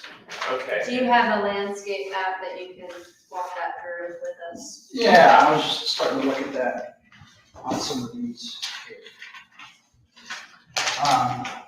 So let's look at all these things in particular. All of these little guys around here, like neighborhoods and stuff. So we have all these little guys, that I'm doing in red, but we still have all these shrubs and stuff behind them. What I'm saying is those little guys come out, because you can't see them anymore because they're behind the tree, but not there. So we still keep the taller plant material. Those come out and we use what that would have been replace these with hedge material or grass in front of these. So that would be the parking areas that face these buildings. Yeah. Here would be similar, we do have more room in this one, but again, we can't see that. Here, no fences within it, so I don't put anything in front of it. Each one of them is different, but I think that solution, see again, we've got, these are fences right here. So we do the edge here, I like that. but what we've gotten rid of are the little teeny guys, and you can't see anymore because it's got a 3-foot hedge in front. Yeah, but it's interesting, so this would be Grass in grass in between. You know, speaking to this question of, little kids and safety, I mean, this does kind of create an enclosed grassy area for, a kid or something like that, if they're in here and they're not able to jump on the sidewalk, but maybe, this space in between is a little spot where you have a little playpen or whatever, and they have their little green space there. And I assume you'll allow dogs in this. Yes. Yeah. And the dog park. And so, there's a little grassy area for the dogs to do with the dogs. So that would be my solution, because it gives us room for both and then funds to help offset it. So can you put that in? Yeah, I can. Put that in writing, and what would be kind of cool is if you extended out this little mapping thing, so that we could have a little map as the exhibit for the zoning inspector. So the zoning inspector knows exactly what it is, and Yeah, we would redo the landscape planners. We could do that. okay, so here is how we've sometimes done it. Okay, That's so my I'm not, recommendation, so people actually have the plan to go off. Well, of. yeah, And we all know what we're getting. Our contractor's gonna need. Yeah. I'm sorry. But I want it in writing tonight for the consideration of approval, and then maybe you submit it, but the submission is for reference. You're just validating that. It's just validating that it matches what was put in writing. So these are two as well as something. Yeah, that'd be good. yeah, because we've done, that's what I was gonna say, is we've done that kind of in the past, where it's very clear what you're going to present, which is very precise. Okay. So it's not, because my goal is not to hold you up, Sure. but my goal is also, Comply with. To make it so Jacob understands what he's enforcing. yes, and so that you also know, you have to put that plant here or there, and and it's not up for debate, and it'll keep us from having. I think it does change the landscape, but I don't think that it's I don't think it's gonna look bad. I really don't. I think it will, because you still have the central green space and all the different kinds of plants and fancy perennials that you can put in that area, right? Yeah, because they're still out there. We're not taking those away. It's just where you can't see them anymore because we put another layer of plants. Yeah, so you're replacing that, and that makes sense. Okay, so. So I will mark those up and you guys can give us 15 minutes? How's that work? Is that Probably more. Move on with the meeting. That's what, yeah. And you guys can use the kitchen or second table back there, however you like to do it. What? So you can set up a table or Okay. however you like to do it, whatever you want to do. You want to give them just like 5 minutes to set up, we can take a 5-minute break and. The hearing, I think a 5-minute break's actually. the regular meeting. Yeah. Okay, well, I still want to technically open that for public comment. Oh, yeah. Okay. All right, we are still in the public hearing, and having worked through a number of issues with the applicant, we'd like to at this time open it up for public comments. We'll start with those in favor of.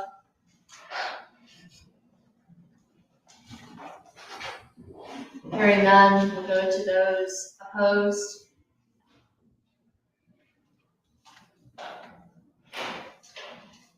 Hearing none, we will close out public comment at this time.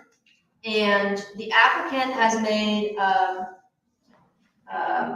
number of considerations, and will be adding a few adjustments at their request related to this case. So what we'll do is we will recess and continue this meeting for BZC, Hearing.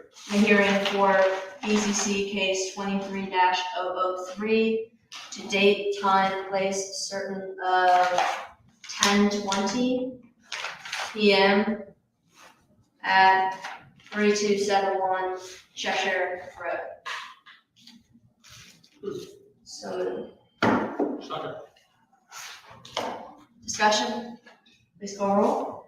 Bullard, Yes. O'Brien, Yes. Rail. Yes. Okay. We're gonna move on with our regular meeting, and then at 10:20, we'll come back. We're going to take a 5-minute recess. Without objection, we'll take a 5-minute recess. No objection. So we're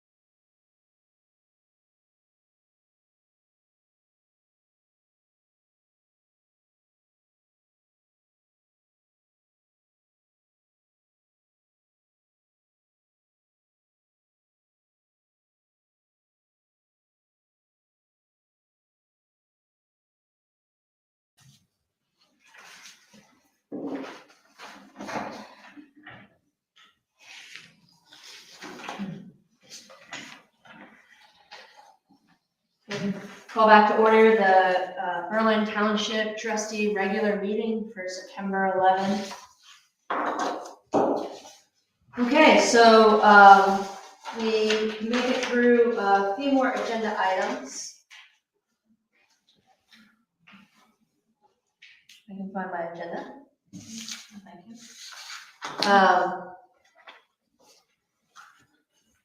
And so this brings us to the road department.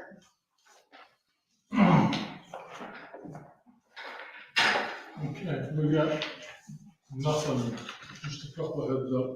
We got a warning light on a truck and we're trying to figure out what that's all about. We'll go to Orange Township first, may have to go to Peterbilt to get it fixed, but it's just a heads up at this point.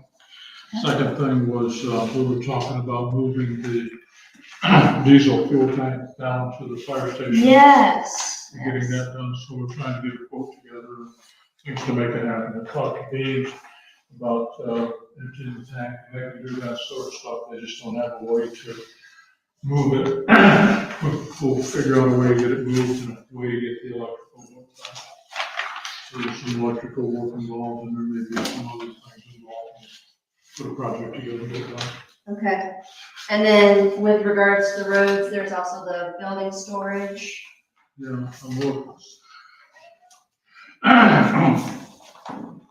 working with Tony. Okay, so is there any way to work? Faster? Oh, me? Oh. No, Tony, our attorney. Of course. No, I'm serious. Is there, any way that we can expedite it so that we can get the concrete pad down this year? All he's got to do is tell me, and then it'll be 2 steps. One will advertise for an architect, second one will advertise for somebody to work on. So that's a no. It's not a no. It's not, yes. It's not a yes. I gotta get the first, once he gives me the bill, it'll go quickly. So it's out of my hands as far as that goes. And we talked about 2 things, and that was one of them. Okay, and then the other thing with regards to roads were the zoning signs. The signs that. I liked what I saw. The one thing was they had the one with the blue coming down the sides, and then the township logo was in the middle. And I actually preferred the one that did not have the blue going down the sides, that had the white straight across. And I don't have. You don't have a preference? Do you have a preference? Okay, so that being said, I'll connect with Jesse, and then he had the quote. Do we want to move forward then? Yeah, we can move forward with the quote. The quote is for the 18 to 24s. I think that's what you were looking for. That's what that sign is in there, it's not 18 by 24. That's the 12 by 18. That's the small one. Yeah. But the quote is for the 18 by 24. We had both. We had both. Okay. Quote only includes They the. just couldn't get us a piece of that, the 18 by 24. Well, that was kind of the issue though, because when I printed it off, the graphics, when I printed it off at 12 by 18, it didn't look blurry. But then when I printed it off on the 18 by 24, it did look blurry. So what I wanted them to do was create a sample of the 18 by 24, even if we have to buy one, They just so couldn't that get it. we could They see. just couldn't get it twisted. They just Oh, couldn't- okay. Now, I did have a question as to whether or not you all were pleased with the color of white, because the white is very white. It's not very white, but I think it's road reflective. I think it's the reflective So there's reflectivity. that makes it that It'll make it white when you're driving with a car, which runs you. Even without the headlights on it. Good night. Okay, but during the day, will it look gray? It doesn't, so I can maybe go back and grab it, but when it was at a distance, it looked more white than when it was up close. Okay.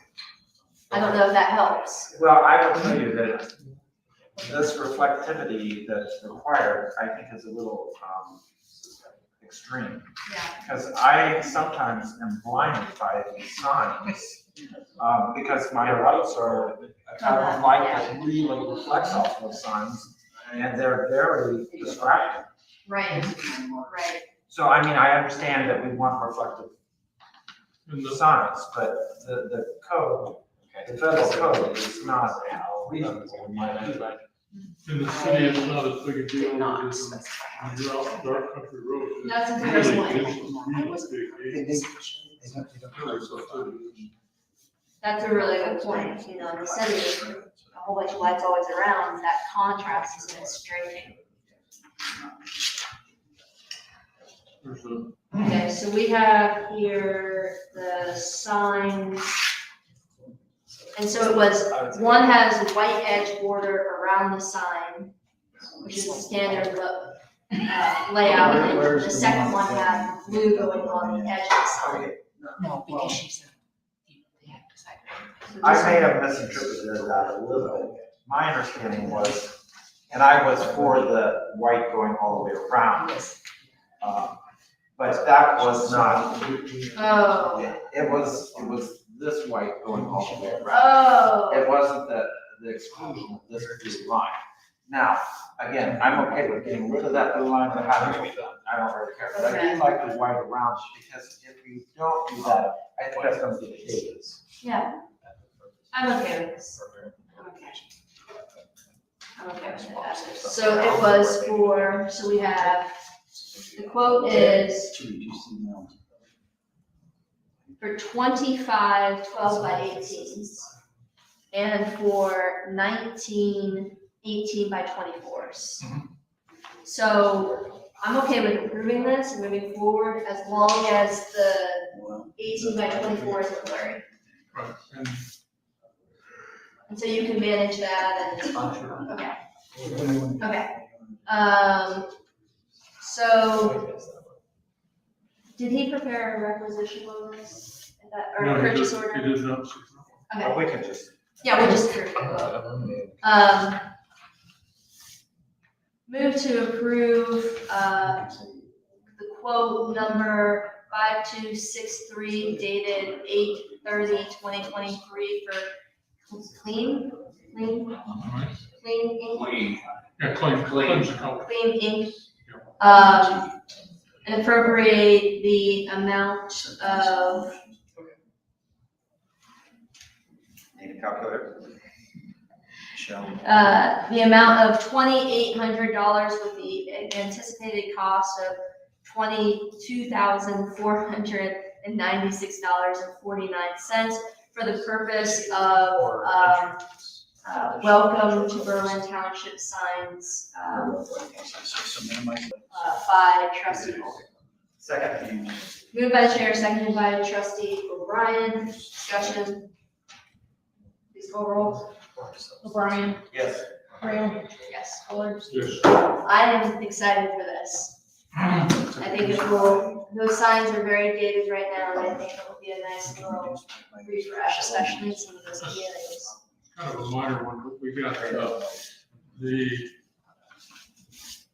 blades for the flail mower. Doesn't see, they suffer for like 10 bucks. Wow. Each. 10 Yeah, bucks. but that's still a bargain. Yeah, 10 bucks each, and instead of the $50 or $60 they were to buy them, so now we got 2 sets. Hopefully it'll work out a little bit better for us. That's fantastic. That's fantastic. Anytime townships can get a little bit of a break, so much the better. I've got a comment which could. Oh, yeah, we're in the roads. Building. About According to the fire chief. We need 25 feet between the two buildings. If you go with 100 foot, But is it written the way that it's? you're gonna have, it's gonna come about 3 feet to the ditch, you're gonna have to move the cemetery. Behind the, build the boards. You're going to the western or the eastern head, foundation is gonna be right beside the ditch that brings to the cemetery. We measured it out. For what? I wasn't aware that the fire was requiring 25 foot. Are you aware of that? Were you aware of that, Trustee Fuller? That the fire department was going to require 25 feet between the storage building and the fire building? To simplify it to that. No, I wasn't aware of that. You check with them, I asked. Okay, thank you. That's why we said, we measured it. And we're gonna have That's issue. why they- My understanding was I we can were even rewrite looking this for one a too. way to potentially connect it, No. connect this building to the storage building. If this works, the money I'm not gonna get over, so we still have to. You can act. I wasn't aware of either of these things, not that I had to. No, Check into it, like I said. At least 25 This is feet. what I'm aware of. Yeah, but, Appreciate the input. All those outside. You will have. Right, so this one's good, this one's good. Do we want to simplify this one then? Or make it. I know we're- Very helpful information, thank you, and maybe when you guys are working through that, you can figure out the situation there.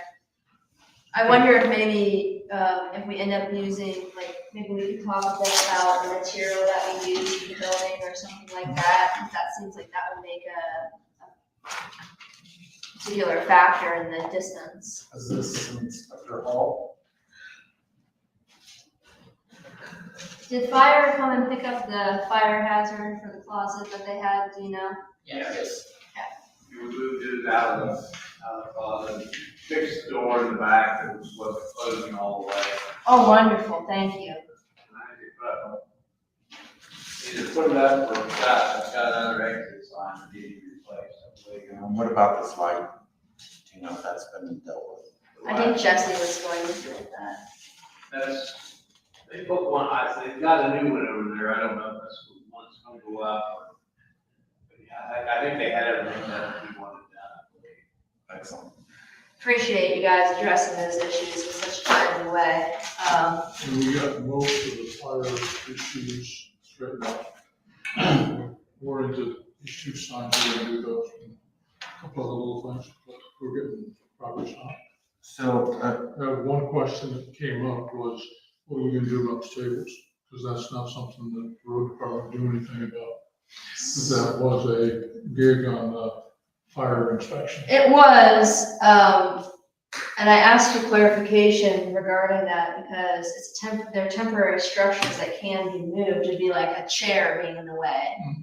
And so if it's not something that is consistently there, I wanted to see if we moved this table over, if that would satisfy it for everyday use. what's the problem? The violation was That noted exit door. that these tables block the access to that door. Take them down. Well, Up when you have a Well, meeting. but the thing is, it's gotta be accessible during the meeting, because if you have a fire, and that's actually the time it needs to be. So what we need to know is how much is required. Clear path to that door. Okay, but- You couldn't get to this one yet. So the definition of a clear path is that 6 feet, 4 feet, 10 feet? I think you need the width of the door, I'm assuming.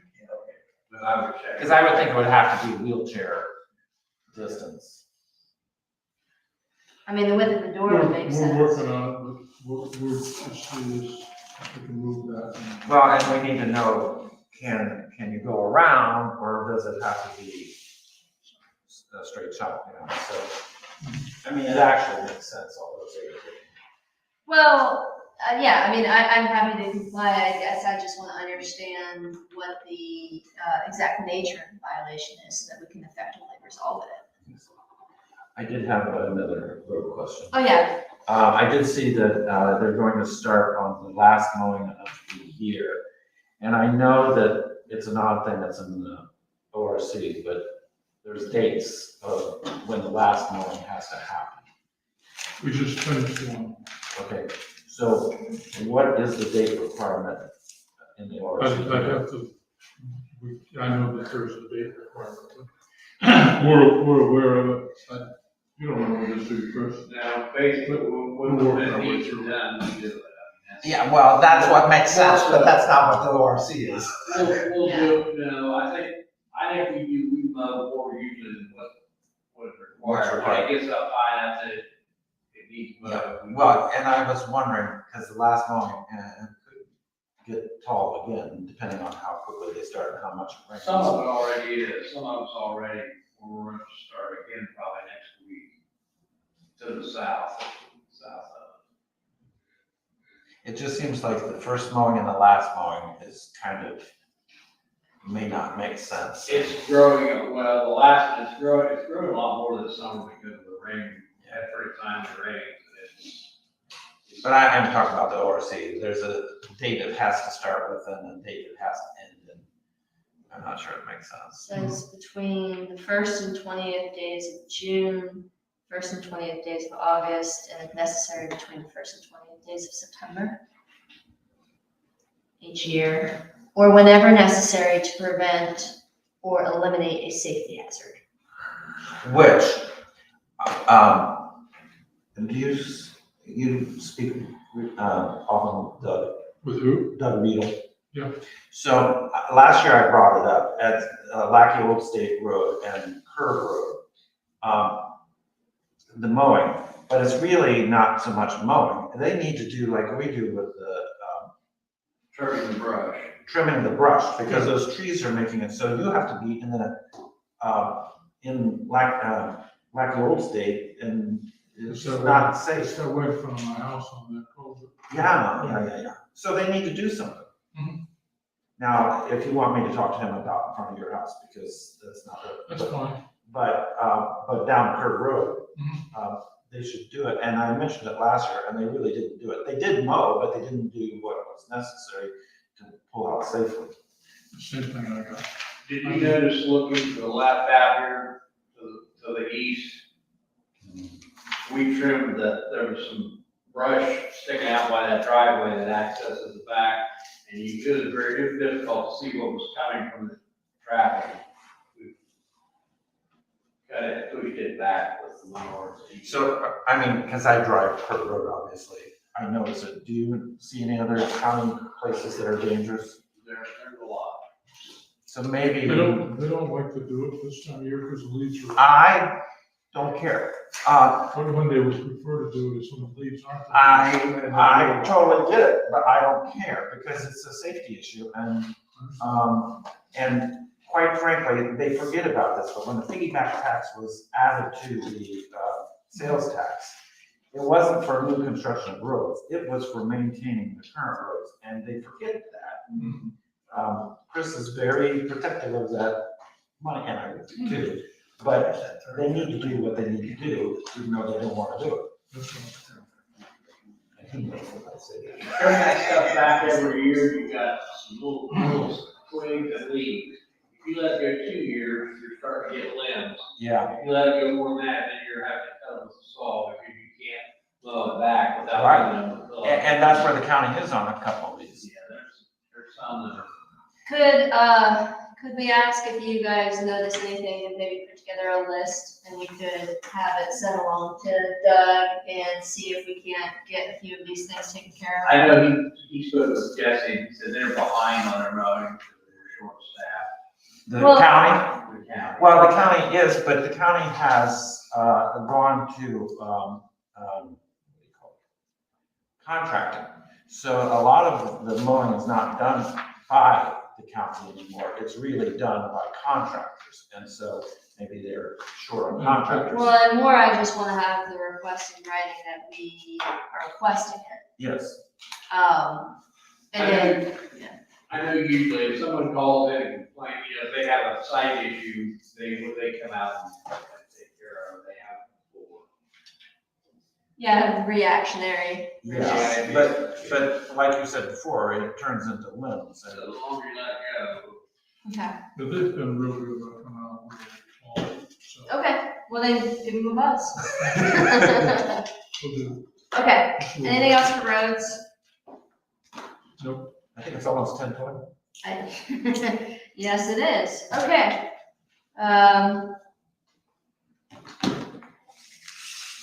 So we do have a date, time, place certain for VBP case 23-003, Legion at Allen Creek, 10:20 this evening here, and I'd like to call the meeting back to order. I'd like to call the public hearing back to order. All right, so the applicant has a few requests to amend the current plan as we see it today. Do we want to go through those requests one by one with the language? And maybe ask my colleagues here to wordsmith as necessary? Yes, absolutely. So, number one. Go wait for the wordsmith. Where's number one? I can read it while you're Should still read while writing. I'm writing. Yeah, are you done with 6? Okay. Condition number 1, fountains and ponds will have a 10-foot height minimum. Will have a 10-foot height minimum. The fountain in the pond. Fountains and ponds will have a 10-foot height minimum. Great, check. 2, head walls and What is the percent height? 10. 10. 10 10-foot foot height minimum. 20-foot minimum? 10-foot minimum. 10-foot minimum. 10-foot minimum. That's what you get, that's what you're running, right? Yes, 10 foot. 2. Oh, don't want to rush her because we'll rip it in half and I'll start over again. 2, head walls and pond inlets will have stone veneer, including synthetic or stucco stone. And you have it up, above the water line, so you don't have to go all the way down. I mean, it's okay, the wording is okay, but if you can't see it. Yeah, down the water line. Number 3, it will be determined if the code requires a 10-foot multi-use path along State Route 36, US 37. If so, it will be added. If it is not required, a 5-foot sidewalk will be added along the southern front.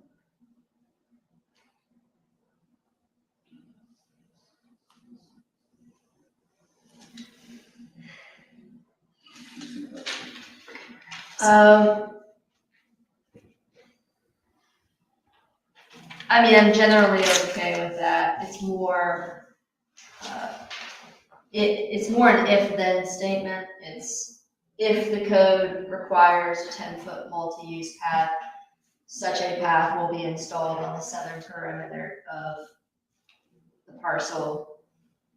Otherwise, a 5-foot sidewalk shall be installed on the southern perimeter.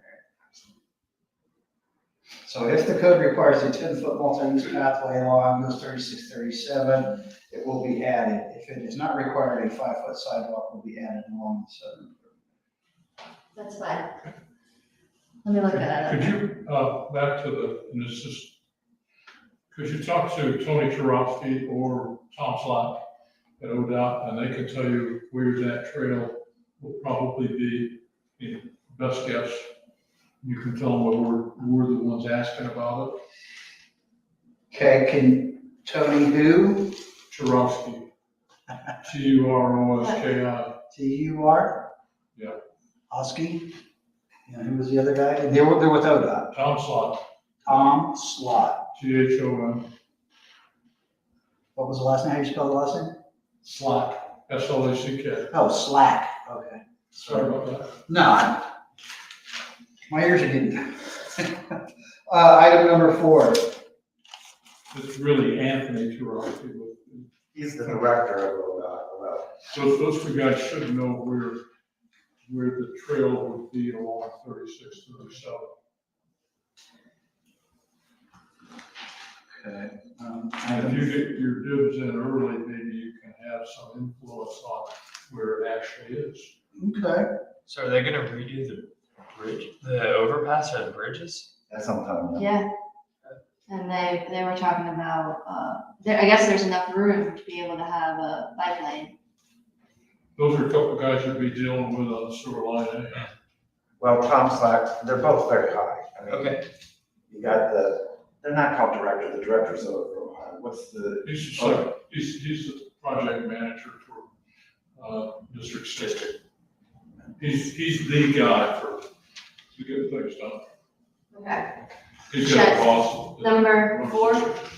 Documentation will be provided to the township showing that North Old State is classified as a local road and therefore only requires a 5-foot sidewalk.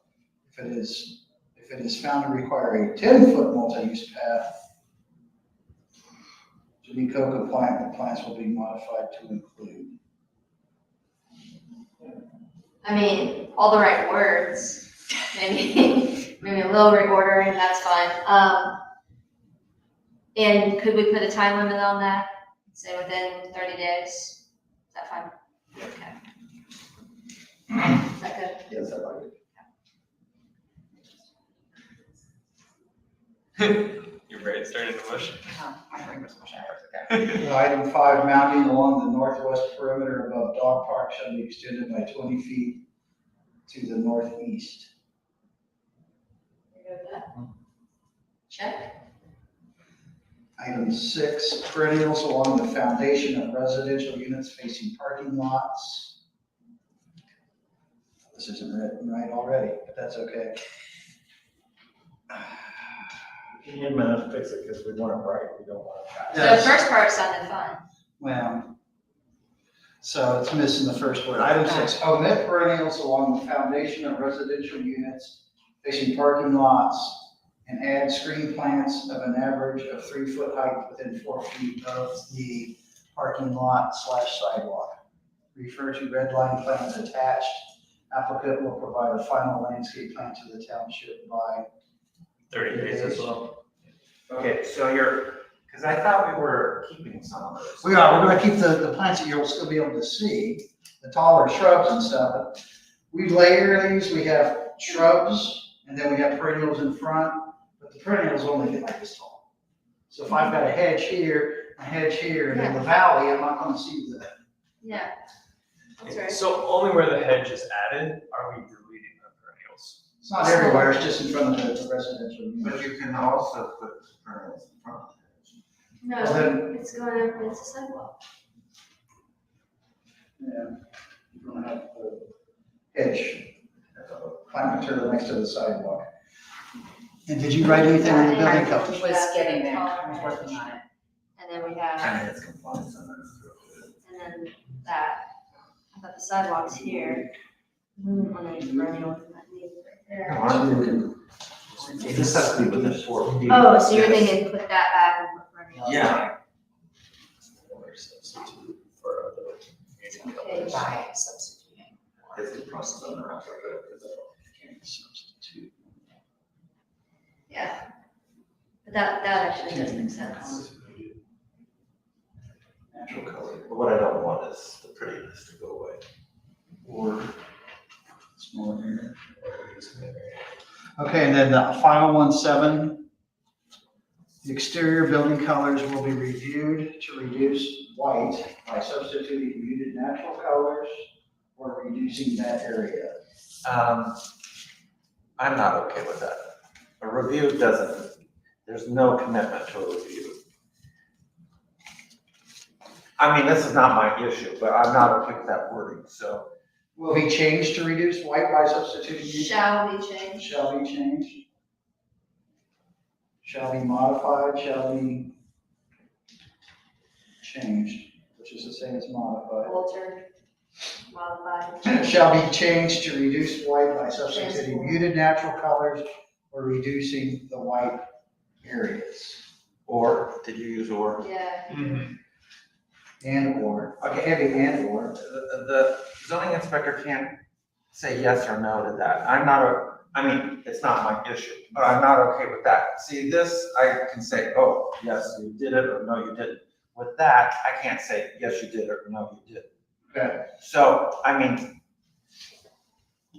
Do you guys still want to retain the option to use white? Yes. Okay, so what if we said, a reduction of the use of white by 50% of its current? I'm just trying to get there for something that's enforceable. right.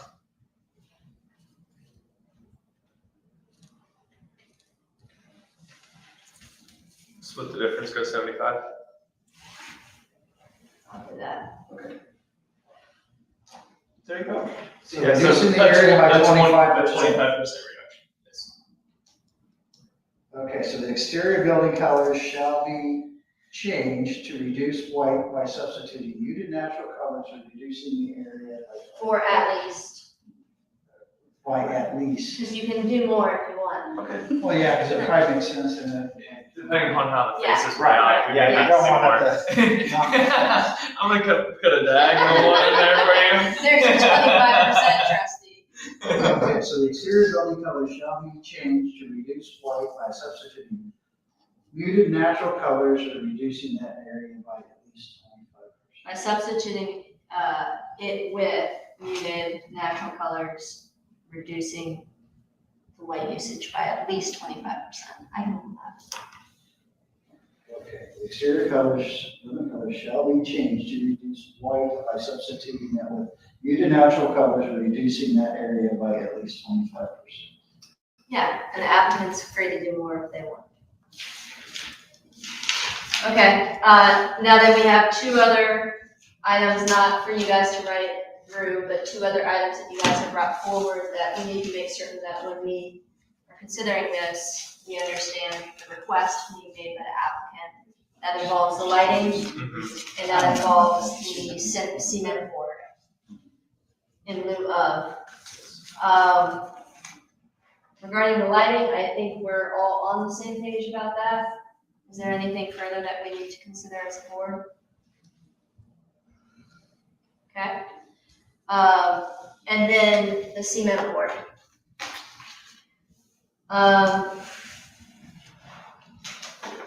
Which is the board? So I'm not okay with just saying cement boards allowed. I want quantity identified in the text.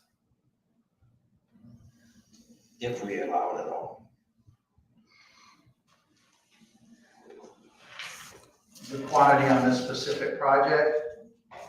So we can't Are we just say talking that the specific to ethos- ours? Yeah. Or, okay, so ours would be anywhere that stone is shown will remain stone. Anywhere that ethos is currently shown will transition to cement board. And it's clear in the text what is ethos. Well, I think it's clear in the elevations. what the ethos. I mean, Well, I mean, if we're defining it that way, Yes. it needs to be clear in do you the. guys have a particular, do you guys know the percentage of ethos right now? No, but you have a copy of the renderings of every building. Yeah, yeah. And so we would just propose anything that's not shown as stone will be considered to be, would be ethos, and then that would be what gets swapped over. Yeah, because each of the elevations has the ethos called out. It says cavern color, ethos, cavern color, and then ethos. Moon dance color. So they point to those specific areas, and it's the darker brown, The name of the color is Moon Dance? moon dance. Is that the taupe? No, that's actually the whitish color, moon dance. And then the darker taupe, I guess, the darker brown, I would call Yeah, it, so is cavern. they are called out. Ethos on here. I like that cavern color. Which one is Karen?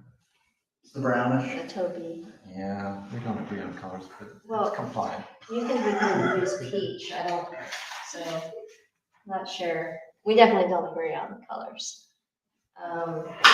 But we don't have to. No, we don't. Ron gets to decide in that case. Yep, so stone would stay stone. Okay, so, in the wording, I would say this, if I may, that, if, assuming that we allow the cement board, it cannot be more than what is shown on ethos. They don't have to replace it completely, but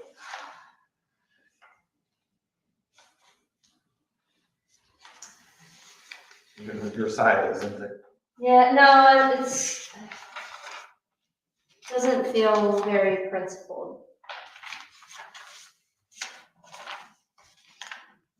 Meaning, you accept cement board in this,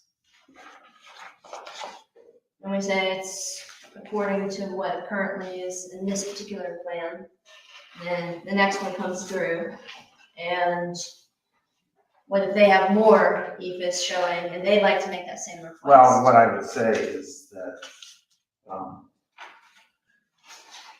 it'll be problematic, but the precedent would be the quantity percentage, and I don't know if you can provide that later, what percentage is later, not now. Sure, so you make a requirement of what the exterior materials have to be, and then percentages, I think, already in your code. So it's not, as long as we're code compliant, the next person down the line has to have the same thing too. We're just looking at, is EFS in exchange for cement board? It doesn't spell out in your code how much has to be EFS or how much has to be stone. So why are we, I don't know that we should get that specific. Well, the reason why is because we're not staying in compliance with the code as it's written by allowing the cement board. Okay. So if we're not gonna do that, then we need to consider, what that balance is. And the only reason why I'm kind of okay with it is because of the other, aspects of your project. Mm-hmm. So it's not just percentages, it's what you have portrayed that allows my consideration. It's not really the percentages, it's how does this come together? I'm just thinking about it for future applicants with their own projects. It almost seemed like to me, like we talked earlier, that cement board was an omission, and then. I didn't go there. No, it seemed to me, I didn't represent that it seemed to anybody else here tonight. But I think it was purposefully omitted. Okay. Because we had discussions. Sure, there were a lot of discussions. And a great deal of it was, what is it that meets the needs of everybody? Mm-hmm. And so that's where you get to what was adopted. And I wonder if, so I appreciate your point because you're saying the current code doesn't have that percentage. Well, the current code doesn't explicitly call out cement board. But I do wonder if cement board isn't something that could be interpreted as being in this as permissible because of the stone and the artisan design theme that it is retained as a result of it. And in which case, I'm not saying that it is one, but in which case, if that was the interpretation, then I don't think we would be able to put any percentages on it. Does that make sense? Because it's like, this is part of the code, percentages aren't specified. But because we're actually considering making a adjustment, there should be some principle in the way that we think through this. well, I think part of it is the incorporation of the look, and other than the fact that they're different, which I'm not real crazy about, but I like this look and I like that look, but I don't like them together, but I don't have to like it. But because of that, I'm okay with the cement board in this case. What's your thoughts? You guys got it covered.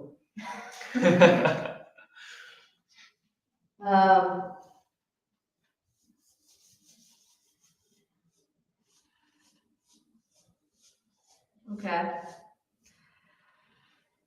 Two things I heard about the benefit of the cement board that I think are relevant to consider it are the safety aspect in preference over EFS versus cement board.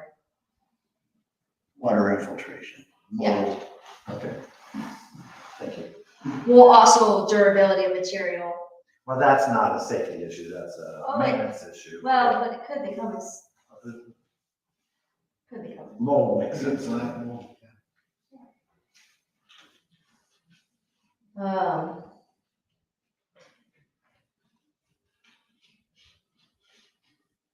I also think that durability, and it does get very windy in that area. I do wonder about the durability of something like EFS in that area, which was the same reason why we did not want vinyl siding in that area either. wind safety issue. So, do you have a particular opinion, Trustee Bullard? No, I don't. Would you be okay with the substitution of cement board for ephes? Cement board's okay with me, but I'd like to see it be a relatively neutral color, not white, which is usually what goes there. Okay, Just that's because of interesting. reflectivity and that sort of stuff. Okay, Cement board is good from the standpoint of standing up with insects and that sort of thing. So I think that's pretty good. It does damage, it'll break, it'll chip, it'll get hit with a ball or something, it'll break it. Okay, but it's really pretty substantial material to have up there. so tell me why you don't like the white one. Just the reflectivity of it. So the material is different and reflects differently than if it was ephes? The color, just the color of it. And that would be true if it was ephes or cement board? Yeah, whatever it is, if it's white, it's gonna reflect a lot more than if it's a darker color. Okay, so your argument is not the material Yeah, it's not of the it being white. right, I'm arguing against white and saying the material seems pretty good. So I got two different arguments. Well, or maybe they are one argument and you're saying you can use cement board, but it can't be white. That works fine. I mean, gray That's is not what he's gonna like. Well, but I'm just trying to figure out a way to find the compromise because he likes the material that he wants. He wants the material that he wants. He's made an argument for it. And we would be granting a building material variance for all intents and purposes. it's fire safe, which makes it much better than plastic or wood or that sort of thing. It's pretty well insect resistant, so from that standpoint, it's good. It's more expensive than anything else, but that's their decision, not mine. The color, the only color, I just don't like all of the light that would be there at night. That's the part that I'm concerned about. Okay, so we're talking about granting a variance. It sounds like you agree that that would be a variance request that you guys have put forward. If that would be how you choose to decide it, I'm sure that everybody else will follow suit and request the same variance because it is by far the right material for this application, and every person that's going to follow an R4 or R10 will do the same. When we talked about the whole business park, one of the things we looked at was the more neutral colors, not the more mid-range colors. And that was why we were trying to do that, just so that everything didn't loss on that show. Okay.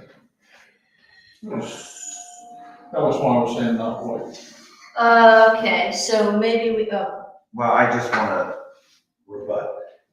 So I'm okay with the cement board here, but I would not agree with it that it's the right material because I think there's other materials that are right.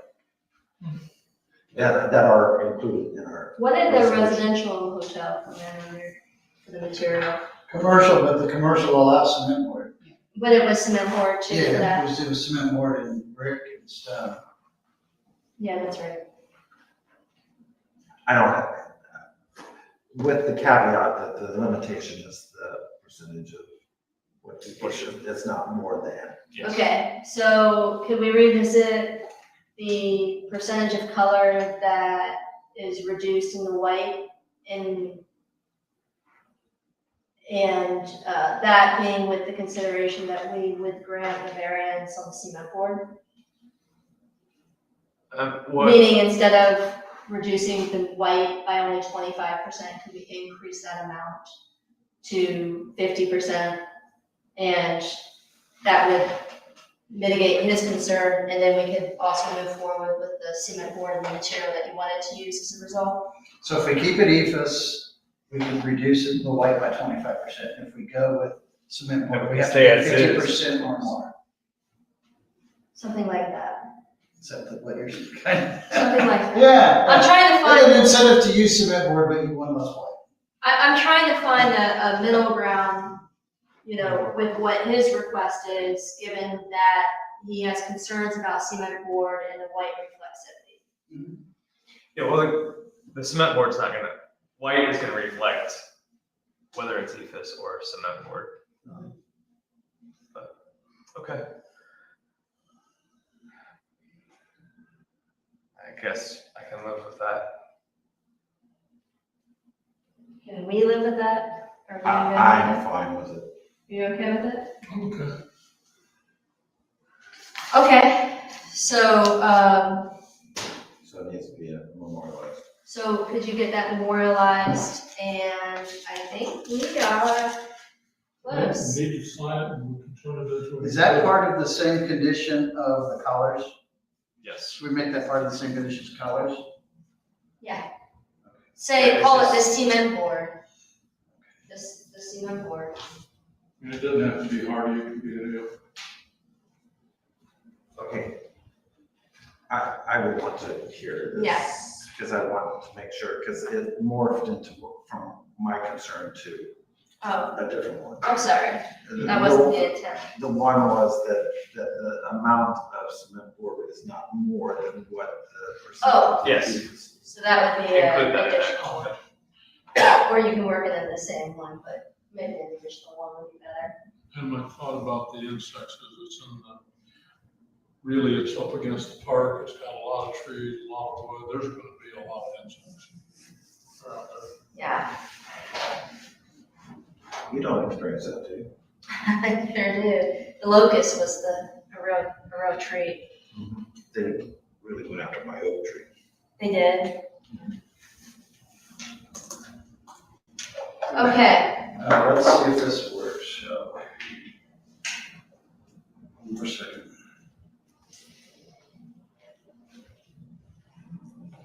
The exterior building colors shall be changed to reduce white by substituting muted natural colors or reduce that area by at least 25% if IFAS is utilized. If cement board is utilized, it shall not be more than depicted as shown on current exhibits as IFAS. And white shall be reduced by 50% minimum. I mean, that is right. However, you guys are requesting the variance. I don't even know why we would be talking about ephes anymore. Right? Yeah, we're going with cement board. So So if you- just say, we will use cement board in Yes. place of ephes where shown and reduce Yes. white by 50%. And Perfect. replace with other muted colors, muted natural colors. At least 50% so that you're not tied to it has to be exact. That's perfect. Okay.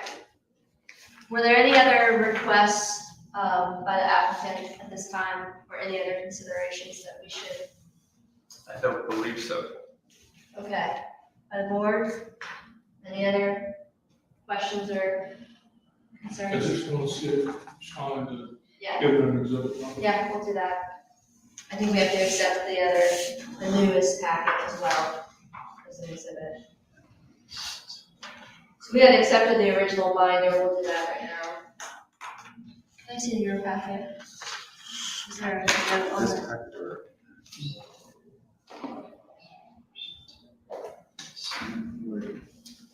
We are using it, so Shall you not just be- rewrite the whole thing. Claudia, how do you want it? not- How do you want this? All one exhibit? All that? Oh, yeah. Let's just. We rewrite accepted the number seven binder together. already, You did. Just when say we scheduled the cement board will be meeting. used.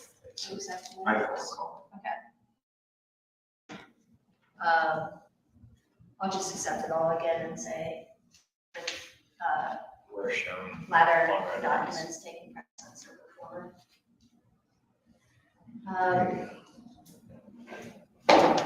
An exhibit list. It's EFIS.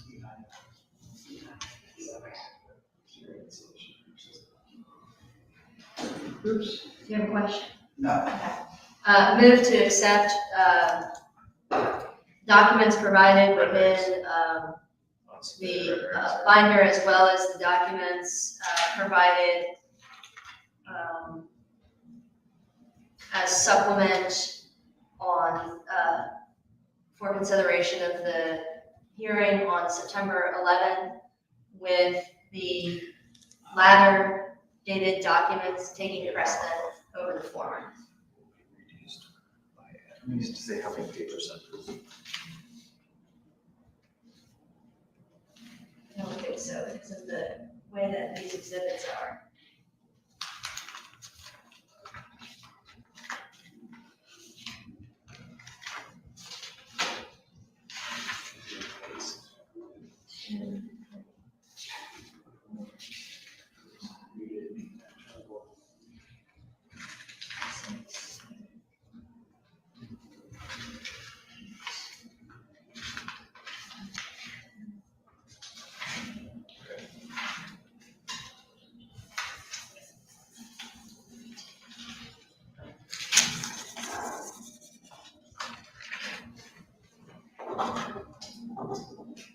I'll withdraw that motion.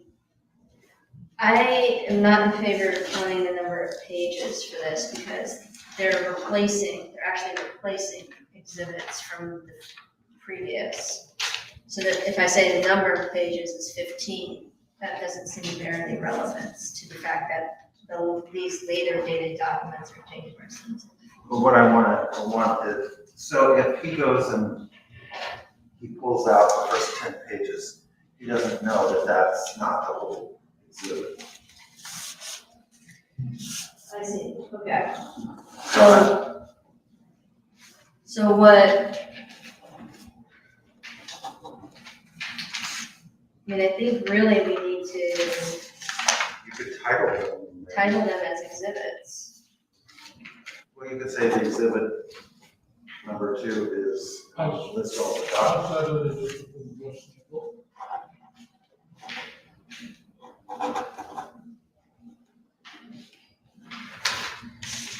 I get your point. We could say it was exhibit something or other, 15 pages. Okay.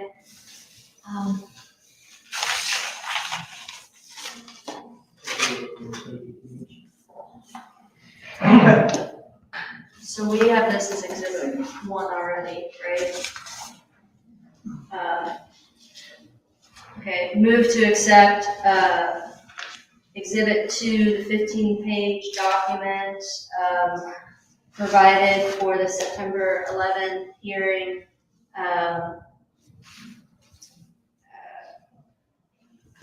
With all latter documents taking precedence over the I former. didn't count them. I did count them. Okay, you did. I second. So, I did count them again, hold on for discussion. I counted down to myself. 1, 2.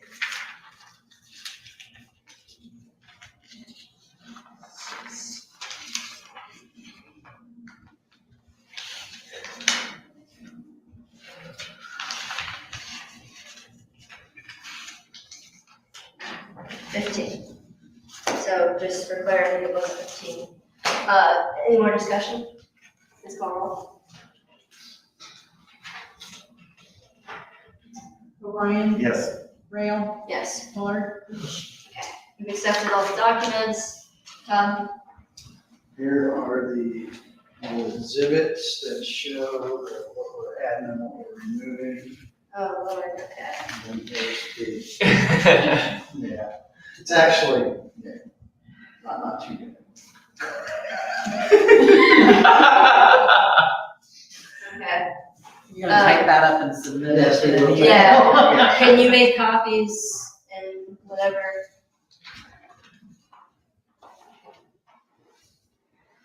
Do I Are you able to? check on some paper? If not, do half and half.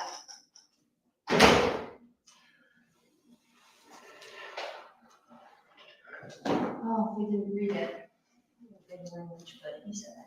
So we'll read it. Well, we'll read it. she's gone. Yeah. But we can't really do anything without her. Yeah.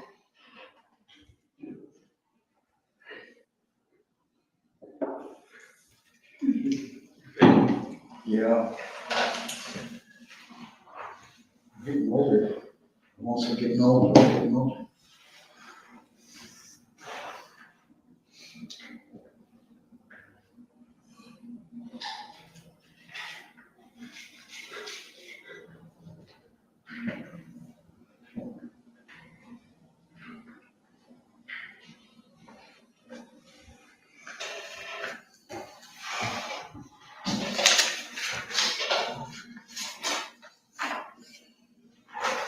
It's hard to believe it's been 21 years since 9/11.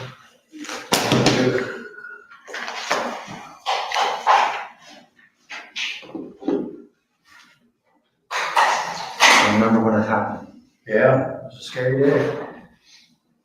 I came in from class, during break, and I saw the second plane hit.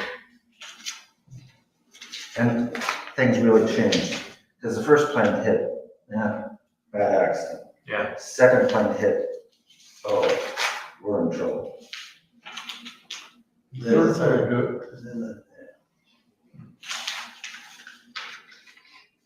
We were listening to Howard Stern, and their studios look across the road. And it's like, wow, plane just hit over there. 5 minutes later, what, another one? And they were starting to freak out. Turn on the news. And it was really interesting how kids reacted to it, because, Columbine had happened before that. So kids had places where they had planned to hide and all sorts of things. It really changed the world. Is that a third page? Yeah, there was a third page. There should be 3 yellow pages. Yes, there should be 3. We must have fell on fallen. They've fallen. They're here. It might be on top here still.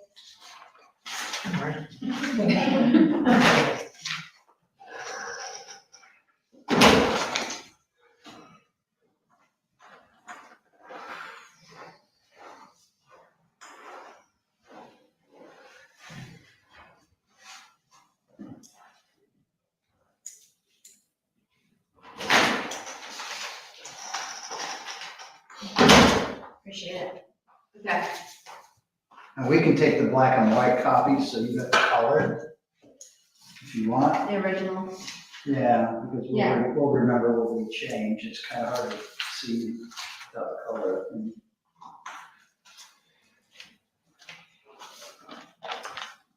Okay, cement board will be used where EFS is shown on building elevation renderings as submitted. The amount of white will be reduced by at least 50% and replaced with muted natural colors. Okay, As long as they don't take 2 boards and make them gray and 2 boards white. Well, I'm still trying to rent these. I've got a financial incentive in making them look good too. We're aligned there. okay, It's been too long. and then the landscaping. Yes, rough sketch, we'll get it all buttoned up. and it says that we'll submit something within 30 days. Yeah, This is theirs. yeah, I just wanted you to look at it. Oh, no, I saw it. Okay. Done. You're good? Okay. Okay, here are you guys's.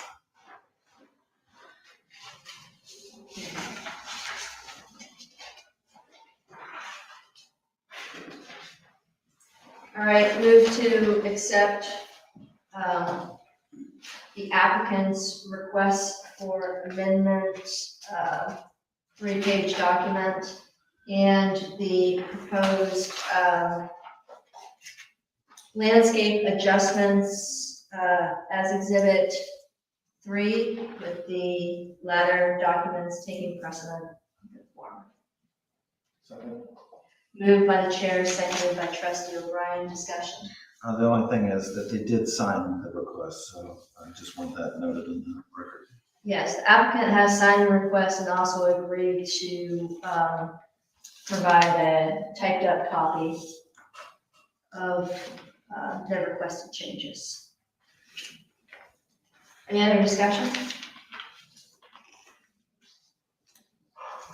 Please go. Lighting, sorry, where did we land on the lighting?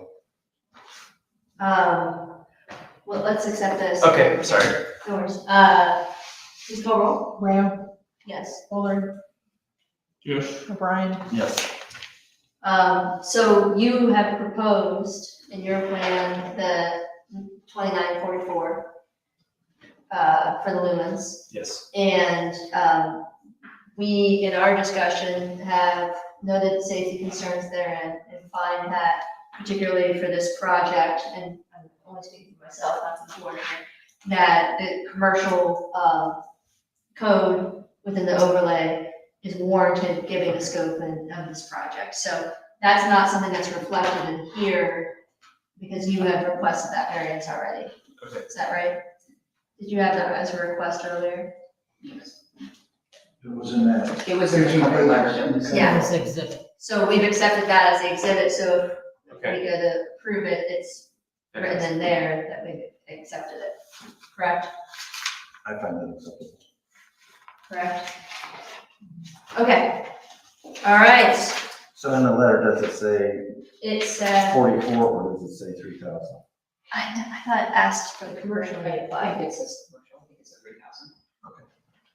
Yeah, the lighting has been reviewed and updated plans.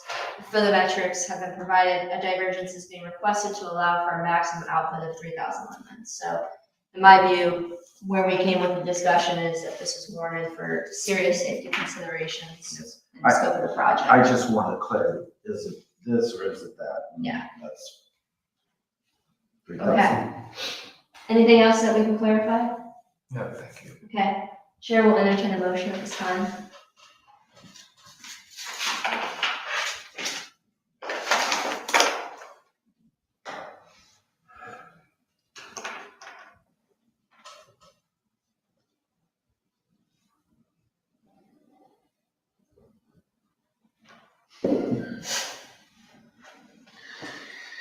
we need to, you ready for motion? I'm waiting for a motion. Okay, I make a motion that we accept BBP 23-03, the Elysian at Elm Creek, and along with exhibits through 3, 3 or 4? Right. 3, with the later exhibits taking precedent over earlier exhibits. So moved.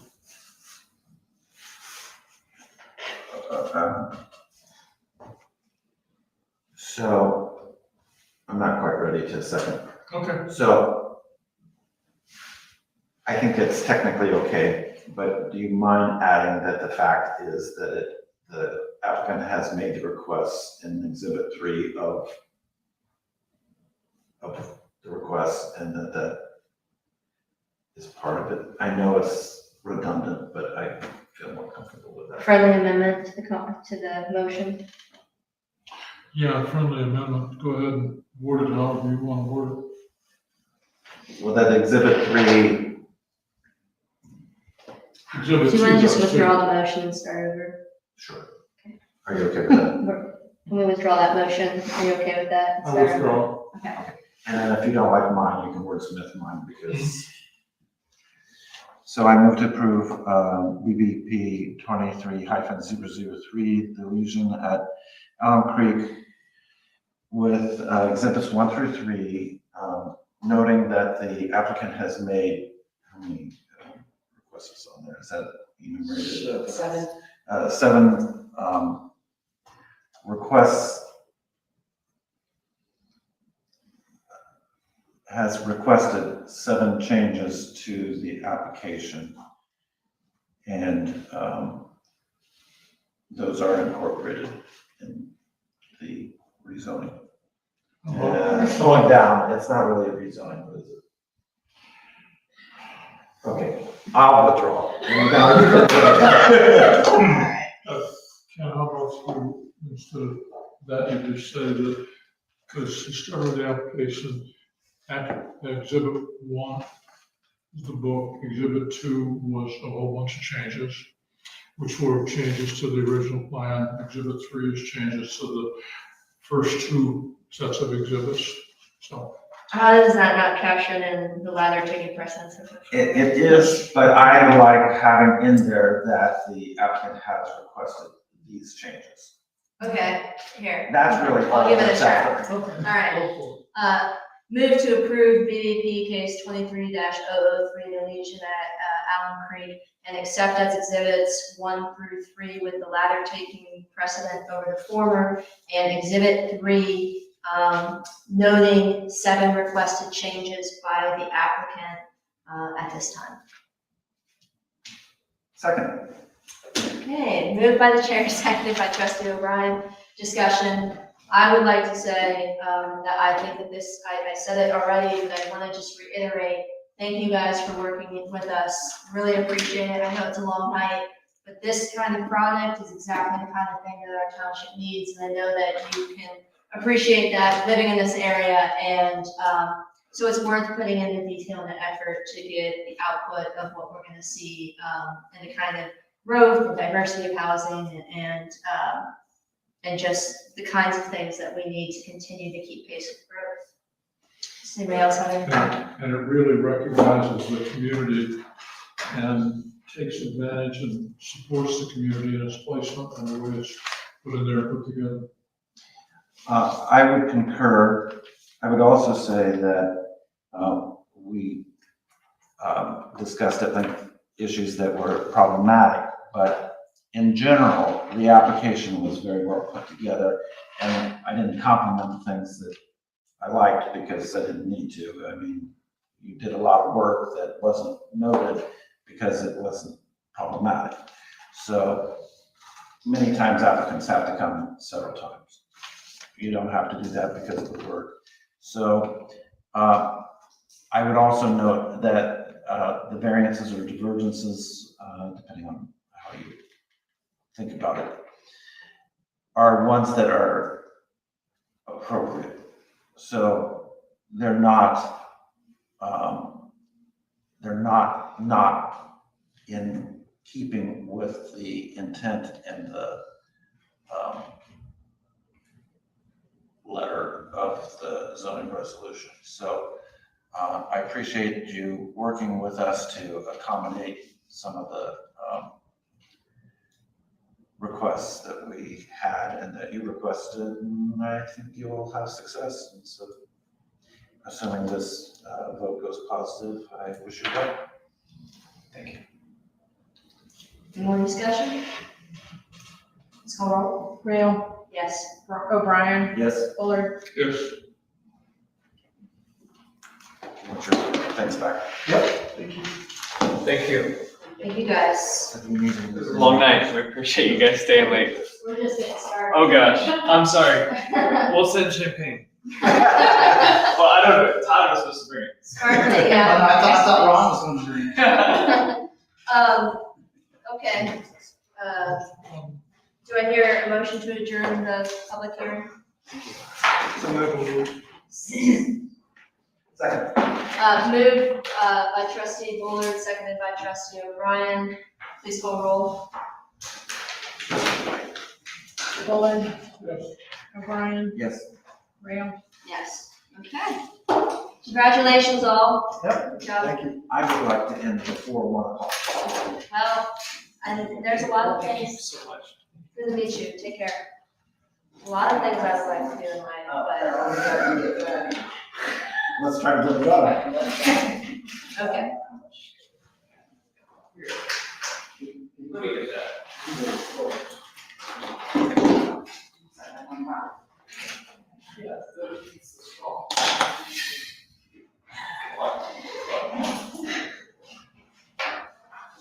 Okay, we are back to our regular meeting agenda for this evening.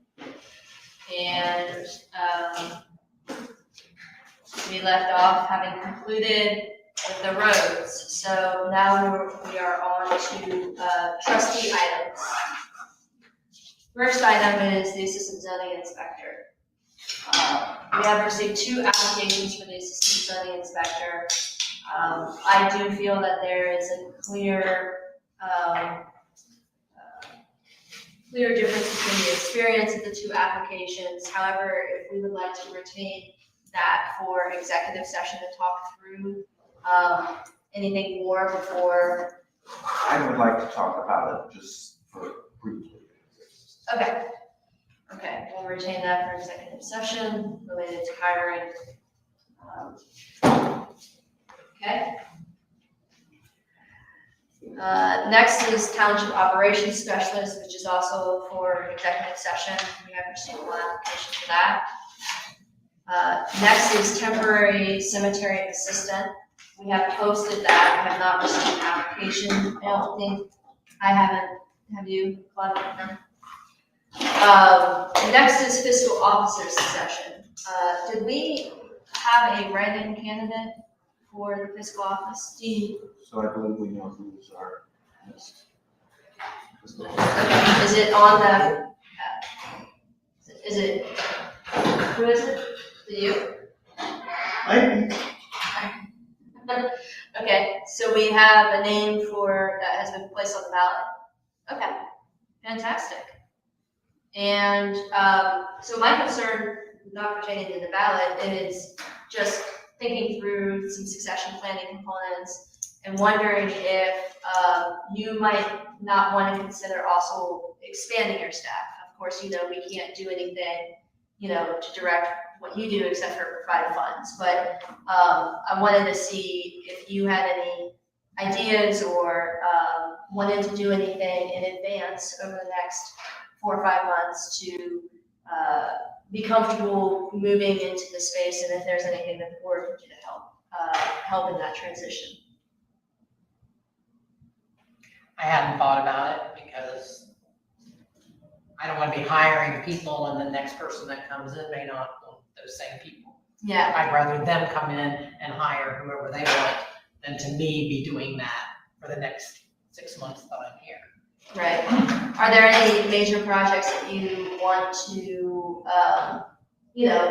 get a start on before you transition them that we can consider or think through or? I'm gonna clean up what I've got started and I don't have any big projects. I mean, budget and everything is the same as it is every year. So appropriations is something that will need to be done. Now, the problem is, well, not a problem, but the situation is that there are temporary appropriations and permanent appropriations. And so, depending on how that works, because I think that we need to be more precise in our appropriations. How about accurate? No, I think precise is the word. Precise? In what way? So,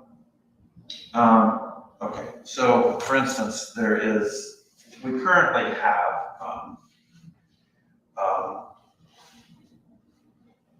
the ARPA funds. So when the ARPA funds are gone, well, where are people paid from? So I believe that the appropriation for the zoning should come from the zoning fund. Mm-hmm. Now, there was a time when zoning was underfunded, and so it had to come from general fund. But we have funds there, so I think the appropriation. It is. It has been for the last few years. I've been taking it out of the zoning fund. Right, but there was a time that that was not the case. Right. And so I think that the appropriation should come for the funding of the zoning from the zoning fund. The cemetery should come from the cemetery fund, and it should not come from the general fund. Now, if we get to a point where that money is gone, well then. Fairview has to come from the general fund, or we don't do Fairview, or Evergreen, Why is that? because we don't have money coming in other than what we're spending for opening and closing graves. Right, but But we it can be appropriate the from, cemetery. but it can't be from cemetery, the funds from, so this is the kind of discussion we'll have to have. It's a valid discussion, but I think that we need to make that determination. And that the fiscal office doesn't need to get Do in you the have middle of any- a battle. Yeah, well, do you have any objections to the way that it currently is though, Yeah, because Okay. there's too much, coming from the general fund? yes. Okay. And that's not to say, well, not right now because it's coming from ARPA fund. But prior to the ARPA fund, I think we were spending more from the general fund than Sure. we needed to. So just general application of those kinds of things. It's not saying that there's less money, it's just that the money's, and like fire needs to pay for all fire things. Now, where it gets a little bit sticky is when it comes to gas tax and some of the, there's gas tax and what's the other tax? Motor vehicle. Motor vehicle. So that pays for roads, crews, and I think that should pay for that. But it gets a little bit sticky because they sometimes do cemetery stuff, and that can't come from that fund. And so that we have to decide, well, does that come from cemetery or does that come from general fund? And that's a discussion that I think we need to have. That'll be a fun discussion. Sounds fun. Okay, So it's not really controversial, but I do think that we need to make that decision. And the fiscal office doesn't need to make that decision, which might make one of us unhappy and one of us happy. I mean, if we're gonna be in disagreement, it should be us and not somebody else Right. having to navigate. right, Now, I'm not saying that we won't be in agreement, yeah. but we might not. Might not, yeah.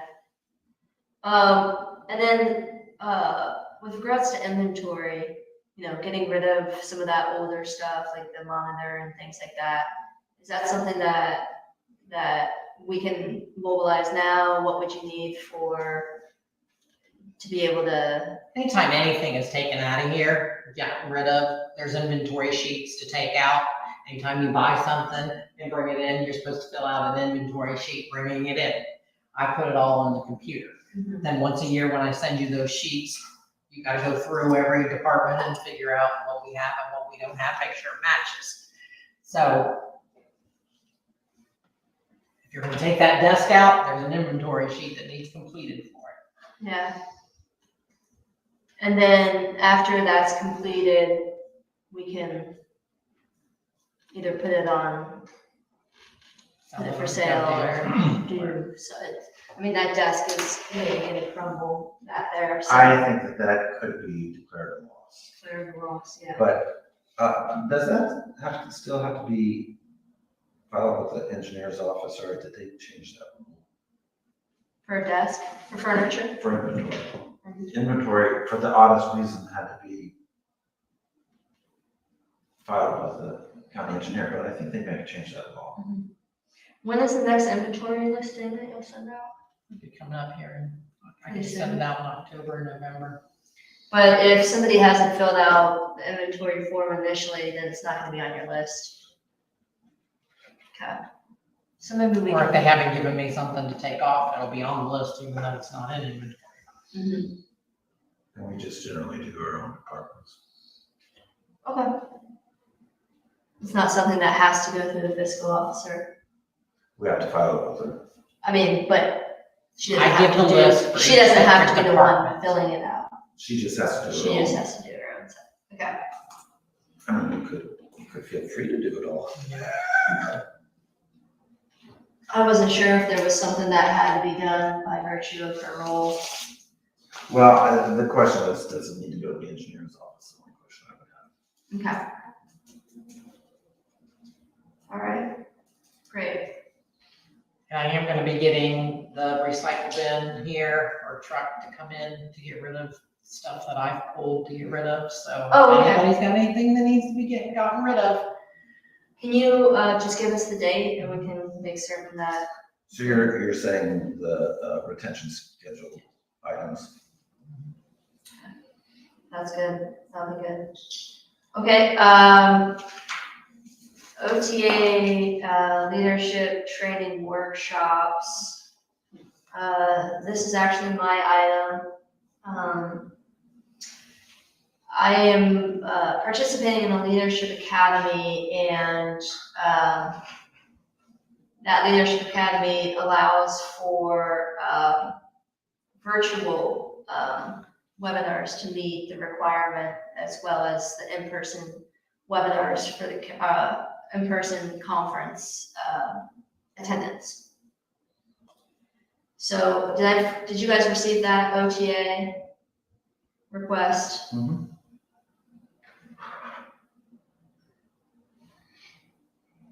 So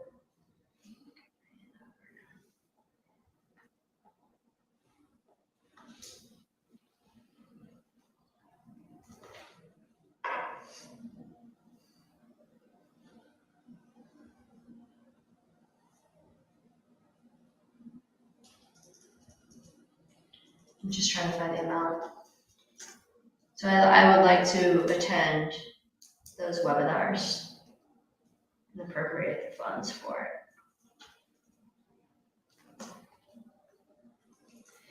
You want us to make a motion for that? Yes, that would be great. Make a motion that we appropriate funds for trustee Rail to attend the OTA Leadership Academy training workshops in the amount of,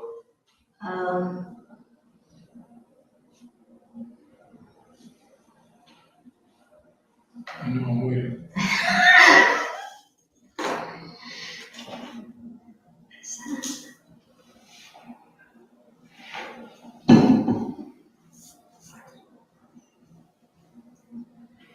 $50. $50. In the amount not to exceed $100. Second. Moved by trustee Bullard, seconded by trustee O'Brien. Discussion? Yes. We should cover mileage and that sort of stuff too. So This one's that's virtual, fine. yeah. That's fine. Senator. Yeah, thank you, I appreciate that. Please call roll. Bullard, Yes. O'Brien, Yes. Rail. Yes. All right, thank you.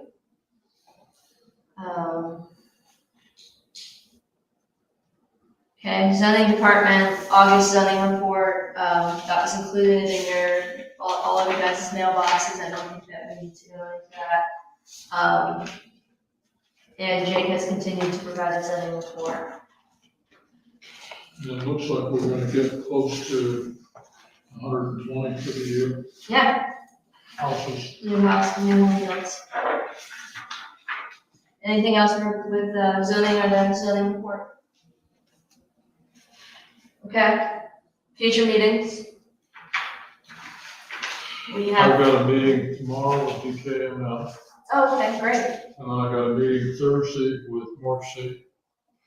And then Saturday, we all have a meeting with Delaware County Township Association at the fairgrounds. Mhm. I unfortunately will not be able to attend the fair this year. I have a birthday obligation for my son. Oh. Big 10.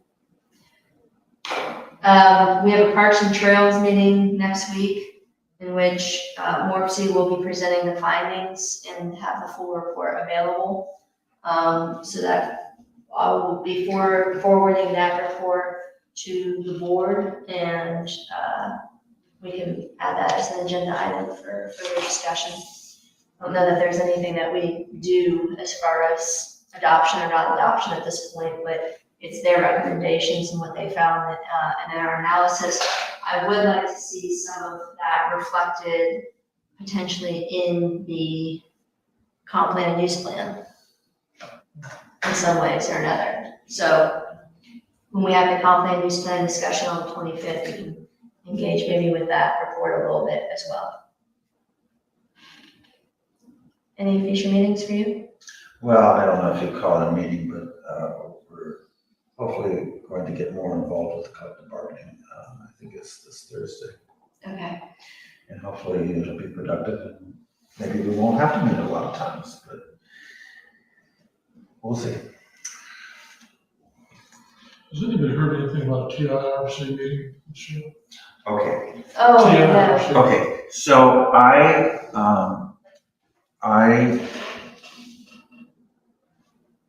was all ready to go, and I got an email or a phone call, I forget which. And apparently the auditor's office said because of the current situation, we did not need to meet because we did not have any applications. Now, I don't think that that will be true next year because I think. Okay, that's fine then.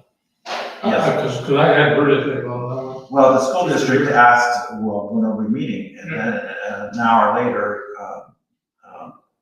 is it Monica Connors? Economic development, yes. Sent an email saying, you know, oh, we're going to meet and had the date. But then I RSVP'd the SLB there and they canceled it. Okay, I was just curious. Yes. Okay. Well, I think that we should recess into executive session at this time for considerations of collective bargaining as well as considerations of hiring. So I move to recess. Hiring as well as the compensation, et cetera, with the hiring. Yeah, when Okay. I read the actual motion. Okay. Yeah. Thank you. So move to recess into executive session from regular session pursuant to ORC 121.22 G.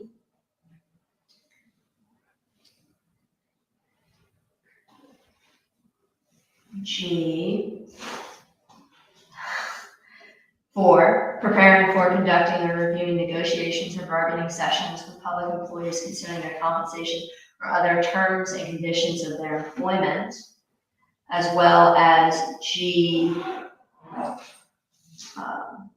1, to consider the appointment, employment, dismissal, discipline, promotion, demotion, and compensation of public employee or official, or the investigation of charges and complaints against a public official, public employee, official, licensed, or regulated individual. Second, Moved by the chair, seconded by trustee O'Brien. Discussion. who's invited? Thank you, all the elected officials currently present. Okay, please call roll. O'Brien. Yes. Rail. Yes. Bullard. Yes. Okay, we are in executive session.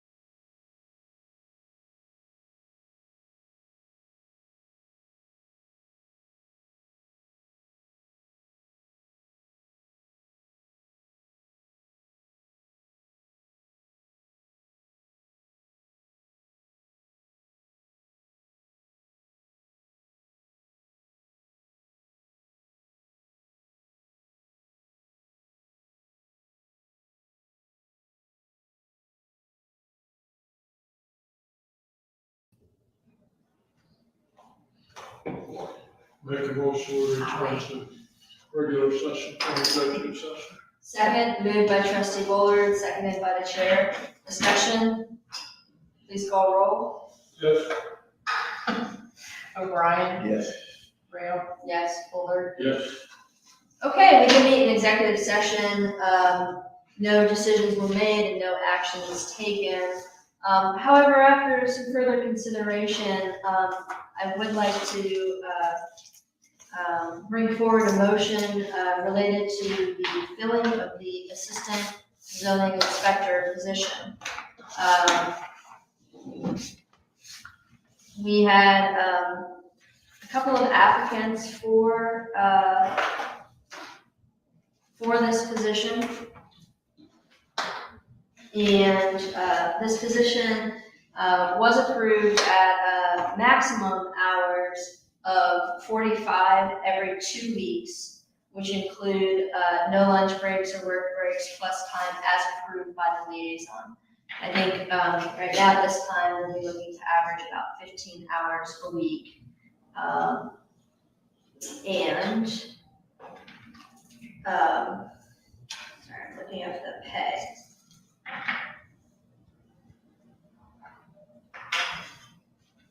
Okay.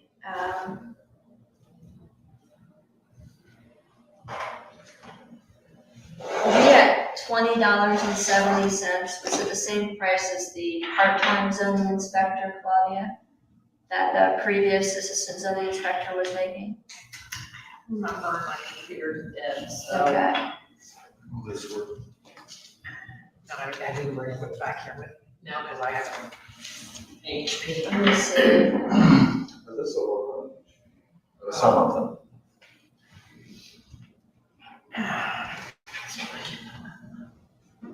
Let me check real quick.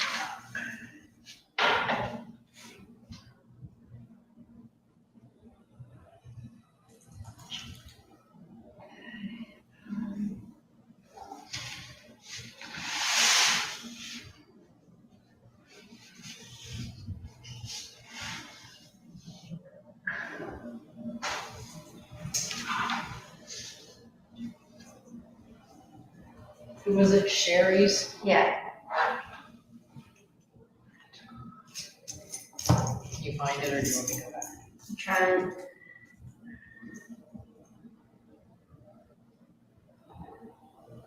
Almost there, I think, but if you can find it first. Okay, I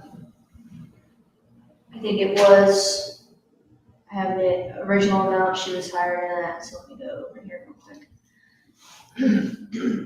Yeah, okay. All right, move to appoint Jerry Valentine to the position of Assistant Zoning Inspector with the anticipated hours of 15 hours per week at the pay rate of $20.70 an hour, and not to exceed the maximum of 45 hours every 2 weeks, with a schedule to be set by the zoning liaison.